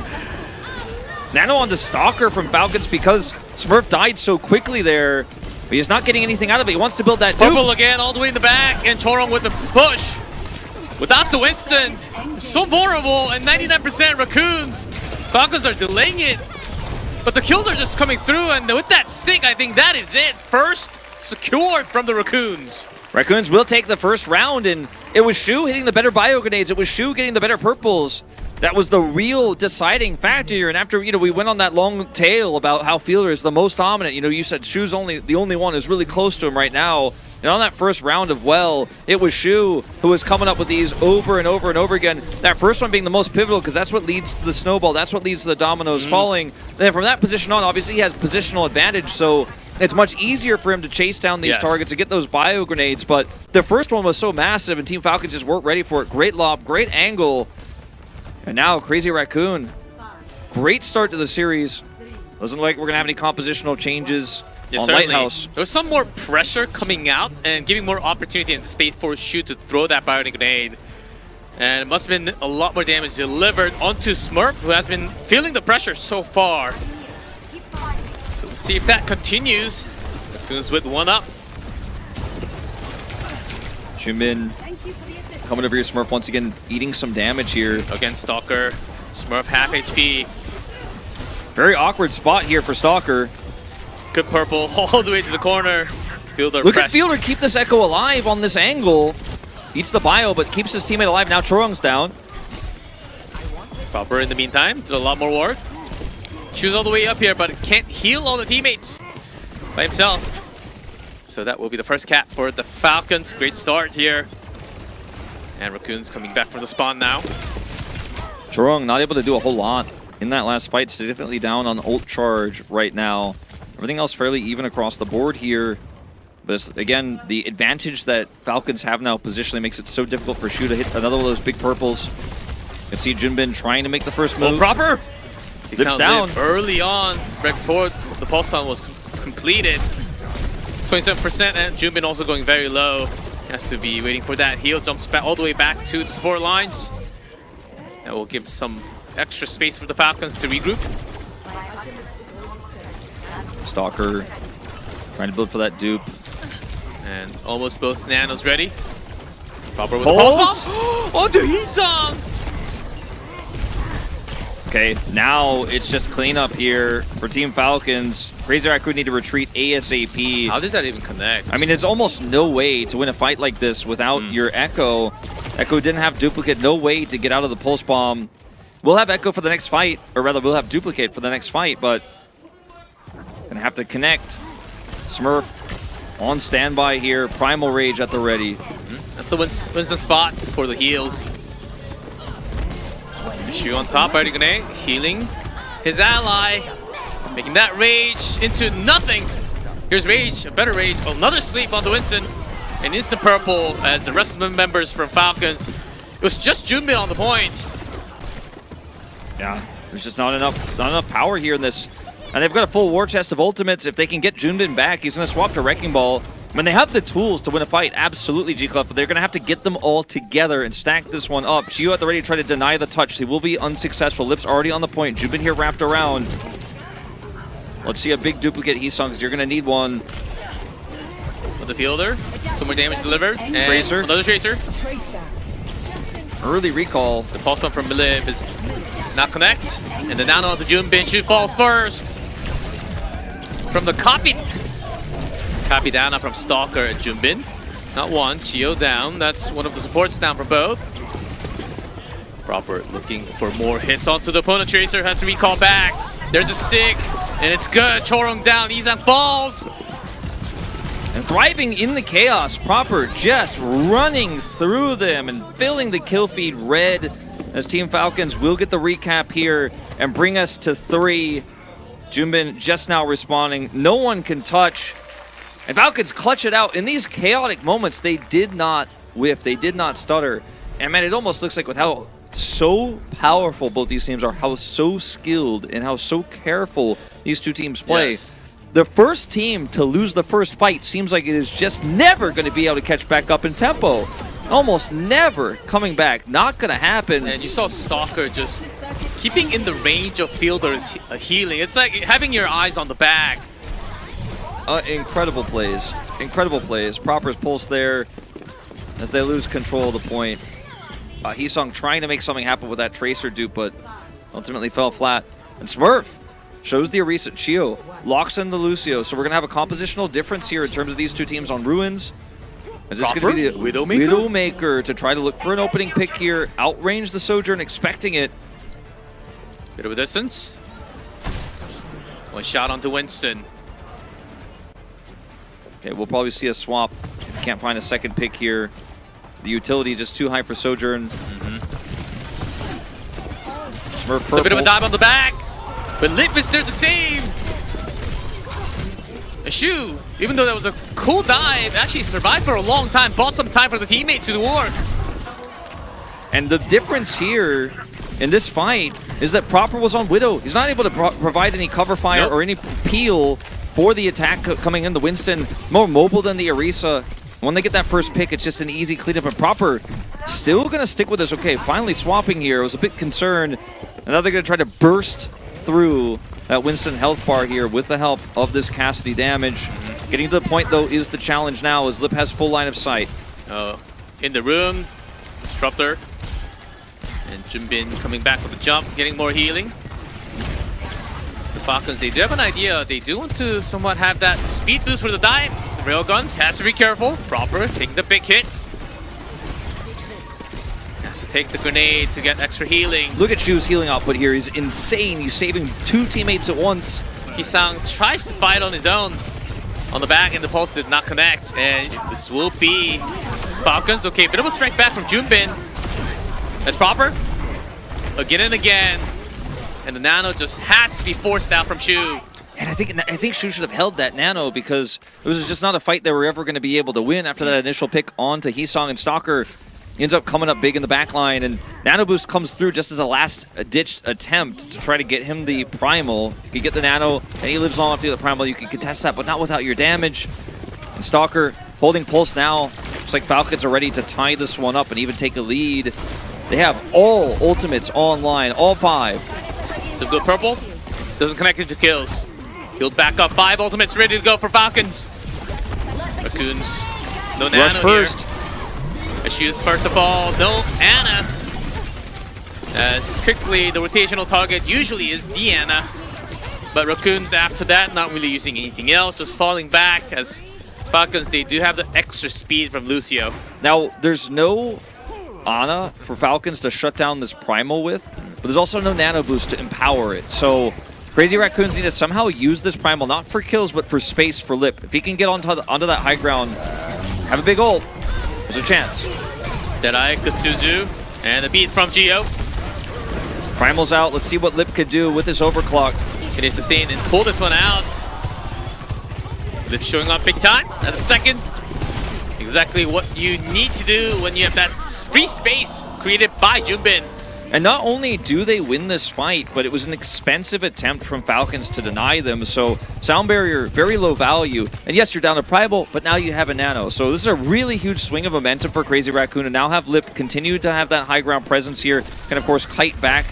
There's no dive. It's just the Orisa comp. Only Nano. To keep them contested, Lip delivers one more. Trying to have the spawn. Okay, Heesung. Stalker, both Tracers doing some work at the end. That was such a smart call from Crazy Raccoon. Shu wants to Nano early and fight them off of the point before Smurf can get set up where he wants to be, do that additional damage, set up for a Terra Surge. They know Sound Barrier is down. They know it was used, so there's no real risk. If you're super coordinated actually setting up the Nano, they put it onto Junbin and let it fly. Lip still has so much control here. Now going to kite back to for the actual last fight of the round here. And Fielder's down. Heesung on the back line. These Tracers. He's grabbing one onto Cassidy. Takes a grenade, and the opponent Tracer still survives with the heal coming out from Shu and Choro. The support is certainly there. Sleep's not going to connect. Smurf almost has Terra Surge. She's so close. There's a stick. Heesung once again. Smurf down. Falcons with the remaining 4. They have to pull out something. Shio dead. Proper Stalker Fielder. Just 2 left now. Fielders delivering on few, but still against Junpin and Chorong Shu. Back in fight. And Crazy Raccoon. Smurf, not back in time. Crazy Raccoon will once again take the lead in a series against Falcons. They weren't able to do it in the finals. They weren't able to take that win there. But every single time they're doubted. Every single time you go, well, Falcons got the better of them last time, so perhaps they'll just be the more dominant team. And yes, their performance was better. They come in strong here in this first one, but it was a very close series. Or rather, well, I mean, I guess it's a series. A very close first map. We got all 3 points. All of them were close. And Raccoons starting off very strong here at G-Clef. And it's, again, in that last one, mostly compositionally, but they played it so smart. And Shu is saying, no, Wolf. You think Fielder's the best auto player? This is a big X mark for the Falcons. They wanted the big revenge on the map at the first control. Falcons chose the map as this is the favorite map of Raccoon. Okay, let's take them down with Ilios and then just have an easy series, maybe looking for that 3-0, but that did not come true. And now the Raccoons, they have so much more chance of winning the series entirely. Now that was one risky choice, choosing the map that the opponent practiced the most amount. Even though I can kind of understand, because the Falcons, they had really nice day number 1 and 2. They thought this momentum could continue, but the Raccoons are back. They're crazy. Now, Falcons will have another map choice, of course, moving into the second game. So we'll see what they want to do. I do not think this is going to be a one-sided series anymore. I told you my prediction is Falcons 3-0. I was very confident. My confidence is shaken, but it was still very, very close. But that means no matter what, I think at the end of the day, G-Clef, we're going to get a damn good series. It is going to be, and when we come back from the break, we'll find out what that second map is going to be.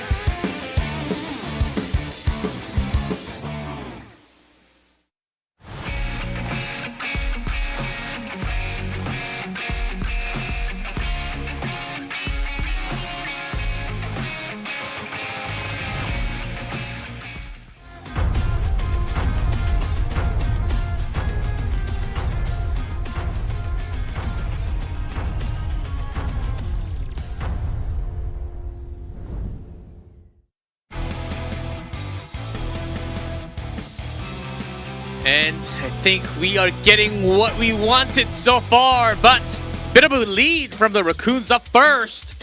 Just like the grand finals that we had a few weeks ago. Raccoons in the lead. Now Falcons, their second map choice of the series. I don't know, Wolf. There are lots of maps that they can force Raccoons into. And we have seen so many times when the Falcons, you know, end up dominating a map type. Like, it's the same map every time. And it was Ilios for Control. It was often Midtown for Hybrid, Coliseum for Push, New Junk City for Flashpoint. And then for Escort, they didn't play a lot of Escort, G-Clep. You know, in the early days, we weren't going the distance. Because they didn't have to. Yeah. And now we're going to Eichenwald. Eichenwald! Is this going to be more of a rotational fight? It could be. And it could also just be that they want to move away from the playstyle they're showing us right now, perhaps moving away from the Orisa a little bit.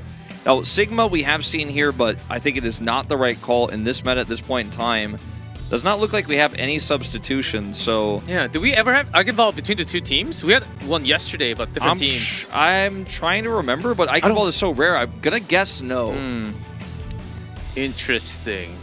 And I think, you know, I've seen a lot of comments, I've seen a lot of people saying on the internet that, you know, they actually think Crazy Raccoon is favored going into this one, but I mean, history does show that they have the better record against Falcons if you look at every single series.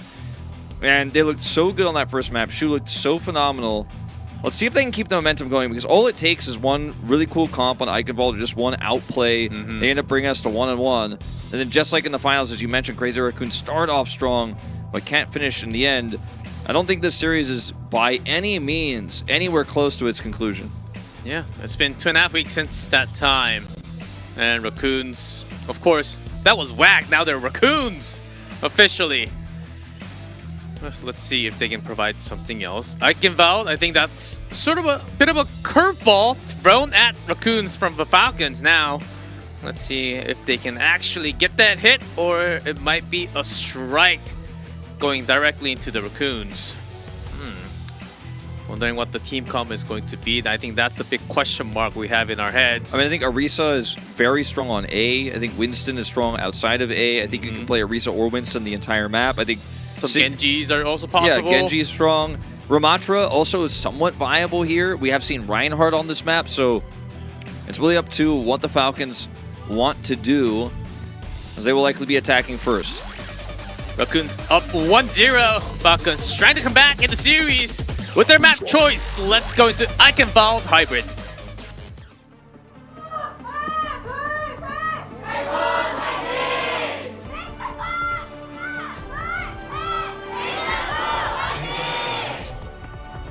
Another attack first choice from the winning team. Crazy Raccoon will go first on the attack. So Falcons defense, and it'll be Smurf on the Orisa to start things off.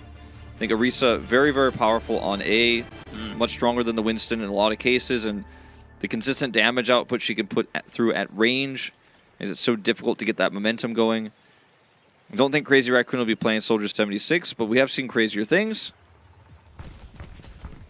Helix rockets are cool, but yeah, I mean, we've seen it on Eichenwald before. There are cooler heroes, like Genji.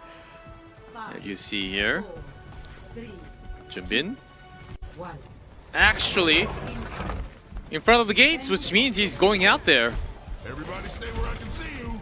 Okay, he's actually Listen running to with his this words. Genji, Mauga. The immediate stomp in. And the immediate, never mind. Not fully in. Not a just testing commitment, the but team comp first. And the second one comes through. Here's a stun. It's good. And Chio down for Risang. Great pick leads This to might be point resets. A. And that is going to be A to come through for Crazy Raccoon. What? Just like that. And it's not with a Dragon Blade. It's not with a fancy ultimate. It's not with the crazy pop-off from a Tracer. It's no Pulse Bomb. It's just a first dry push. Going straight into, bam, Stomp comes through. First Stomp, little weak. Second Stomp, the full commit. Swift Strike resets. And Crazy Raccoon with nothing in the tank. I love now it. a 5.5-minute time bank advantage. Falcons caught off guard with the Mauga. That direct stomp into the room.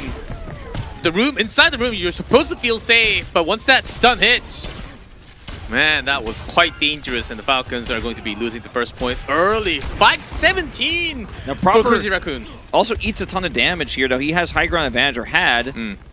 Really a nice advantage for that entrance. He's still going to hold this, but ended up getting shot there. It can be rough, because Genji can always just come. And Lip, too. I mean, he can outrange you, so... Rotation coming in. Smurf needs to be quick about how he uses his Terra Consider Surge. rush immediately. Swift strikes in. Still safe. Somehow survives all that. So the rotation continues. Now focus on the Smurf. Terra Surge in. Takes some damage, but keeps it to minimal. Yeah, Heesong taken down. Purple gonna hit Junbin, and that will be the end of this push. Very difficult to continue to make this Malga work with the Genji into this high ground because he just doesn't have that much upwards mobility. Hard to actually get up there and win those fights, especially without a Dragon Blade. Shu swaps to Ana briefly, and then decides to go back to the Kiriko. Looks like they want to give this just one more try. Look for perhaps a cage fight and the Dragon Blade together. As Nano Boost is at the ready here for Fielder. Good sleep. We'll delay this push. Heesung always trying to contest the Cassie on top. You do need some pressure from the free damage. Smurf taking a bit of damage. Heesung Swift Strikes out. That's on cooldown now. Now a bit of a positional swap between the two teams. As Falcons are now in the room. In the back there's a Sleep Dart. Sleep on the blade! Spoken. Even with the beat, that killed some time, but not enough. The firepower is still there for the Raccoons, but the fire back from the Falcons. Yeah, they were just close. a little bit. Lots of low HP members, but just couldn't deliver more than just one kill. And if you don't kill the healers and everybody's low health, they won't be low health for long. Chorong helps heal them up there. Sound barrier comes out. And the best thing for the Raccoons now, they didn't have to use the cage in that small corridor. No, exactly. Now they can actually use it to contest B here. And I mean, the blade was massive. Fielder tried his best to shut it down, but they weren't able to keep him on the ground. And then the follow-up was unreal. So here's the ult. Everyone behind the payload. No real big hit. Smurf is so low. Oh, there's a cage just to get the payload in. So close, 135 out.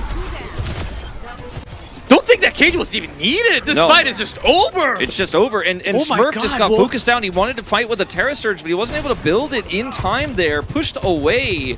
I mean, Crazy Raccoon are just pushing bladeless and winning fight after fight with these picks with this Malga composition.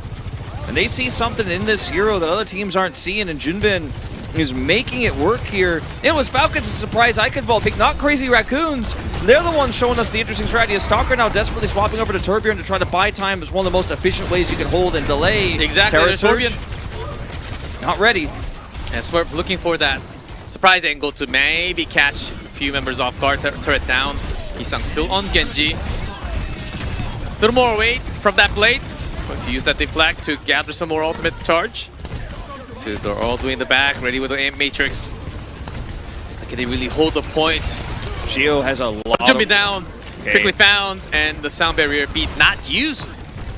And that will be available later. Still, because how quickly the push has been made into point B, still over 3 minutes of time. Oh, Gio has a huge role to play in this defense now because he has the rally. He is the best person to shut down this Dragon Blade. He's going to obviously have to help do it through a sound barrier this time around. But he has a huge responsibility here in this next fight. They're going to have Molten Core soon as well. Falcons with a huge turnaround here in terms of how much control they have and how much they can eat through this time bank now as Lip struggles to get line of sight.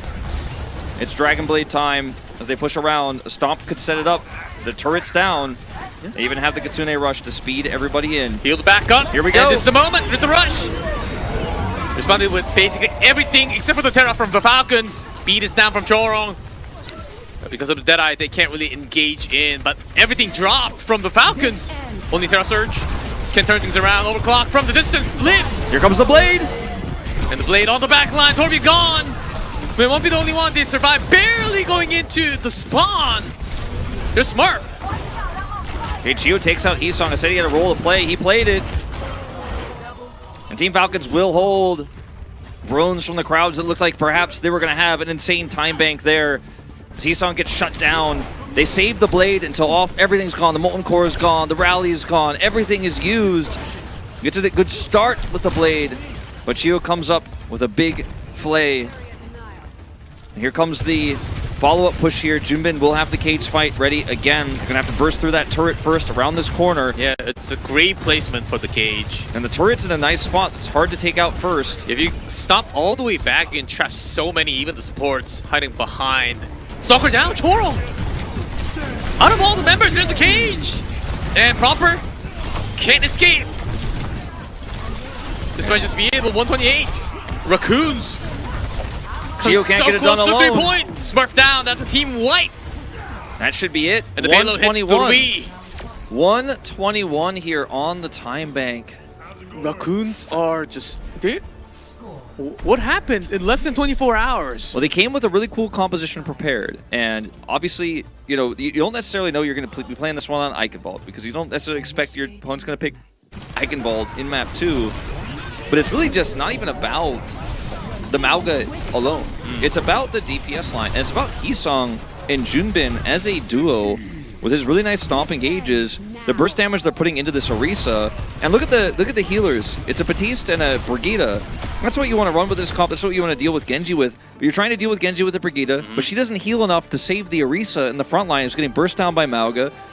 And then when that reset comes through for the Swift Strike, your DPS line is completely exposed, your support line is completely exposed, and this comp is quite cool. Now, we've seen a few teams in Japan actually run Genji Mauga during the Mauga meta to great success, but this is something completely different, and that was kind of a Flashpoint exclusive. We're not seeing this comp on Hybrid, but Crazy Raccoon really pulled it off. Yeah, that team comp was basically gone after the hotfix. That was when Mauga was extremely strong. And my question now is Falcons willing to adapt like on the fly, or are they just going to stick with the practiced comp with the Orisa? Looks like that's what they want to do. They are going to have Stalker show the Genji for now. I think they're going to commit to it.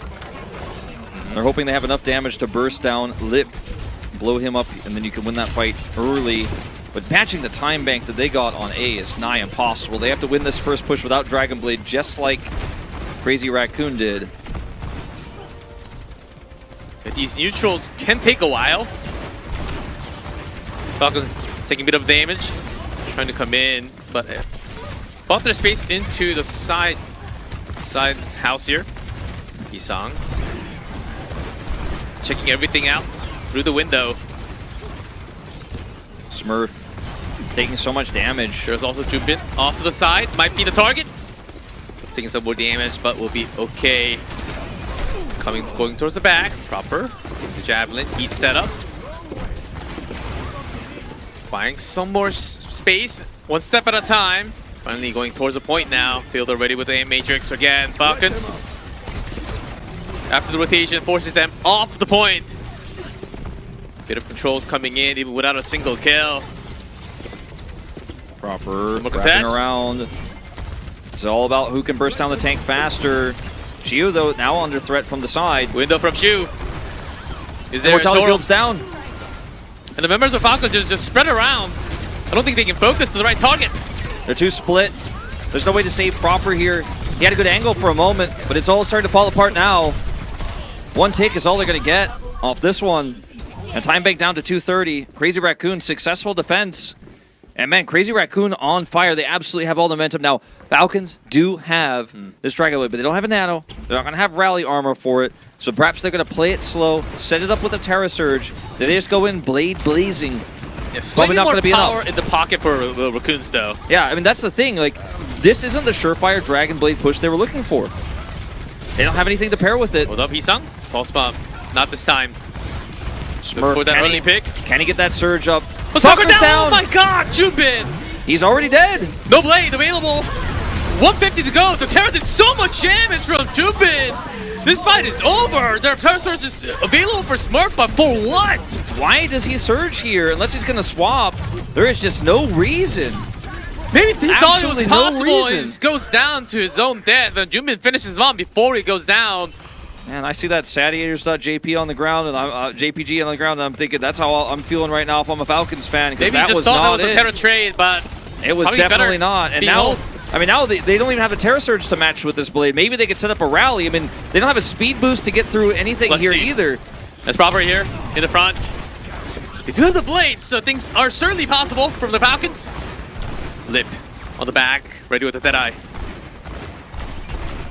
Headshots. Coming through, Chorong onto the side. Window up first from Shu. Chorong, they're engaging onto the side. Mortality field gone for Fielder. Into the room, Stalker down again. No blades! Such a dominant fight here. They just walk up to Falcons and say, I don't care about your blade, I don't care about your rally. I am just going to come and take what's mine. And they were waiting. Okay, how do we counter this blade fight? Chorong's in position. The blade just never comes, and Crazy Raccoon just walk forward, match rally, and mow them down. And they don't have a Terra Surge still. Smurf's last Terra Surge definitely wasn't it, and Lip got stunned there. But it's kind of weird how Falcons are not reactive to these rotations when they're walking in. There's a high noon from Lip for the extra delay. 15 seconds. Only Falcons. 15 seconds. Where is that Dragon Blade Stalker? Being marked by Hisang.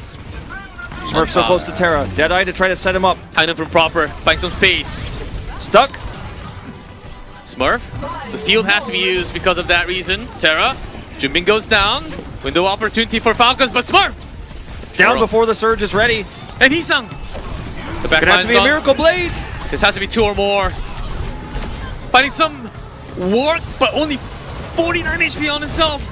Lip. Hisang. They're still alive. And that's a 3-0 on Eichenwald. Wow. 3-0. No cap on A. The full hold to come through from Crazy Raccoon. And unlike the finals where they got some momentum and then it swiftly went away, maybe this time they can get it done. Win another series, a non-grand finals series against the Falcons. And there were doubters, myself included. I was a big doubter, G-Clef. #1 doubter on this casting desk, and it's just an outclassing that we're seeing. Hisang, on his good days, on his best days, it just seems like no one is even close to this player. His Genji on attack was incredible. The Malga composition they ran was actually really slick. It was really creative. And it's too many games today for me to have 2 series where I'm like, wow, I'm really inspired by this team. I already had Daff, and now I have Crazy Raccoon showing up in a big way today and just subverting my expectations. Because that's, as a caster, what you love the most. And fans always be like, Wolf was wrong. And I'm like, yeah, I was. I'll own it. Because my expectations, they're subverted, G-Clef. That's exactly why we have esports on stage, on this big stage. And Raccoon's, dude, I think their Malga really tilted Falcons off. Bit of a mental damage there because the rotations, especially in the second half, they literally just walked to them. But the rotation, they were getting split. They couldn't cover for each other. Yeah, like the basics were just off for the Falcons. And Stalker was just never going to use his Dragon Blade. Just never use that. I'm just sitting there thinking, like, we have the AKM blade. Maybe we may need to make a new blade for how long you hold a blade and never pull it out. He got one. He got one. It wasn't at least 0 at the end. I mean, ultimately, they seemed really stressed out, really under pressure. Smurf's ultimate didn't make sense, and the lack of cohesion with the blade just doesn't add up to me, G-Clef. Yeah, because they have the team. Okay, we'll talk a little more because we have to talk. We have to take the break. I wish we don't take a break, but once we come back, let's see if Raccoons can actually finish this one up with a 3-0 or Falcons striking back.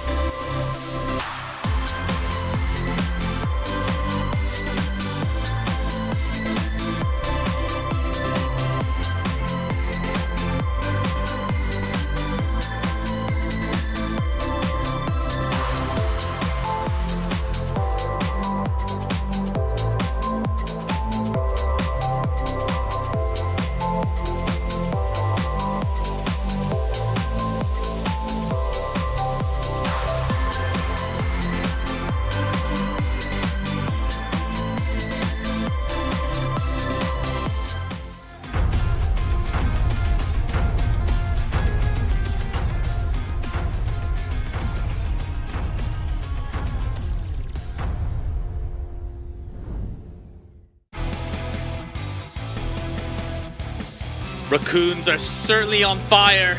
They're crazy in the series. 2-0. That Eichenwald was a 3-0 score. Falcons could not even get a single point. And they have walls behind their backs. If they lose, it's a 3-0 wipe. So what the Falcons generally do is play the most standard map they're the best at, the map that everybody plays. And so it's probably going to be Suravasa or Colosseo. I don't think we're going to Escort. I don't think we're going to New Queen Street. There's no chance. No, not really. I mean, they did bring us to Eichenwald. You know, that was pretty unusual for Falcons to take us to a map like that. They usually Maybe go it was stock too standard. unusual for themselves, too. Yeah, I'm starting to wonder because I told you guys after Ilios, like, well, there's no way this is going to be a one-sided stomp. Don't worry. Don't worry, esports fans. And now I'm worrying a little bit, G-Club. You're worrying a lot now. Colosseo, of course, very standard. We just had Colosseo. But the thing is, this is the map that you can't really go off the rotation, just like what we had from the... I think this is the really right call from the coaching staff from Falcons. One standard map, comfort pick. It's really easy to rotate. You can't really go wrong unless you really missteps. Yeah, and I also think it's a map that's really good for Smurf to play the Orisa and just kind of hunker down and play around that. If we swap to Winston, there's a chance that, you know, Shu outclasses you as well, because Fielder did not perform as well as Shu on the first map. This is a cool gif with the crazy raccoons. The raccoons don't know how to lose. This is the crazy. Yeah, they don't know the way to lose. They don't know how to lose. They just know how to dance and hold flags. 2-0 lead. The dancing raccoons. They will certainly be dancing if they can beat this one too. Charong and Junbin have a little chat there. I see the Falcons fans trying to strike back. Says, are you having fun? And it's laughing. Why are you laughing? I'm really curious. That's a big Korean meme now.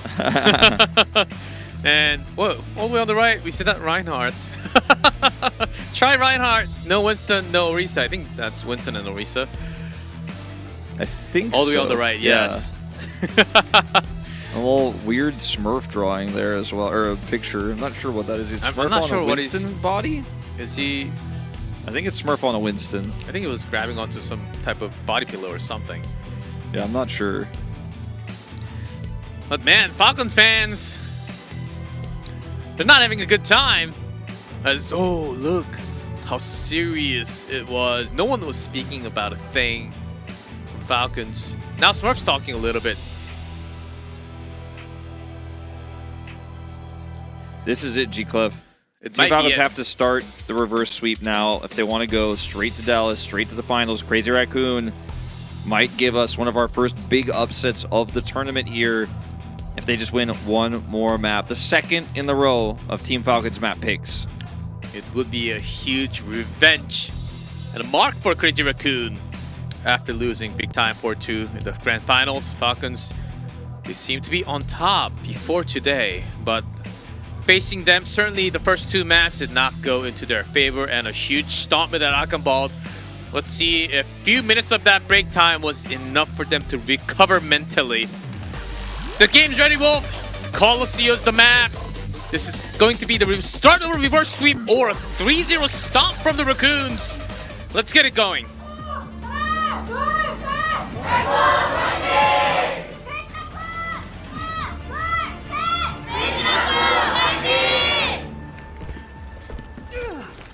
Orisa mirror setup right now.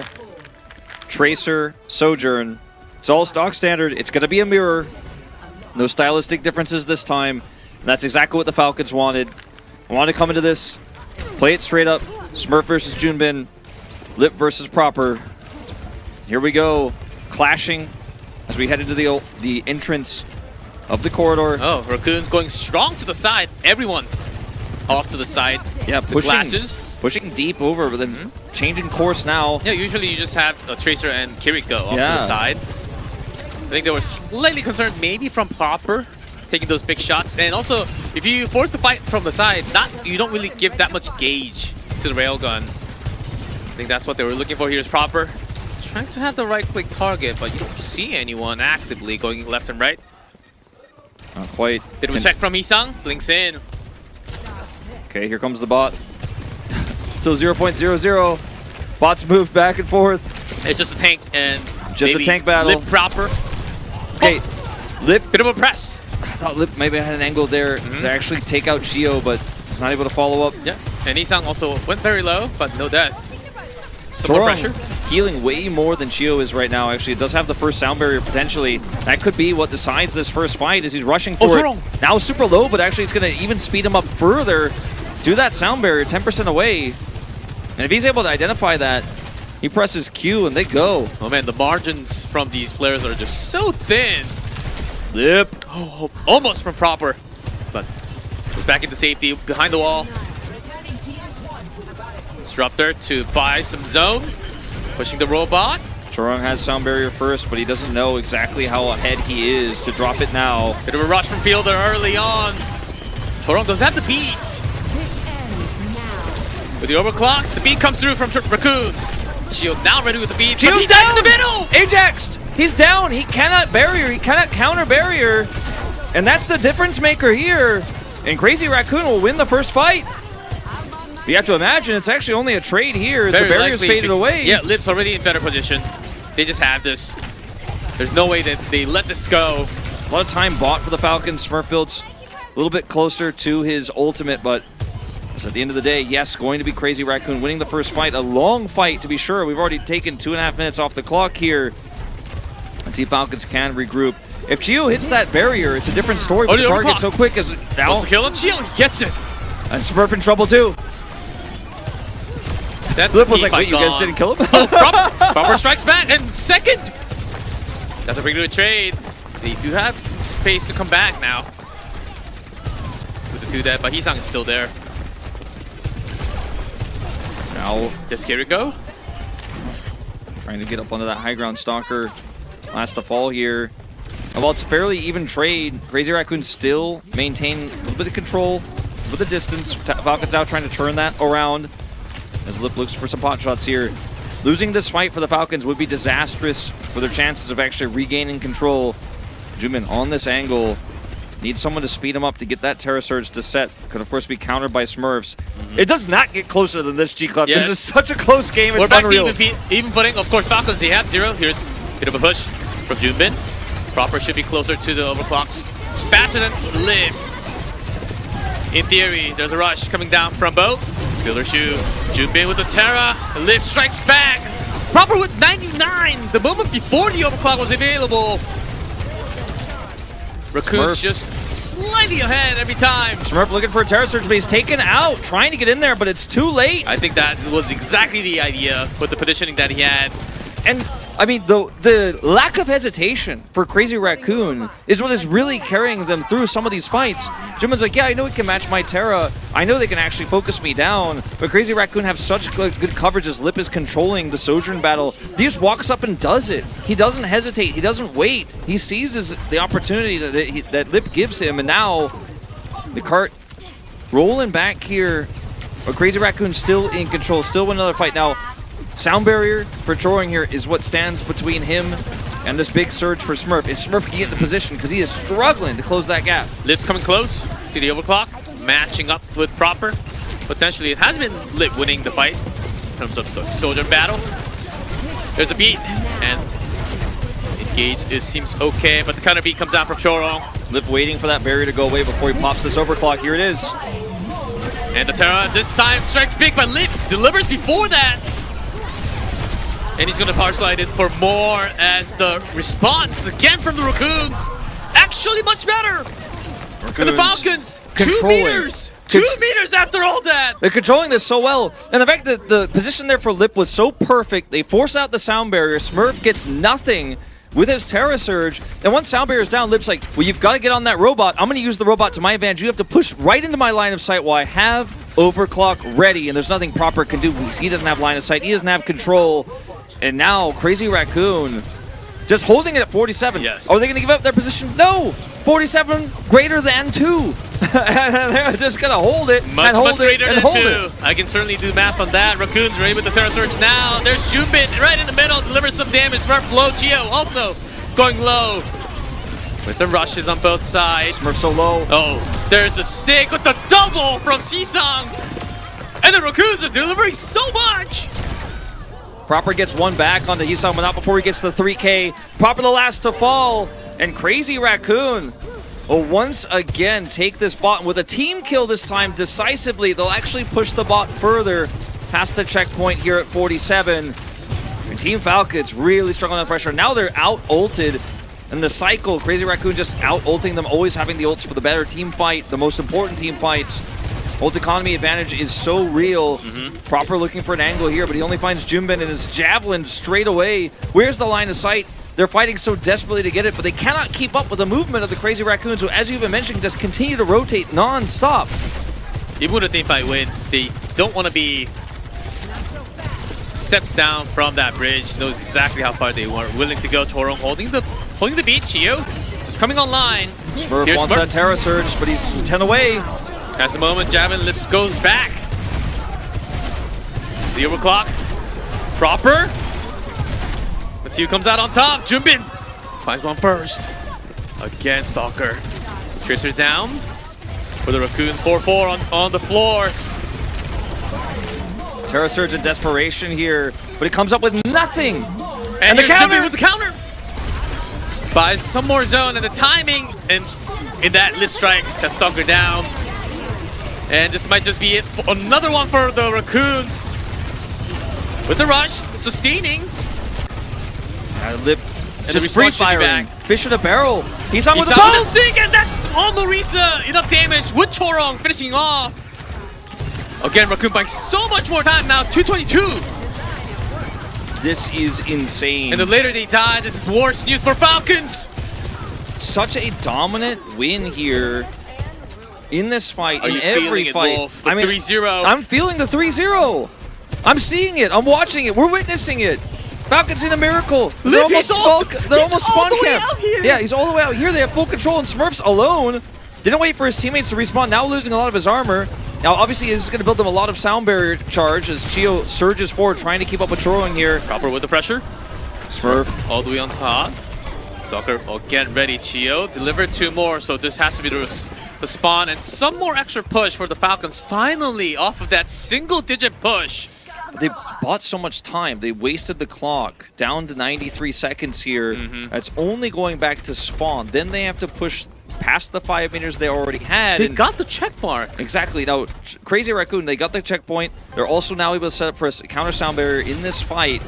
And if Lip can maintain line of sight, which he should be able to because they have 60 meters now to defend, they don't have to fight up in the face of the Falcons. They can waste their ults and win one more fight. Barrier out here desperately from Falcons because they're the ones who have to attack first. Counter from Chorong. The response from Chorong is good. And still has with the barrier. Sir, we're trying to turn things around. Here's Lip. Striking again and wins versus Proper. Only being able to get one overclock, and Stalker immediately said, just get me down with the team. You know what? I said it earlier today. I said, Crazy Raccoon, they have Lip. That's the one position going into this series where you go, well, Lip is the better Sojourner moving into this one. Every other position, it's debatable. You know, some people like to say Shu's better. I was leaning towards Fielder, but Lip is popping up, and he sees that opportunity. Oh, he's hung down. He's hung down. He sees the opportunity to double Arisa ults, and he's like, I'm sliding past. I'm going to kill the whole damn team. And he did. Proper has the confidence. But where's the line of sight? Who can he shoot at with this overclock? He just cannot keep up with the Crazy Raccoons. He doesn't have line of sight, doesn't have any angles, and they don't have any meterage either. They're 60 meters behind. 13 seconds, Wolf. Looks like they might be dropping down to losers. If he can't find an angle, Fielder's going to have to set him up with his Kitsune rush. Falcons are so desperate. To the checkpoint. Might be possible there's a rush. Rush trade. And Proper needs to show up big time, a lot more this time. He's done with the pulse bomb. He's down. Junbin goes down. No instant for Raccoons, but still 4-man up. As they're struggling here against Stalker. They still have the room. Still have to push 40 more meters. And they might do it, and now things are getting a little bit more desperate for Crazy Raccoon. Still with the advantage, but they need to regroup. And has to touch. Stalker showing up big time, Chorong down. They need to regroup, and they need to regroup fast. Junbin needs to just leave and give them the free control of this meters. And the beat? What? Beat? I heard the beat! I heard it too, but it's not going to land. It's not going to go off. He's denied. And Lip just comes up. I heard it, but I didn't see it. And Lip on top. He's sending them to the grand finals. And it's a 3-0 victory for the Raccoons. The revenge is there. The Falcons could not get a single map off of the Raccoons, fighting back big time. Now Crazy Raccoon going to the grand final of OWCS Asia directly and qualifying for the majors. Crazy Raccoons, the first ever finalists, OWCS Asia, dominant 3-0 here. There were so many doubters, myself included. I was the number one on the list. I said it in front of I said, you know what, I'd go as far as to say 3-0 Falcons. Big doubter, but so many sound barriers denied. The tank battle not going the way of Smurf. Crazy Raccoon using Lip to buy so much space as they did all season long, as they did all international here at OWCS Asia. Just coming up big every single fight. Player of the match. We know who that is. One with the glasses. I've seen him many, many times. Hisang, the godlike DPS player. Now, a lot of people will remember this as Lip's series because the last map was his, and no one can ever take that from Lip. But Hisang, first map, very, very strong performance. Map 2, the Genji, he won them that map almost single-handedly, with, of course, some help from Junbin and some really nice stomps on the Mauga. But, I mean, the team just overall was a better team. And the finals are theirs now, and Falcons aren't even guaranteed to go to the finals. And if you're a Falcons fan, you better be holding on to the fact that this has happened before, and then they won the finals. They lost regular season, they lost the seeding match, but they were the better team in a best of 7. If you're a Falcons fan, you better hope you get there, and you can prove that to be right twice, because this series was not close. Map 1, it was. 2 and 3, not at all. Oh man.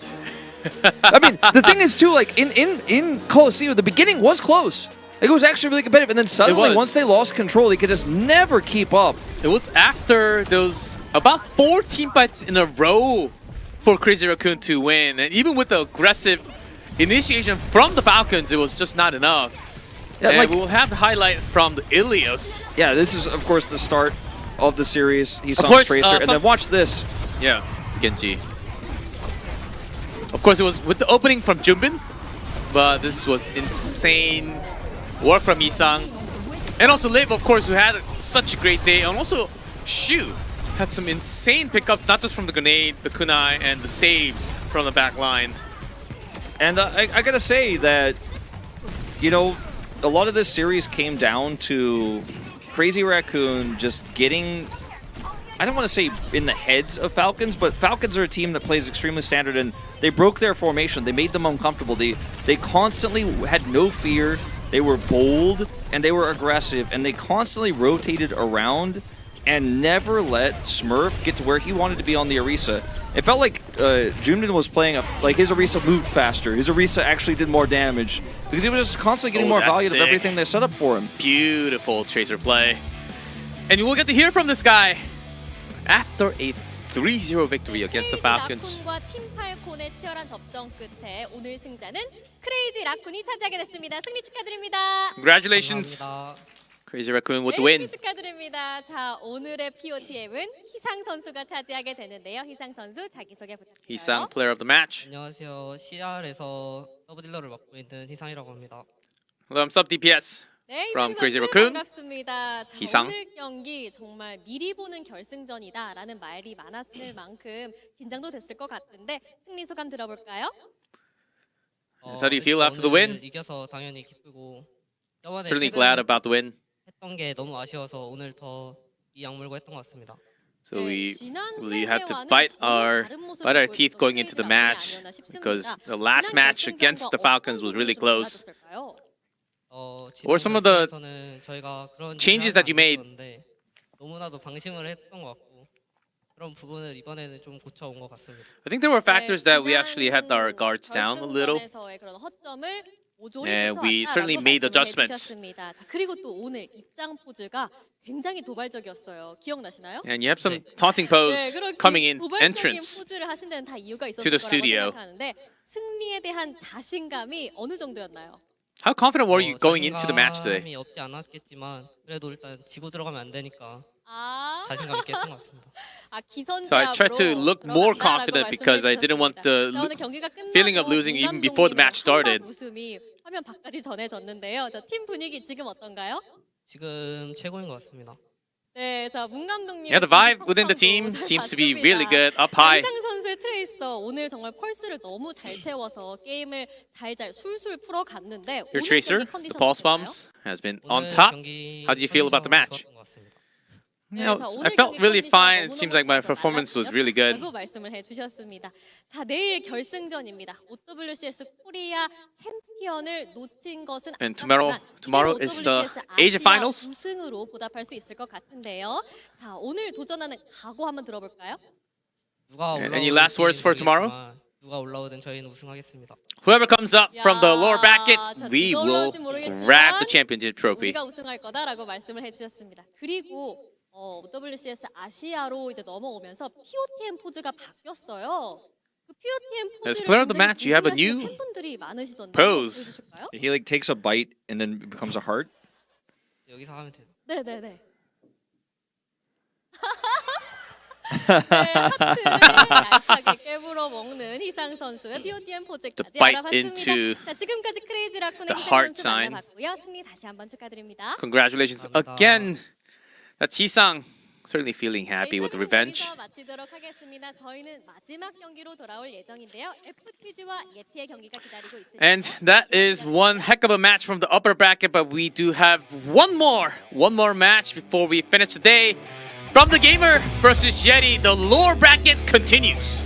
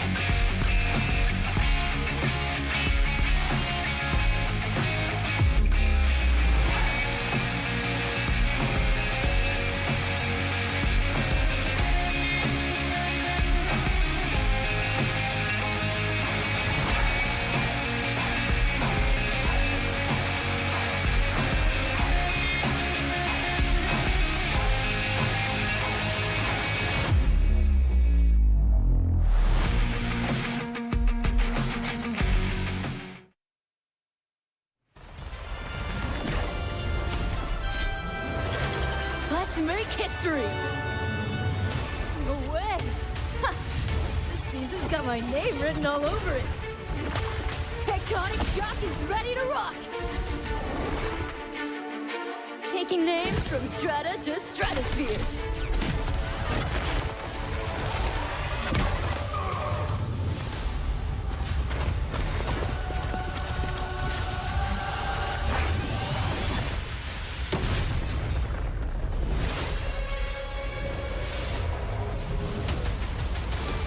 Only the good triumph. We will tear them down. No mercy. I decide who receives my aid. Good always has the last word.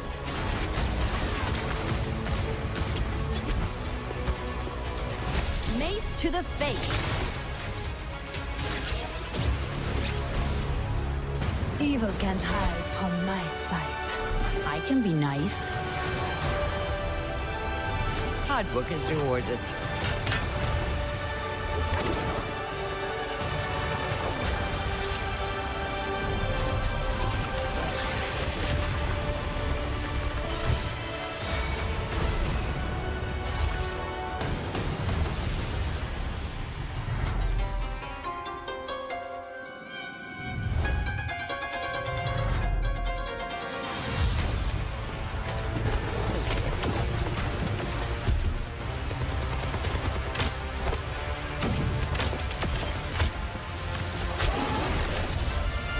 There's no way I'm gonna miss this.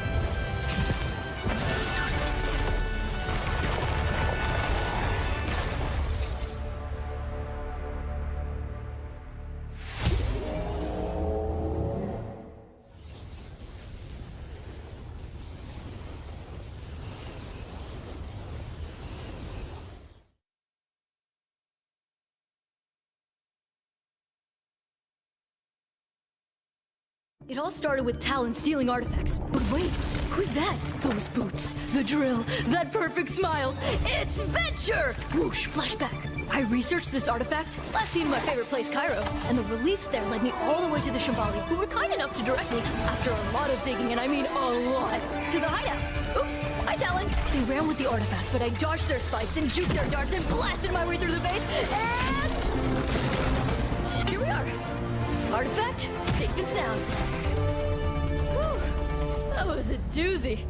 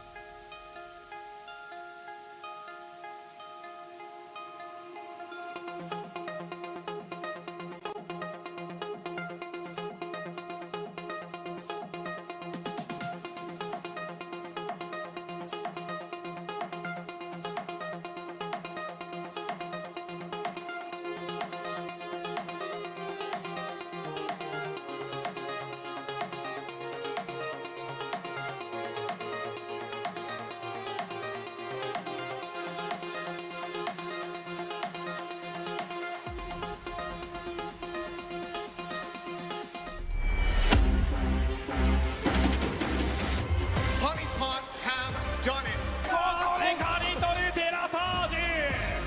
완전히 갈아버립니다.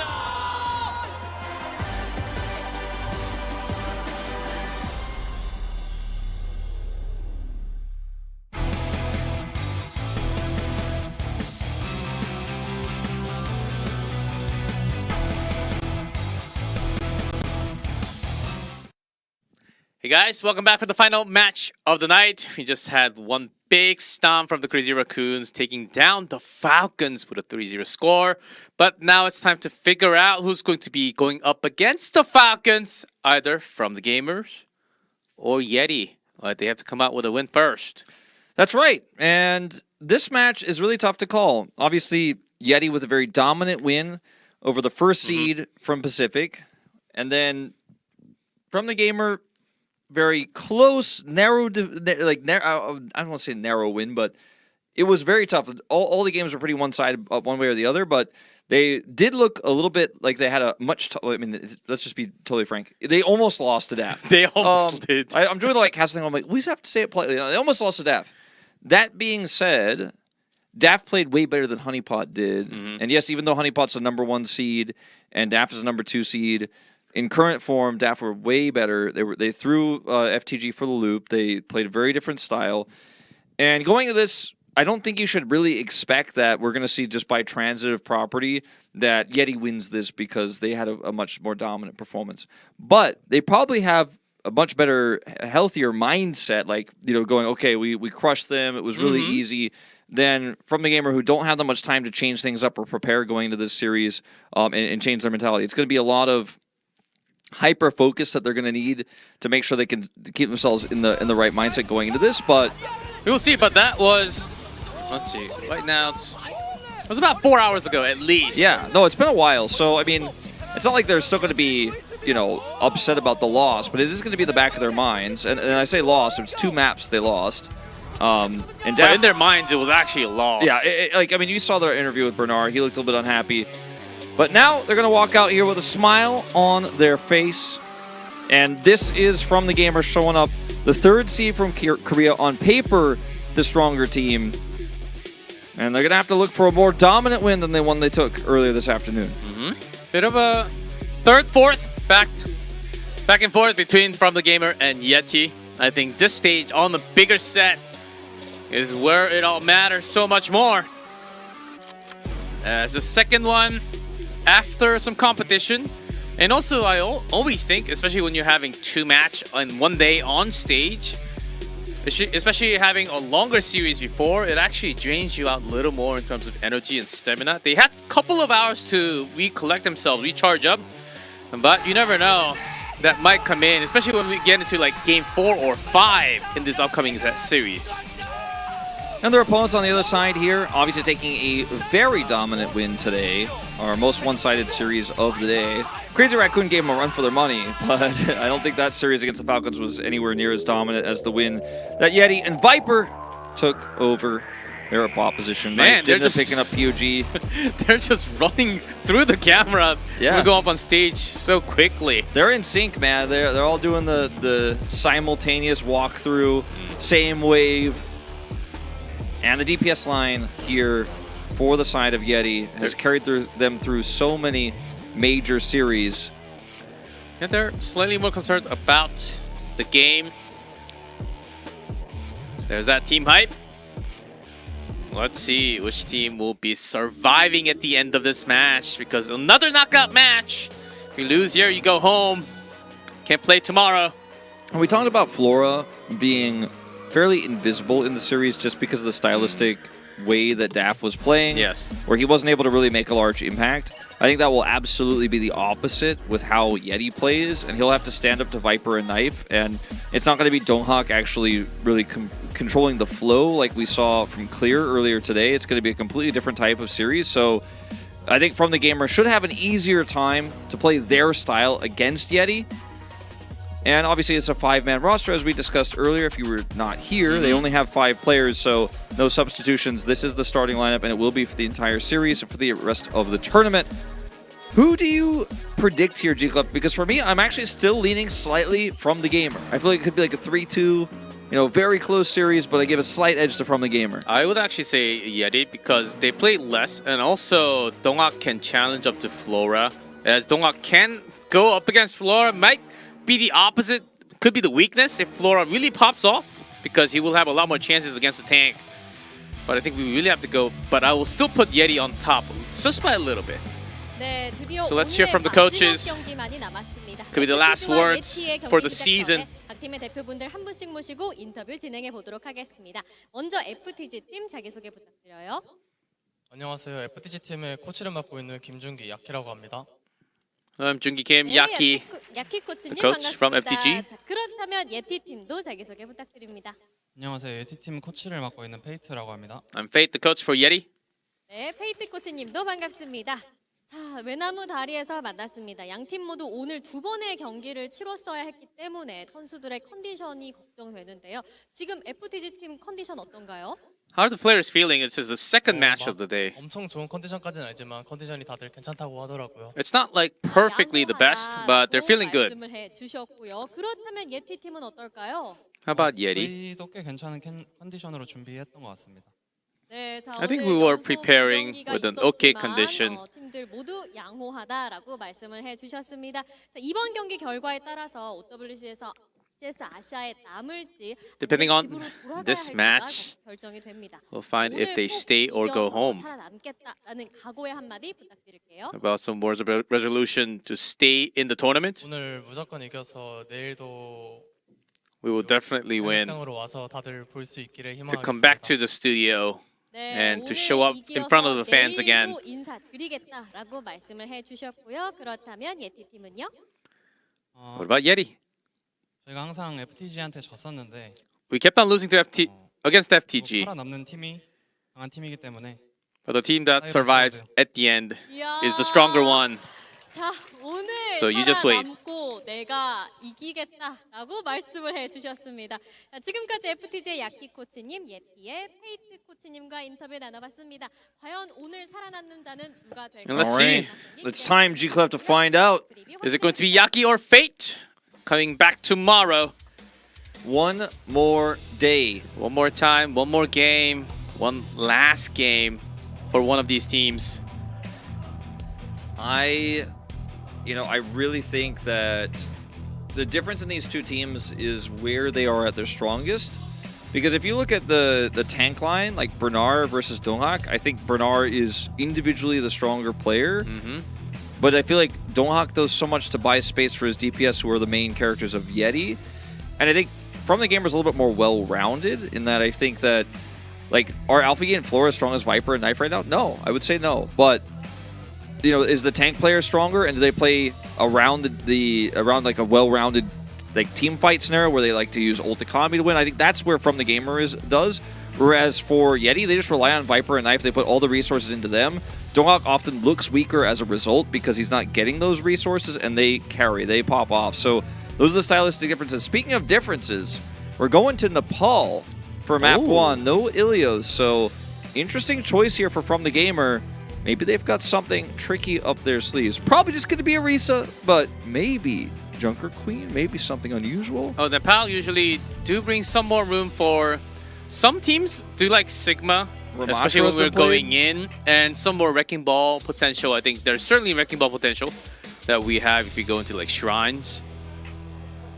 Yeah, I think it's just going to be a Risa, but maybe something different, G-Clef. And Violet, Lucio. Really good. Really nice drawing. Your beat coming up. Just like the food order. Oh, an FTG. Let's win everything. Oh, Bellas Rea, who's in the bench. That's a great drawing of him as well. Bellas Rea did used to start on some of the control maps to start things off. But I don't think right now is the best meta for the player. So we'll see. Yeah, there's a huge fan of Bellas Rea. Yeah. Make 100 signs for him. Yeah, you just participate and come out on stage. But for this pick up a match, it is going to be a Bernard star, is what we have seen. Yeah, and I think that we probably, unfortunately for Bellas Rea, won't see him today. I think it's going to be just sticking with what they know and what they have mostly played. YETI fighting. See you at the finals. Not sure what's up with the snowflakes, I guess, because Yetis live in the cold places. Yes, I think that must be it. I was like, it's not going to be cold tomorrow. It's really hot, actually. That's the forecast. It's actually very warm now. Yeah. we're going towards the summer, man. Maybe YETI will give us some snowflakes for tomorrow's hot day. Chill us all down. If they can go tomorrow. That's what I'm saying. You know, who knows? There's not a clear favorite for this series. I think every other series has had a very clear and strong favorite, but this is a different story. Huge moment. I think I can also feel the tension. Of course, the first match they were not instantly knocked out because they did have to go against the both Pacific teams. And I do hear that the game is loading into Nepal. Let's bring in Wolf, FTG versus YETI. The winner stays for tomorrow for the lower bracket finals. One more shot for YETI. They've always been on the cusp of greatness, but never able to get there through just regular tournament means. We're able to get here through the wildcard tournament. Dominant performance there. Let's see if they can make that miracle lower bracket run and go all the way to their first finals. All you need is 3 maps. 3 maps off of your opponent. Here we go, FTG versus YETI. The first map will be Nepal. Let's see who makes it into the lower bracket finals tomorrow.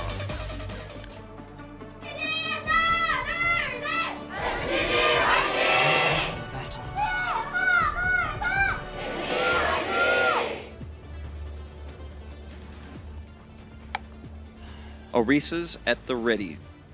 Cassidy's at the ready.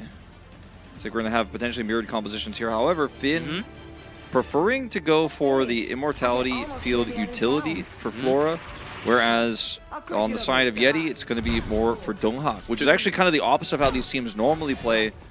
Normally it's all resources to Maybe to the keep DPS. And some teams actually bring Echo, but because it's FTG versus Alpha E versus Viper, sticking to the Tracers. Let's see how much Finn can get done with this. And likewise, of course, how many Kitsune Rush fights YETI can take. Here's Flora. The side, grenades down. Some shots into Bernard, but not by much, as both teams just getting a taste of what's about to begin. Here's Knife. The opponent Cassidy.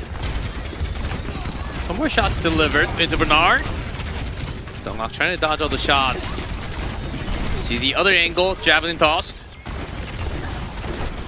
Flora eating a huge amount of damage, but he is being healed up. Look at how much charge Violet has. He's going to have a very fast sound barrier, as he often does. Now, a bit of an off start. There's beat already from Violet. What so in the world? Insane. I mean, they took more damage, so he was able to heal a lot, added so much extra damage. They should roll over them with that barrier. Donghak isolated here.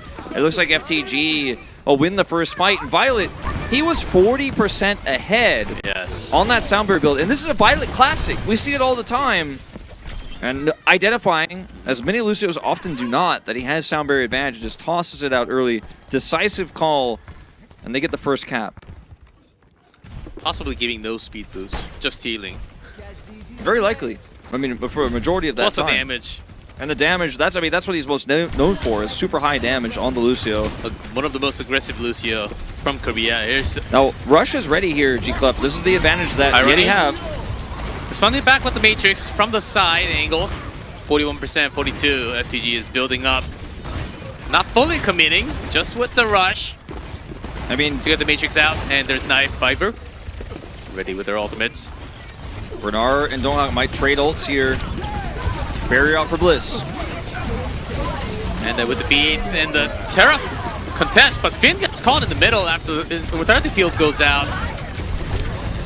Alpha brings one. Flora still there, so this is still game on, but both DPS still being alive, but won't less member. Can they do more? Flora, he needs to do more than this. Yeah, I don't think he's going to be able to do anything. Just going to wait for his teammates to come back, but they could be able to get a very fast flip because look, again, Violet has 80%, 85% of another sound barrier at the ready. He's just going to try to rush in and set that up here. He's look for the barrier Deadeye. Flora forcing them off. Got some damage, and Knife gets caught in the rotation. And they don't even need the sound barrier now. Can just look for some chase down kills. Not going to push the issue alone here. Could get Javelin down. Viper is caught. No recall. Down he goes. And FTG, very dominant start here on the ball. And for YETI, you know that you got a decent amount of value at the last Kitsune Rush, but this time you're 20% away, and you don't have the luxury to sit back and build that up. You've got to just force the fight and get that last 10%. Knife trying to find line of sight here. Not a great angle. As here's Flora with the rush, and the beat comes down from Violet again. Grenade catching Tracer first, and Knife very low in HP. Alpha actually doesn't go for the kill. Comes to join the team fight. Around the control as no one is on the point from YETI, and that is the first going to FTG. I love the decision making from FTG in those fights and how quickly Violet is building the sound barriers and just letting Knife go. Just being like, well, yeah, I'm not going to kill you, but you're effectively dead. If you're at 20% health, you can't do anything. You're not going to change anything. I'm going to turn back onto the tanks and win that neutral fight. Viper And this angle there, with the Pulse. Trade here on these ultimates when the sound barrier builds so fast for Violet. And then this pick, he rolls, but... Yeah, he rolls. He tried to roll in, but didn't drop down to the stairs. Not quite able to make it all the way out of that line of sight. Donghak with a hover on this Mauga Genji that we saw on Eichenwald. And we have seen this a lot. Outside of Korea, we've seen this in Japan, we've seen this in Pacific. See what they can get done with it, because it's a risky composition. Alpha E will be matching the Genji here, but no Mauga, a sturdier Orisa to control the point. Yeah, that overrun still there, and Cardiac available for Donghak now. Viper might have some extra room. Alpha E matching it up with his own Genji, but knife strikes first, pinned down. That's an early kill. Second one comes through from Viper again, as FTG says, what are these Maugas doing tonight? Well, Bernard, the last to fall here, and that should be the cap. Coming over to YETI. Pretty straightforward fight there. Just getting that initial pick was massive. Flora also in danger here in this second push for FTG. Look at Knife's angle here. Simple to put that damage in, under no threat. YETI not going for the full pressure.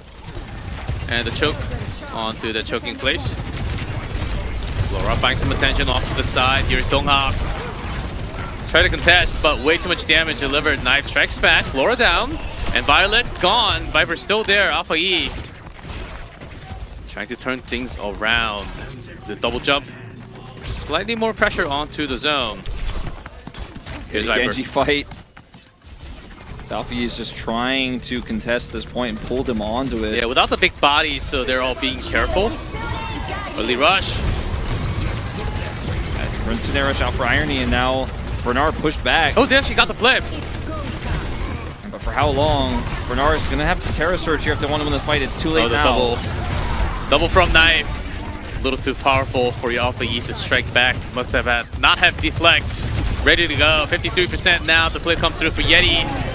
And the choke. The beat is there for Violet, but can they actually go in? The blade is just too powerful for Viper. Can't really agree with the beat usage here from FTG. Wanted to try to set up for the counter blade, but Alpha E did not have his blade available.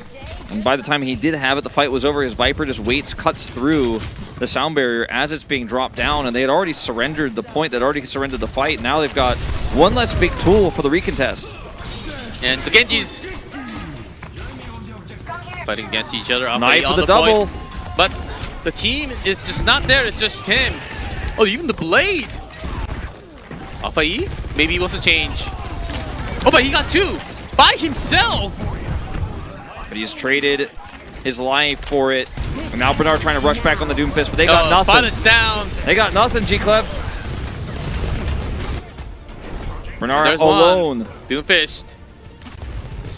Forced off, but you can't block so many shots. Overtime, and I think this might be 1-1 tied. Yet he comes back strong. 1-1. Very close on our first map here of Nepal. But a very dominant win here this time for YETI. First point was dominant for FTG. So just like our crazy Raccoon series, starting off with a bang. As a look behind the curtain. But anyway, let's see what the comps are going to look like here. It looks like, once again, Genji Sojourn for YETI. And for FTG, looking like they're going to go for the Tracer Cassidy. And, ooh, a Bastion Hover. This is like classic Insomnia. Let's see what YETI wants to do with it. They're going to keep it. I think this is actually quite a strong composition. You have insane DPS output to win the neutral. You can burst down an Orisa in like 2 seconds. And Alpha is staying on that Symmetra for the extra teleport. 2 seconds. Not gone! Melted! The field coming out after the rotation caught. Donghak just rushes in. It's the surprise element and the insane damage. If you're not set up for it, there's just not enough healing in the game to stop that burst from coming through when the transformation comes through for the Bastion. And that is the first point. Going over to YETI, easy peasy. And now they got control of the choke. And they're ready for Bastion to do it again. And this is where things get tricky. A lot of teams switch to Genji instantly and try to just build up a Dragon Blade. But FTG are sticking with their guns. Alpha Yi, the one to swap over to the Symmetra and try to burst down this Bastion with extended damage. And here's Bastion once again, covered by Dongak in front. Does that have the Matrix for the extra damage? There's the flip. Somehow comes through from FTG. The turret's really wearing Bernard down, though, and down he goes. And yes, there's a flip, but it's temporary. Not much to sustain as the entire team is just wiped out now. And I really just don't like this answer from FTG that much because, yes, you have the Symmetra, and yes, in a longer extended fight, you're going to be able to charge up and burst that Bastion down. And I say burst, it takes some time, but you can break through that armor. But he's going to kill you before you do that. Yeah, this is because great. he has way more damage output than you, and he has it instantly. You need more time. If you can do this so fast, Violet still doesn't have sound barrier because the team fights were just not as long. Not enough time to heal. Here they come down again. Now with the photon barrier, Immortality Field is down and they have no other way of saving their teammates, Finn. But Dongak gets caught in the middle. There's a beat from Violet. 44. No Malga on the field. So the flip comes through for FTG. Alpha Yi's down though. If Knife can actually just... Okay, he's not going to lift this one. Flora with no extra support. railgun. Bastion can't do that. So they actually can, just back off here, look for the next sound barrier push. They should absolutely leave, and they are. Regroup, and look for a really nice setup here with barrier of Bastion. I don't even think he necessarily has to ult first. They want to get this flip as fast as possible. But he has options here. Looks like he is going to maybe wrap around and look for the ult to set up the point. Set up you can start with the ult with the artillery. Just pull them out. Here we go, ult first. Yeah, making sure they have less of an escape route. Next to the teleport, nice. The shot delivered. And with the window. Matrix, they just have to escape. They can't stay here. And the Malga stomps in, and before that, more kills come through. Knife, another kill, Irony on top. And that is FTG. They got over 50%. So much damage in this composition here for YETI. You love to see how well they coordinate it. They used the artillery to clear out the space. They took out Alpha E. That's all the damage gone that can compete with this Bastion.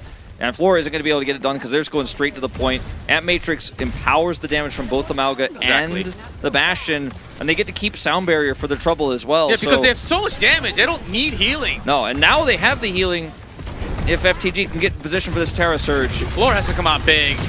Has the overclock. Cage. There's a cage! Traps so many! And the sound barrier coming down from Blizz. Enough time, the damage is being delivered, but the counter from Bernard, not bad as he goes down. Knife doesn't have his transformation right now, so has to go at range and recon mode here, and they are losing the fight without his damage. And FTG, looks like they're going to take this one back. What a close map of Nepal we have here. Finn will help clean up, and now all tools gone for YETI. Sound barrier for Violet. And once again, the pendulum swings back to FTG's favor. Knife on Farah. Farah Mercy. Trying to get above this symmetric comp. Very risky, but it could come as a big surprise. Look at the damage output here as they're all stacked up. Already 30%. Wrecking Ball 2. Will it be time? Donghak. There are lots of turrets. Gotta get those out first. Bit more contest as we hit 95 for YETI, for FTG. The angle is so good for this far damage. Early beat, they want to finish this now. Flora gets one Viper out. Wrecking Ball taking some damage. Donghak having trouble surviving, has to roll out. No one's there, and FTG comes back big time. Farah just cannot come in as the Tracer would have been the perfect hero for that opportunity. The Farah was so interesting, and it almost worked. I mean, he knew the angles, and it came as a big surprise. He did a ton of damage, but the fact that they had the sound barrier meant that he was never going to be able to compete there. And obviously, the Bastion needs to always have the tempo advantage to be able to utilize his transformation to get the big damage through. Every time that's on cooldown, if you don't win the fight swimmingly there is no part two. There is no, well, we just kind of kite back, and Bastion still has damage with his left clicks without that. No, he really doesn't. So the timings were really good, but the second they started to fall behind, FTG and Violet popped off, and they come back in a big way. And it's the close series we expected, I think, G-Clef. At least at the outset, just like the previous one. First map goes the distance. I know, and all the way, I thought it was really possible, but the moment that the cage was dropped, okay, Bernard said, okay, I'm going to make the sacrifice, and guys, make sure to survive because I'm going to soak all that damage, make sure you guys survive so that you can pop off after, had that full trust. I think that was a big turning point, and Bernard had the sacrifice. He goes down, but the team survives, and before that moment, the team just could not survive the damage because there was just so much coming out from that Bastion. It looked good from YETI, but after that, with the Pharah Mercy on that map specifically, it's one of the worst positions. I think they just knew that they were super far behind in terms of ults, and it was one of the most efficient surprise ways they could come out and maybe just shock them and do tons of AoE damage with those rockets, and then actually somehow overwhelm. I would have liked a lot more of maybe Mei instead.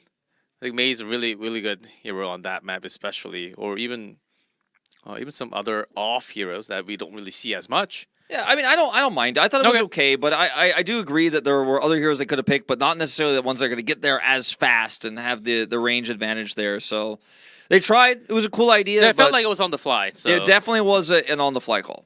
Yes, and we'll take a break, and when we come back, map number 2.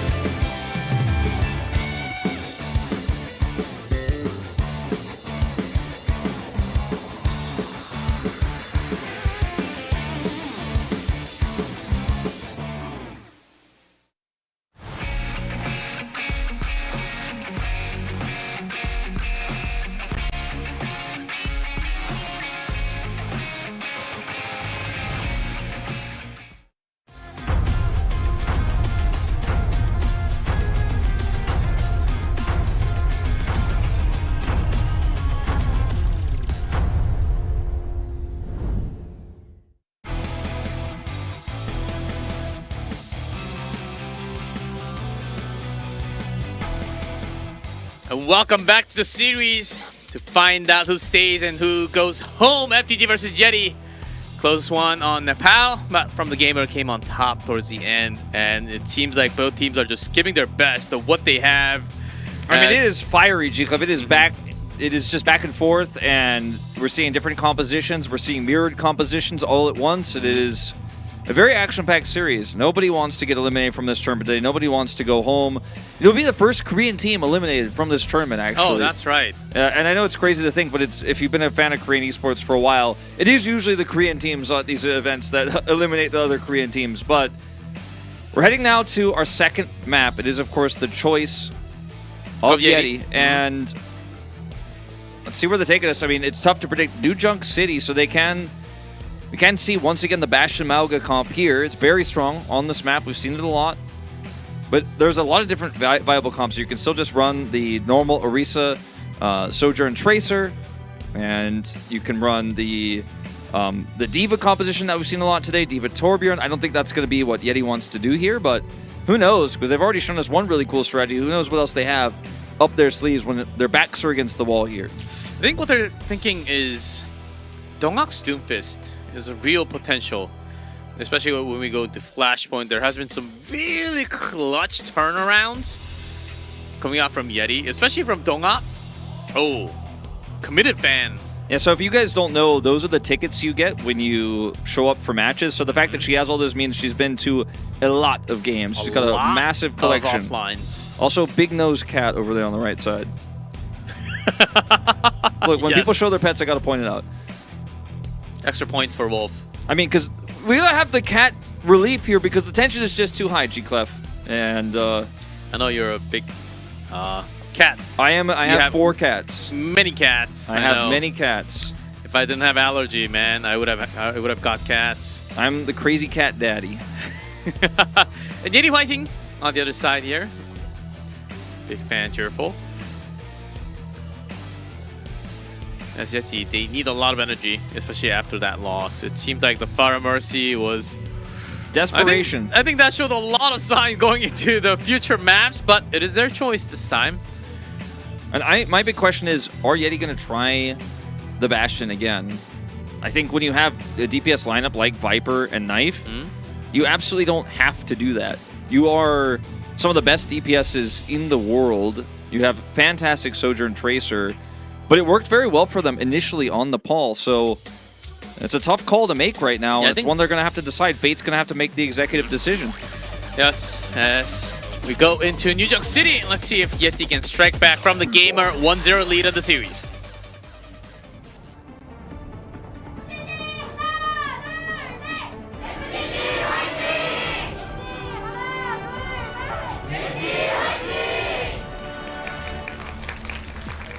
I see Mauga? a Mauga. I see a Genji.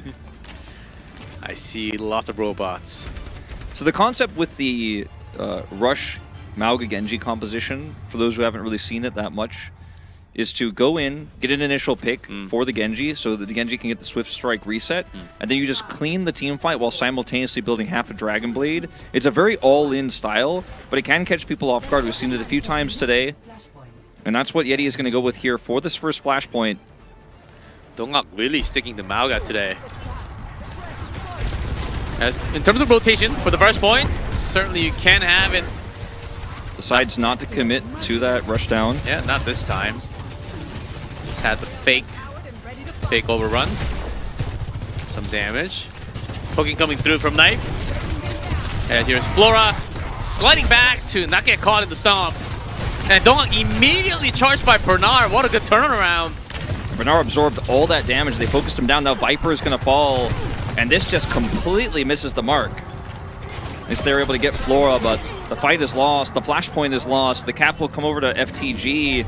And once again, from the gamer, shut down the strategy here of Yeti. Now imagine if that first pick does come through. Imagine if Bernard's placement there of the spin isn't good. They could be looking at a 60% of a Dragon Blade and the cap. They're going to stick with this Genji, though, since they got enough of the Dragon Blade that they think they could then follow up with this in an extended team fight, but easier said than done. And Flora has line of sight advantage. Well, she might have to hold me on this, but Dongak is just 24%.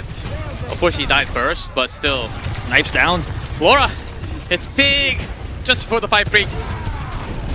Open, trying to catch more members on the rotation. Dongak getting some more, but only 39 as the ultimate's charging up for FTG. Don't even have to spend anything from Flora's shot. It's just an opening pick again. You know, Dongak is not able to do anything because the fight is over before it begins. And now that you're 75% of this first Flashpoint, I think you're just going to have to give it. You're going to go for an eco push here. You're going to try to build Dragon Blade to win the next neutral fight and see if you can get any ultimates out of From the Gamer on this push. It's very unlikely, though, with the lack of tools they have. They might just simply commit the rush. And that's what they're going to do. There's the rush. And they come down. And rush from Irony. Knife finds one. Violet. Where did that berry go? Ajax, it appears. And now it's going to be a win here for YETI. Not only in the fight, get the capture and some critical ultimates here. Oh, hold on, Viper. Dragon Blade to death. Alpha E with a triple all by himself, full health. The recall comes through. It looked so done. It looked so good for YETI. It almost seemed like they were all back into the corner, right? Yeah, and then Alpha E, while he was not being focused at all, was able to kill the entire backline in cooldowns. And once Knife is down, dealing with this Tracer is so difficult for the composition of YETI. And Alpha E just put his team on his back and said, hold up. It's not over till it's over. 1 flashpoint to 0 now for FTG. What could have been a disaster for them with all those ults. And I believe that was even without the barrier coming out from Violet it again. was denied. And Blizz already on to 97 somehow. We'll have that barrier for YETI, but that's a big strike from Alpha E. Alpha E doing so much work here. Viper is going to stay on Genji. Dongak still on. Has a cage, finally. The first cage. But he's taken out by the pulse. Where's the barrier? Bliss holds it. And he's going to regret it potentially here. Viper. Another reset. Should be feeling okay. That's a third. Close call. Someone is keeping the team alive. Yeah, both of these fights looked like they were going a certain way and then was saved by the DPS. Oh. Maybe some deflections here. Actually get a decent amount of ult charge off of that. But Bliss gets to hold the sound barrier. Looked like it was a mistake to not use it as the pulse came through, but now he has it to hold on the defense here of this first point. Or second point, excuse me. Yeah, but if he holds on for a longer time, Violet should be having the barrier soon enough. Knife! This time strikes back, Alpha E down. And that's a rush call from Irony. And Finn better not use that rush because this same fight is over. That was quickly done. Yeah, very efficient. I think Just FTG know that they are very unlikely to get this cap here. And they know the sound barrier wasn't used, so they know that if they try to use a sound barrier push, they'll lose that as well. So they have to be very careful about how they approach this. I think committing rush is fine, but anything more is extremely risky. Here's the touch from Alpha E. He'll have to recall. Gate from Blizz. Want to force them off with the early rotation. Viper with the blade. He was booped off first. We'll catch a second and a third. The strip strikes in, and Knife delivers so much damage from distance. And they're able to get the blade and the overclock out of YETI, as well as the sound barrier. So even though they lose the fight, it was a pretty successful push there, trading the rush, and that's exactly how you want to play these as FTG. If YETI make a mistake, maybe you get the flip. But worst case scenario, you at least get those ultimates. You're already up a flashpoint, so now we're tied 1-1. Violet does have sound barrier for the neutral contest with the Orisa ultimate at the ready. Bernard positioning himself for that potential Terra. In the point for now, before it unlocks 12 seconds. Donga with the run first. Find no good stun target. Focusing down. There he goes once again. Malga not as strong after the patch. Laura with the double. Slides out. Perfect chance. Viper just going to be the last to fall here. Wants to get the reset. It all seems like Dongak's movement is the key for YETI if they stay or not. Yeah, I mean, it's so tricky too because you're so limited in that you have the rush down, and then when you go for the stomp, if you get that pick, it goes swimmingly for you. If you don't, you die, you lose the fight. So it's very binary the way the fights work. And now FTG still holding all of those ultimates with Finn. About to have another Kitsune rush. Looks very good for them for taking this second flashpoint. Yeah. Flora here on point. 44% for FTG. 1-1 tied as Terra ready to go. Bernard healed back up from half HP. They're gonna need that barrier. Pushing it first. And the beat comes down from Violet. Bliss still 25% away. Response seems really good coming out from FTG, but no kills yet. Here's the Terra, and that will be the first. Oh, and immediately to follow, 2 more. Viper strikes back on his own, but that's a team wipe. The sound barrier timing was so greedy, it was so risky, but it was so perfect for what FTG needed to do. Then the Terra Surge follow-up is enough with the rush to take them out before the blade finishes, before Bliss is able to get his sound barrier. Now, good news if you're a YETI fan is they will have those tools as well as the cage for the neutral fight here for what could be the final flashpoint. So They have all the advantages now, but if they mess this up, if Flora gets a pick before they get to use those ultimates, none of that will matter, so they have to be so careful. The pressure is on here. You mess up this fight, you're probably going down 0-2 in this series, with the last series of your tournament. Looks tough. Donghak does have the cage this time. Violet gone. Viper with the initial strike. 45 FTG not going to press on this. They are just backing off, either just going down to the spawn, as this first capture will come through for YETI. This is best case scenario for YETI because they use nothing and get everything. And because they were able to win the fight so confidently, so convincingly, FTG don't really build ultimates off the fight either. Violet being the first one to die means you're still half a sound barrier away from what Bliss has for this next fight. And it looks like we might be going to 5 flashpoints here on this second map. Overclock ready for knife. And that is going to be the first one I think they likely use because they don't have rush. They have perfect line of sight for him. That's why FTG is going through this choke. Cage. Exactly in place. A lot entrapped, but dodging the damage. There's a blade. There's a flip. But does it really matter when you lose that many members? Just a clean cage into Swift Strikes. Resets there for the Dragon Blade. And that is as simple as it gets. And the best part, you don't have to use a sound barrier. So now FTG is scrambling to try to get Violet that last 24%. Pulse Bomb here early. Just eats that up. And Cardiac immediately pop. Knife. Wants to strike on this. Flora strikes back with a headshot. That overclock is done. Yeah, a bit puzzling on that one. Didn't have line of sight. Kitsune Rush countered here with a barrier, and FTG want this point back. Even the beat, 45. Viper gets Bernard down, no tank. Donghak's still there. So absorbing all the damage, FTG. They do have the flip. Can they sustain without Bernard? Here comes Mauga. And the stomp, and Donghak is going to pop off and carry this fight. Flip's going to come back through. That's 2-2. That should be 2-2, as you say. Bernard was 2% away from getting that very critical Terra Surge online. Wasn't able to get it in time. Alpha E is going to buy some time here, but delaying what is inevitable. It's the 5th flashpoint here on New Junk City. As we move to this final one, positional advantage goes to FTG. Even though they lose Alpha E's Tracer, he'll be able to get here quickly. Bernard has no support, really, in terms of Kitsune Rush or Sound Barrier, so this Terra Surge needs to be set up in a choke point as YETI approach. And it is tense. You can feel how much pressure is on FTG right now. No Kitsune Rush, no Sound Barrier. It's all up to the DPS as the Blade is coming soon. Bernard down!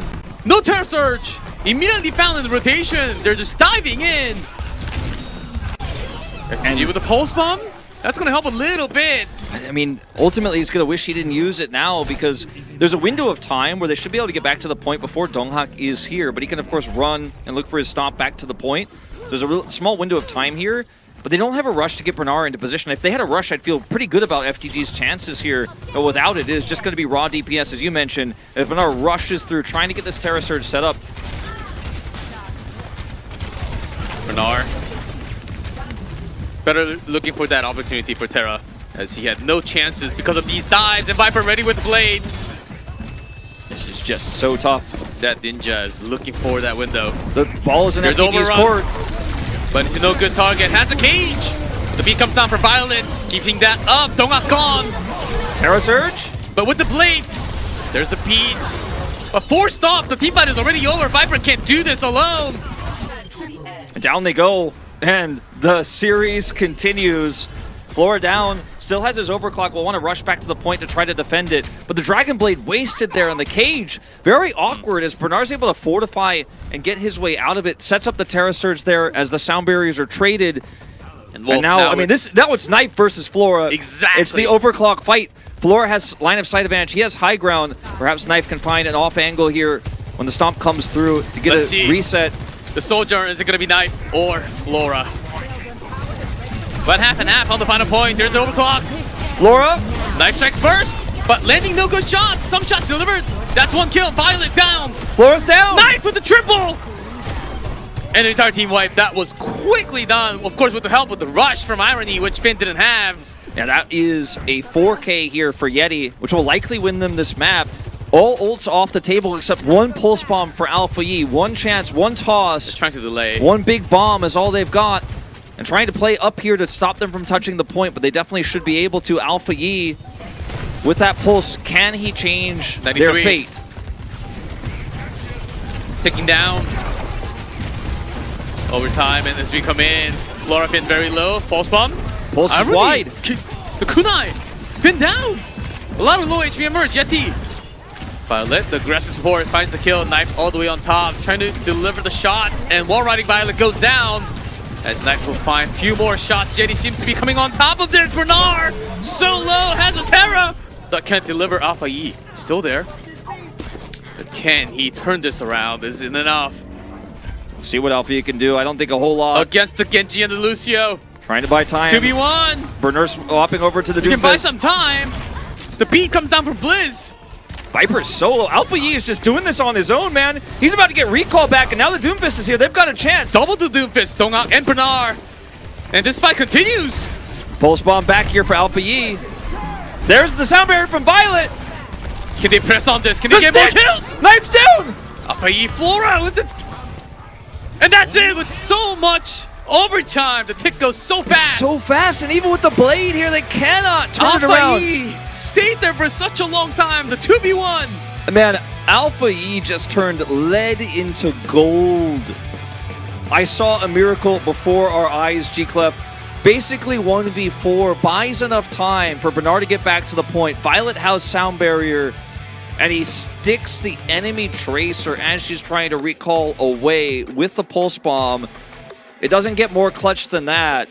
A so dire situation. So close. He stays composed, buys enough time, stays full health to get the recall back. And Viper was so good through the entire flashpoint. And until Knife that too. blade at the end, which got nothing done. I mean, Knife was outclassing Flora the entire time, which is the expectation going into the Sojourn versus Sojourn matchup. The DPS lineup for YETI should be stronger, but the clutch factor comes in, G-Clef. You can always count on FTG to clutch it out in the end. They played a tough series against Staff today, but they clutched it out in the end. And now, I mean, it's got to be such an exhausting experience for YETI to be so close so many times and now have to go 3 in a row, get the reverse sweep to keep their tournament lives alive. There are potentials, there are possibilities, but after that close of a match, a double into Flashpoint now after Nepal. Let's see if YETI still has what it takes for them to actually continue, because that's a big letdown, especially after trying that much. Just the Tracer for the extra touch so many times. And Alpha Yi, of course, even with the Genji Lucio, you have the mobility, right? The movement speed. But sometimes if you just don't have the hit scans, you just can't bring that Tracer down. And I think we're about to hit the break, but no direct calls yet. We'll see what happens as YETI. That's a big mental boom for me if I was in the team.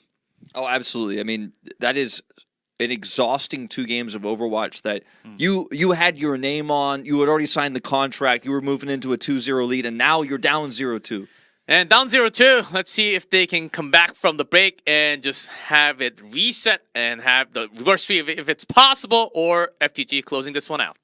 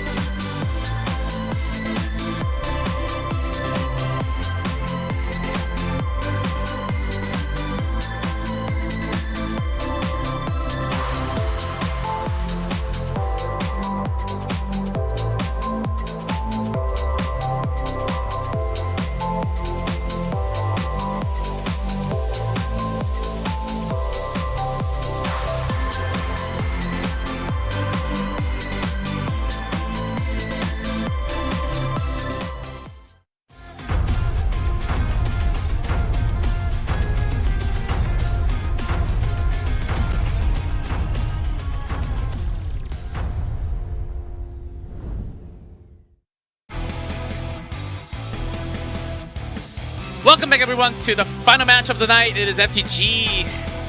After close 2 games, still 2-0. Those are the numbers that stands. I mean, Control went to 3 rounds of basically 99 to 99, and then YETI had the advantage, and then FTG were barely able to take that away from them. Then we went to 5 rounds of Flashpoint that were basically 99 to 99. Well, the last one was at least. The rest of them were a little bit more touch and go, but it doesn't really get closer than this in terms of a 2-0 lead. And as we talked about before the break, I mean, YETI, they had their hands on the W. They had the win, and it was stolen away, ripped away by Alpha E. Alpha E just came and slapped them, says, it's ours. Almost. And that means that if YETI can stay composed, I mean, there's 2 ways of looking at this. They could walk out of that loss and go, we should have won both of those. We can come back. Or you might be completely crushed. Oh, Eichenwald getting a lot of interest. They're just playing these Mauga comps, G-Clef. They want to play every map where you can play Mauga, and Eichenwald's going to be the next one on the list. Trying to take a page out of the book of Crazy Raccoon from earlier tonight, where we saw Junbin do the same thing. That's my expectation with all the scrims, all the teams practicing with each other, finding this new strategy. Now that it's shown, now that it's out there, it's open for anyone to play. Well, this is a potential Pharah map that they have hinted a little bit on the POW. I don't know about that. I don't know about that, G-Clef. Oh, back in my days, Pharah. Sure. Well, certainly the pick here as just hinting a little bit what could be potential. As I think just Genji is the way to go. I think Viper just had really good of a map until the last moments. I think we will see Mauga Genji, for sure. And that is what they seem to have prepared for today. Wanted to keep it hidden, but now that they're pushed backs against the wall, going to pull it out. 1 more loss, and that's the end. We'll see you in Season 2. You know, it's going to be 4 months before you see this team play again if they drop the ball here. And this could be the last map, as, again, YETI's choice. YETI's choice once again for the map. Yeah, this better work, because there were some moments where Dongak would just step a little too far from the rest of the teammates. I mean, remember, G-Clef, Viper and Knife might not stay together after this. They might reform, they might make a new roster. You're right. I mean, this might be the last time we see one of Korea's best DPS duos sit next to each other on this stage and play together. They have to reverse sweep. And it has to start now, right here on Eichenwald, as we go into the map, as it's loading in from the gamer. All they need is 1 more to survive and continue on tomorrow.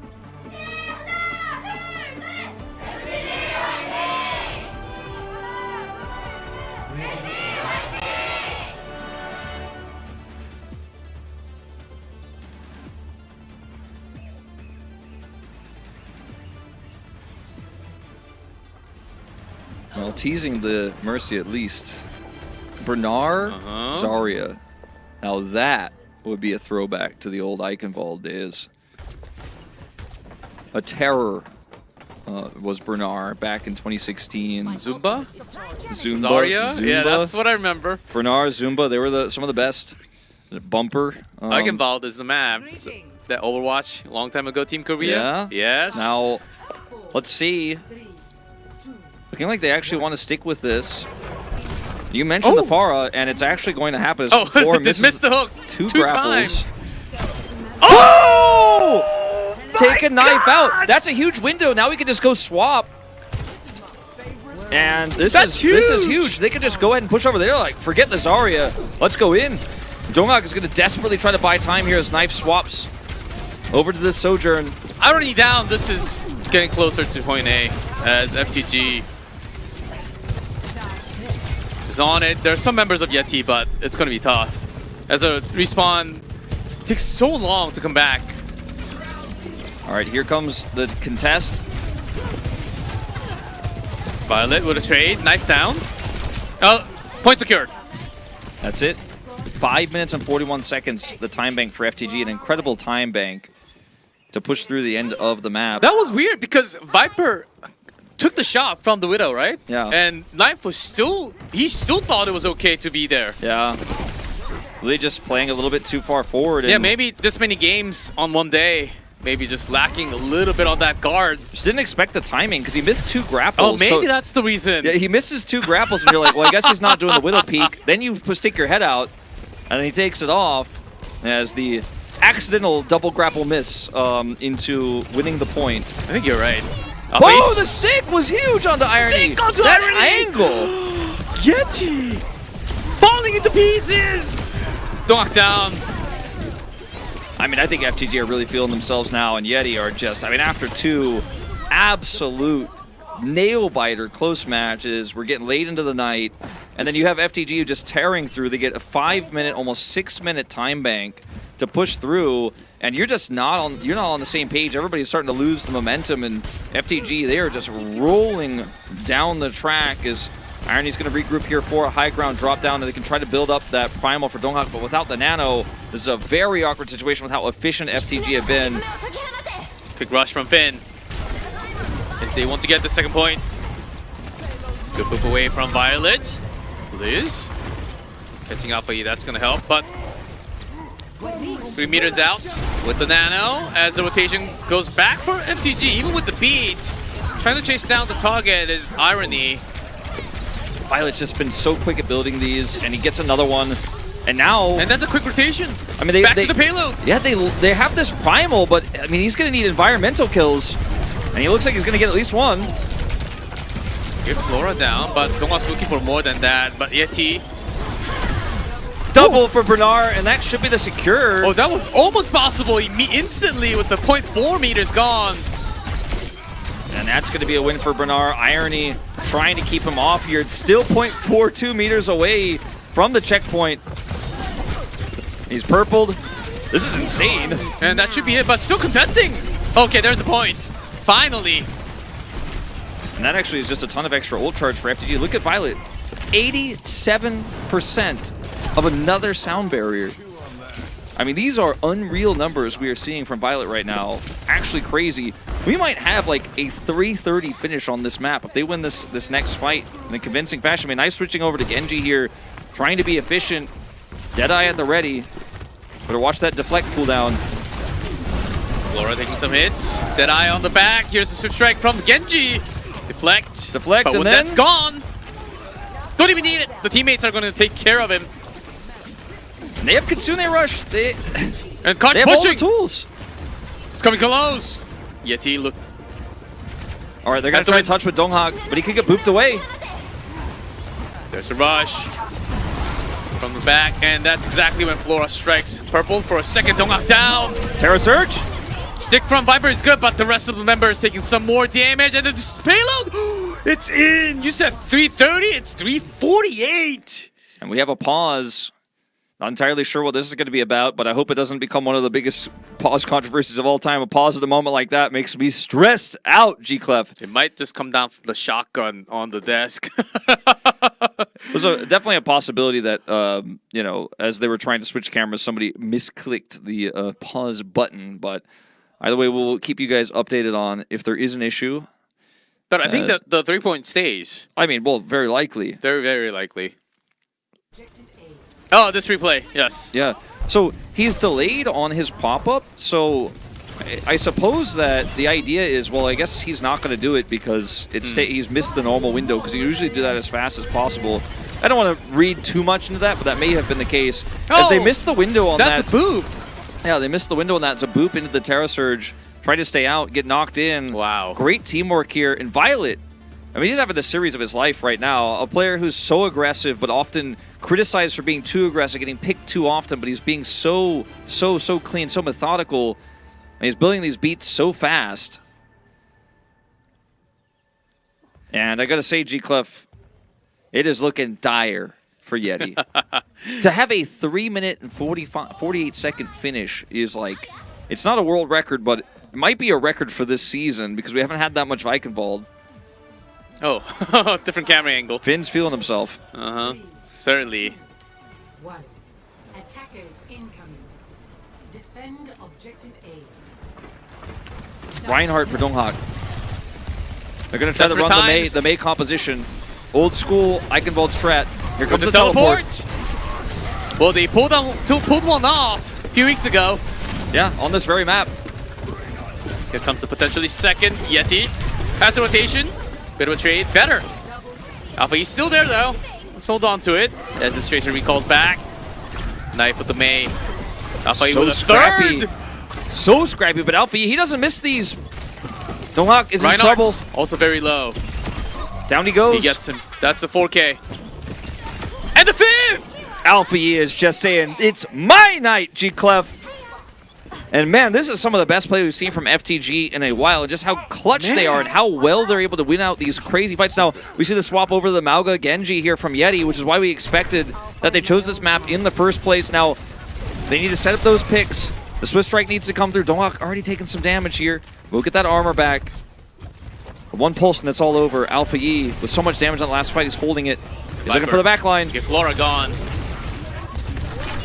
This guy's pulling something else. The Genji really turning things around. Knife though, he gets a pick here, and Viper is going to get the kill. Yeah, pick dive, that should be the point. Was already coming closer to that point A with Viper. I think FTG playing a little bit fast and loose on that one, and Alpha Yi missing the pulse bomb on the sliding knife there. Knife tries to come over, and if he hits that pulse, I think maybe it's a different story, but he completely whiffs it. Violet still with an insane beat charge here. 89%. Ready for this next fight, wants to take it at the doors. Look at Flora even playing on the low ground here, not on top of the castle, expecting they want to hard push this Orisa in with a barrier. Violet's got it now, and they want to hold him right at these doors. They want to at least delay this with the amount of time bank that they have. It's been a while since we've seen an overtime. Knife down, Flora this time will be striking first. Might not even need that overclock. As Genji Swift strikes back to his teammates and gathering back up. That's not much of a push. YETI just playing so respectfully, but that's going to cost them in terms of time. They're just trying to eco their way to Viper's Dragon Blade and make that the sticking point, but Violet has the barrier, so it's going to be tough to play around that too. They need to be faster. Here they go. There's a rush. Violet stunned away. There's a beat coming down from Blizz too. Flora pops a big button. A Terra Surge the barrier. looming. And Bernard on the cage. But Donghak already delivered a few more. It's a big flop for FTG. YETI, they trade sound barriers and then set up for the big blade with the cage. And Bernard, he had a few opportunities just Terra Surge early during sound barrier to pull the teammates together there and look for the follow-up damage, but he wanted to have the best one possible. He ended up with the worst one possible. And now YETI with Knife on high ground with the overclock here to continue to allow them to push this cart. Okay, big press from Knife, and he goes down. Javelin early on from Bernard. That's a shutdown. As YETI, they went a little aggressive on this push. Bit of greed that they thought they could push even further. I mean, I really thought that was a good plan. I thought that, you know, with the position they have, Knife has overclock. They're going to look for the play there, and then instead it's FTG setting up for the Javelin kill there, shuts down the overclock, and now look at how far back they've been pushed all the way to the spawn doors here, and Alpha E looking for the drop-down pulse. Will recall preemptively and get his way out of there. 1 meter back just to get that off. They buy a ton of time here. The time bank has dwindled so significantly. There's no way that YETI can match the time bank if they finish the map at all. And 50% off on the sound barrier for Blizz.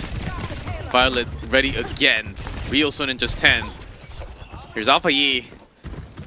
God Tracer player tonight. All the way up top. Stomps up. And the beat comes down for Violet. Members of YETI just has to fall back. Blizz falls first. Alpha E catches him on speed. Knife though responding a little. Solo. Down he goes. But without Blizz early on, just less sustain from coming out from YETI. But that's a weakness. And YETI could see their tournament live flashing before their eyes. Only 2 minutes left.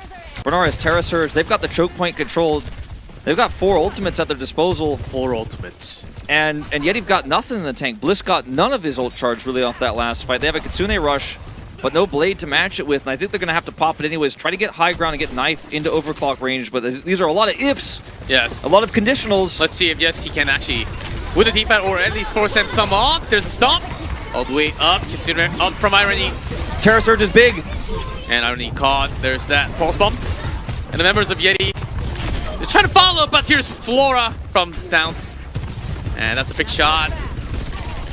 A lot of ultimates traded though. YETI, they want to regroup. Here's the overdrive. Looks like he's going to hold the blade here. He absolutely should. Not going to be able to get anything out of it. Down to 69 health. They've got one more push, G-Clef. The final push. OWCS fans, this is it, man. Viper and Knife, one last ride. Gonna have the overclock. They're gonna have the sound barrier. This is the best fight they could hope for, and they can't do it with this one. That's the end. Best chance you're ever gonna get, YETI. Let's see how well this blade flies. Viper, 7 seconds till that Swift Strike will send him in the air, and he'll try to contest high ground. Here we go, G-Club. Strap yourself in. Alpha dead. Alpha is dead. Yeah, with knife kill. Now they can hold these ults potentially and just slow push this cart around. This is the opportunity that they've been looking for. They also have the cage. If they drop down, that's what Bongok is looking for. Finn! The kunai strikes!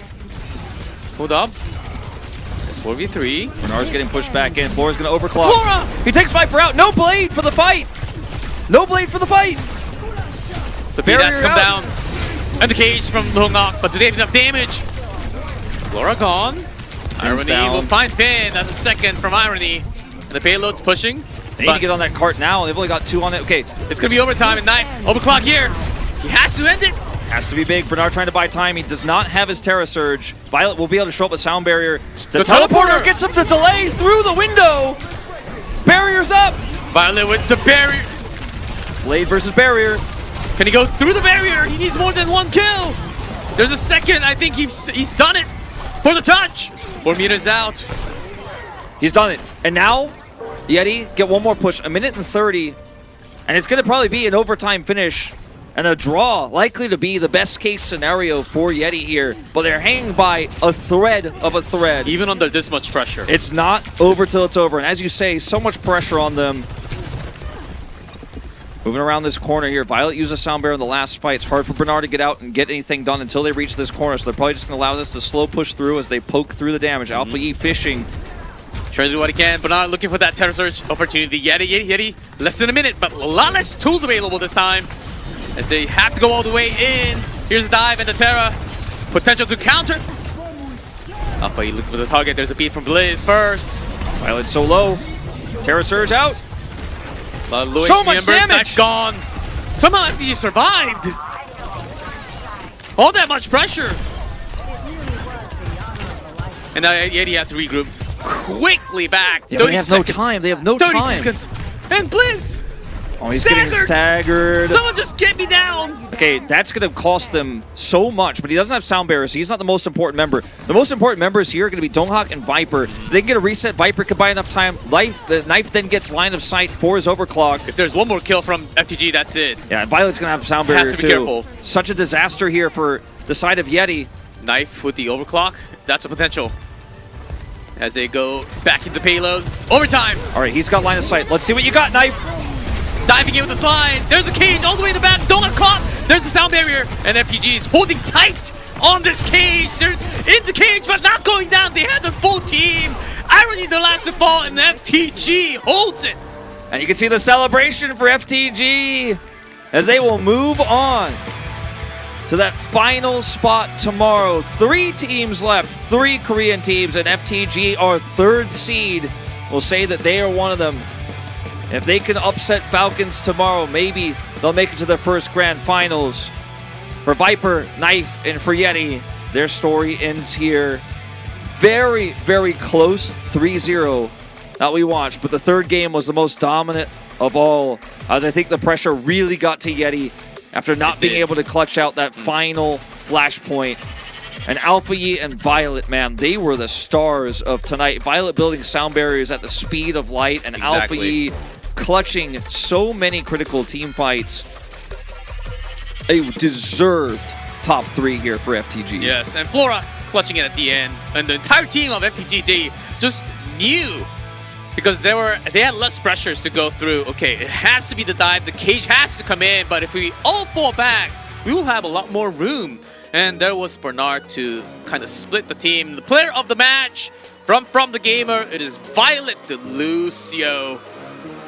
And I gotta say, I mean, I think it was close between him and Alpha Yi. I was going back and forth the whole time because Alpha Yi brought him that flashpoint win, but Violet was consistently getting those sound barriers so often. He like doubled Bliss's sound barriers this series.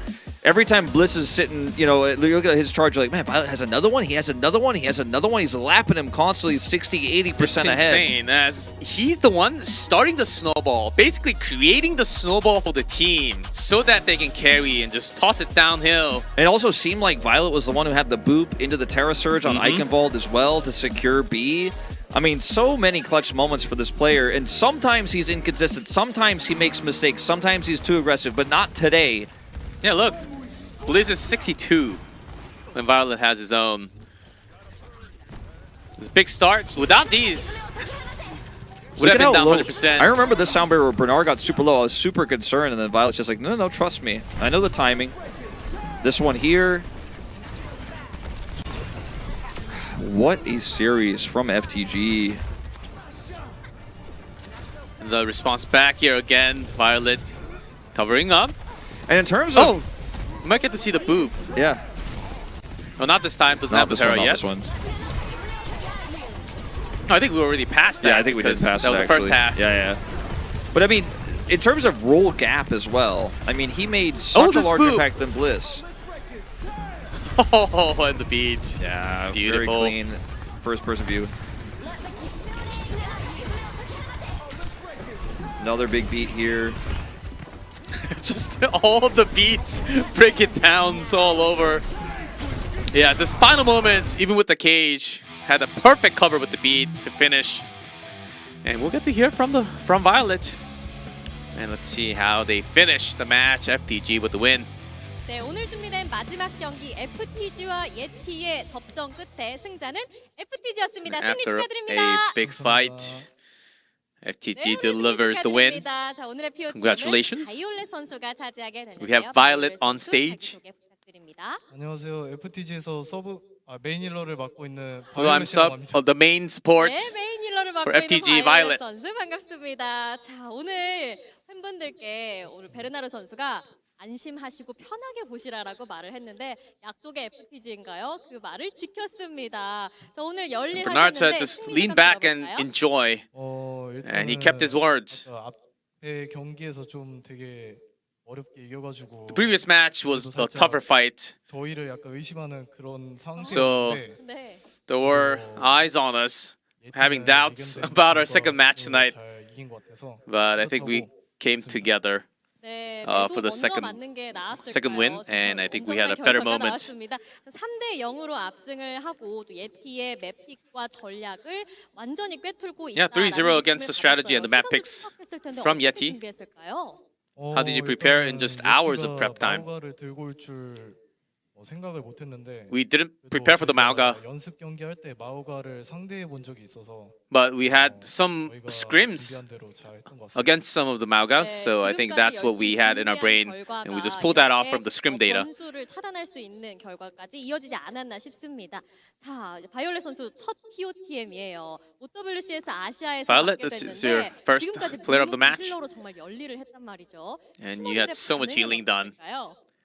솔직히 오늘 경기에서 제가 받을 줄 몰랐는데 Honestly, I didn't know that I'd be POTM. 메인 힐러가 POTM을 받기가 쉽지가 않은데 And this meta, it's really hard for the main heals 좀 빠르게 채운 to get the POTM. 덕분인 것 같아요. But I think it's because I got a lot of ult charge fast.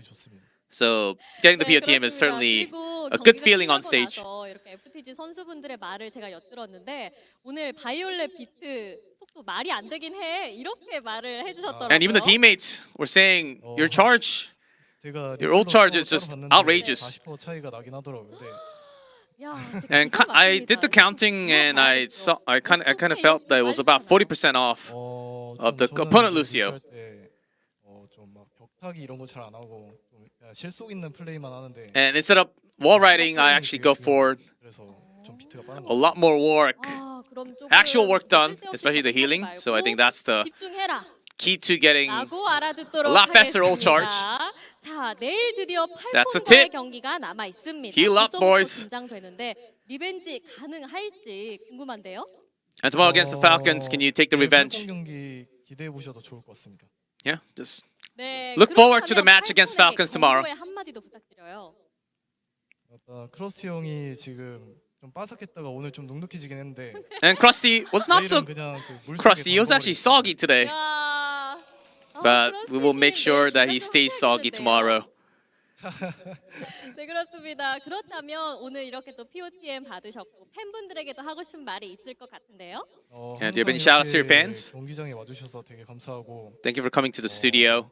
저희가 아직은 좀 성적이 좋지 못하지만 이번에 우승해서 And we don't have the best results, 팬분들에게 but 좋은 보답을 해드리도록 we will try to go become the champions and 네, repay you guys with a great result. 느껴지는 말씀 전달해 주셨습니다. 지금까지 FTG의 바이올렛 선수 만나봤고요. And that is Violet with the interview. Always fun to hear Violet talk about Krusty, his former coach. They have obviously such a strong history together, and will face off against each other tomorrow with Falcons dropping down to the lower bracket finals, the losers finals. And it's going to be a tough one for both teams. I think From the Gamer looking really strong, outpacing YETI. Here are today's results. A very close first series with From the Gamer almost losing out to Def, who had such a great tournament. Shout out to them.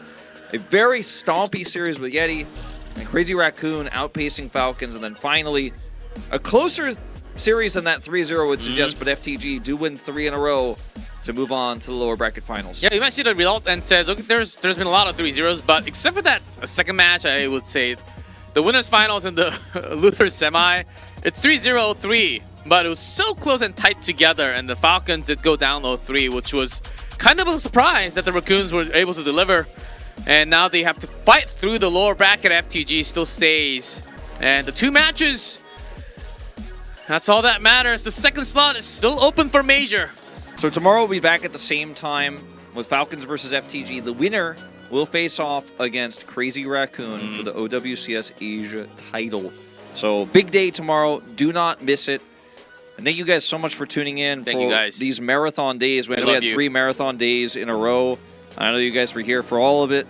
You guys are getting your drops. You guys are hanging out. They should have all got the drops already. It's only 12 hours. Easy.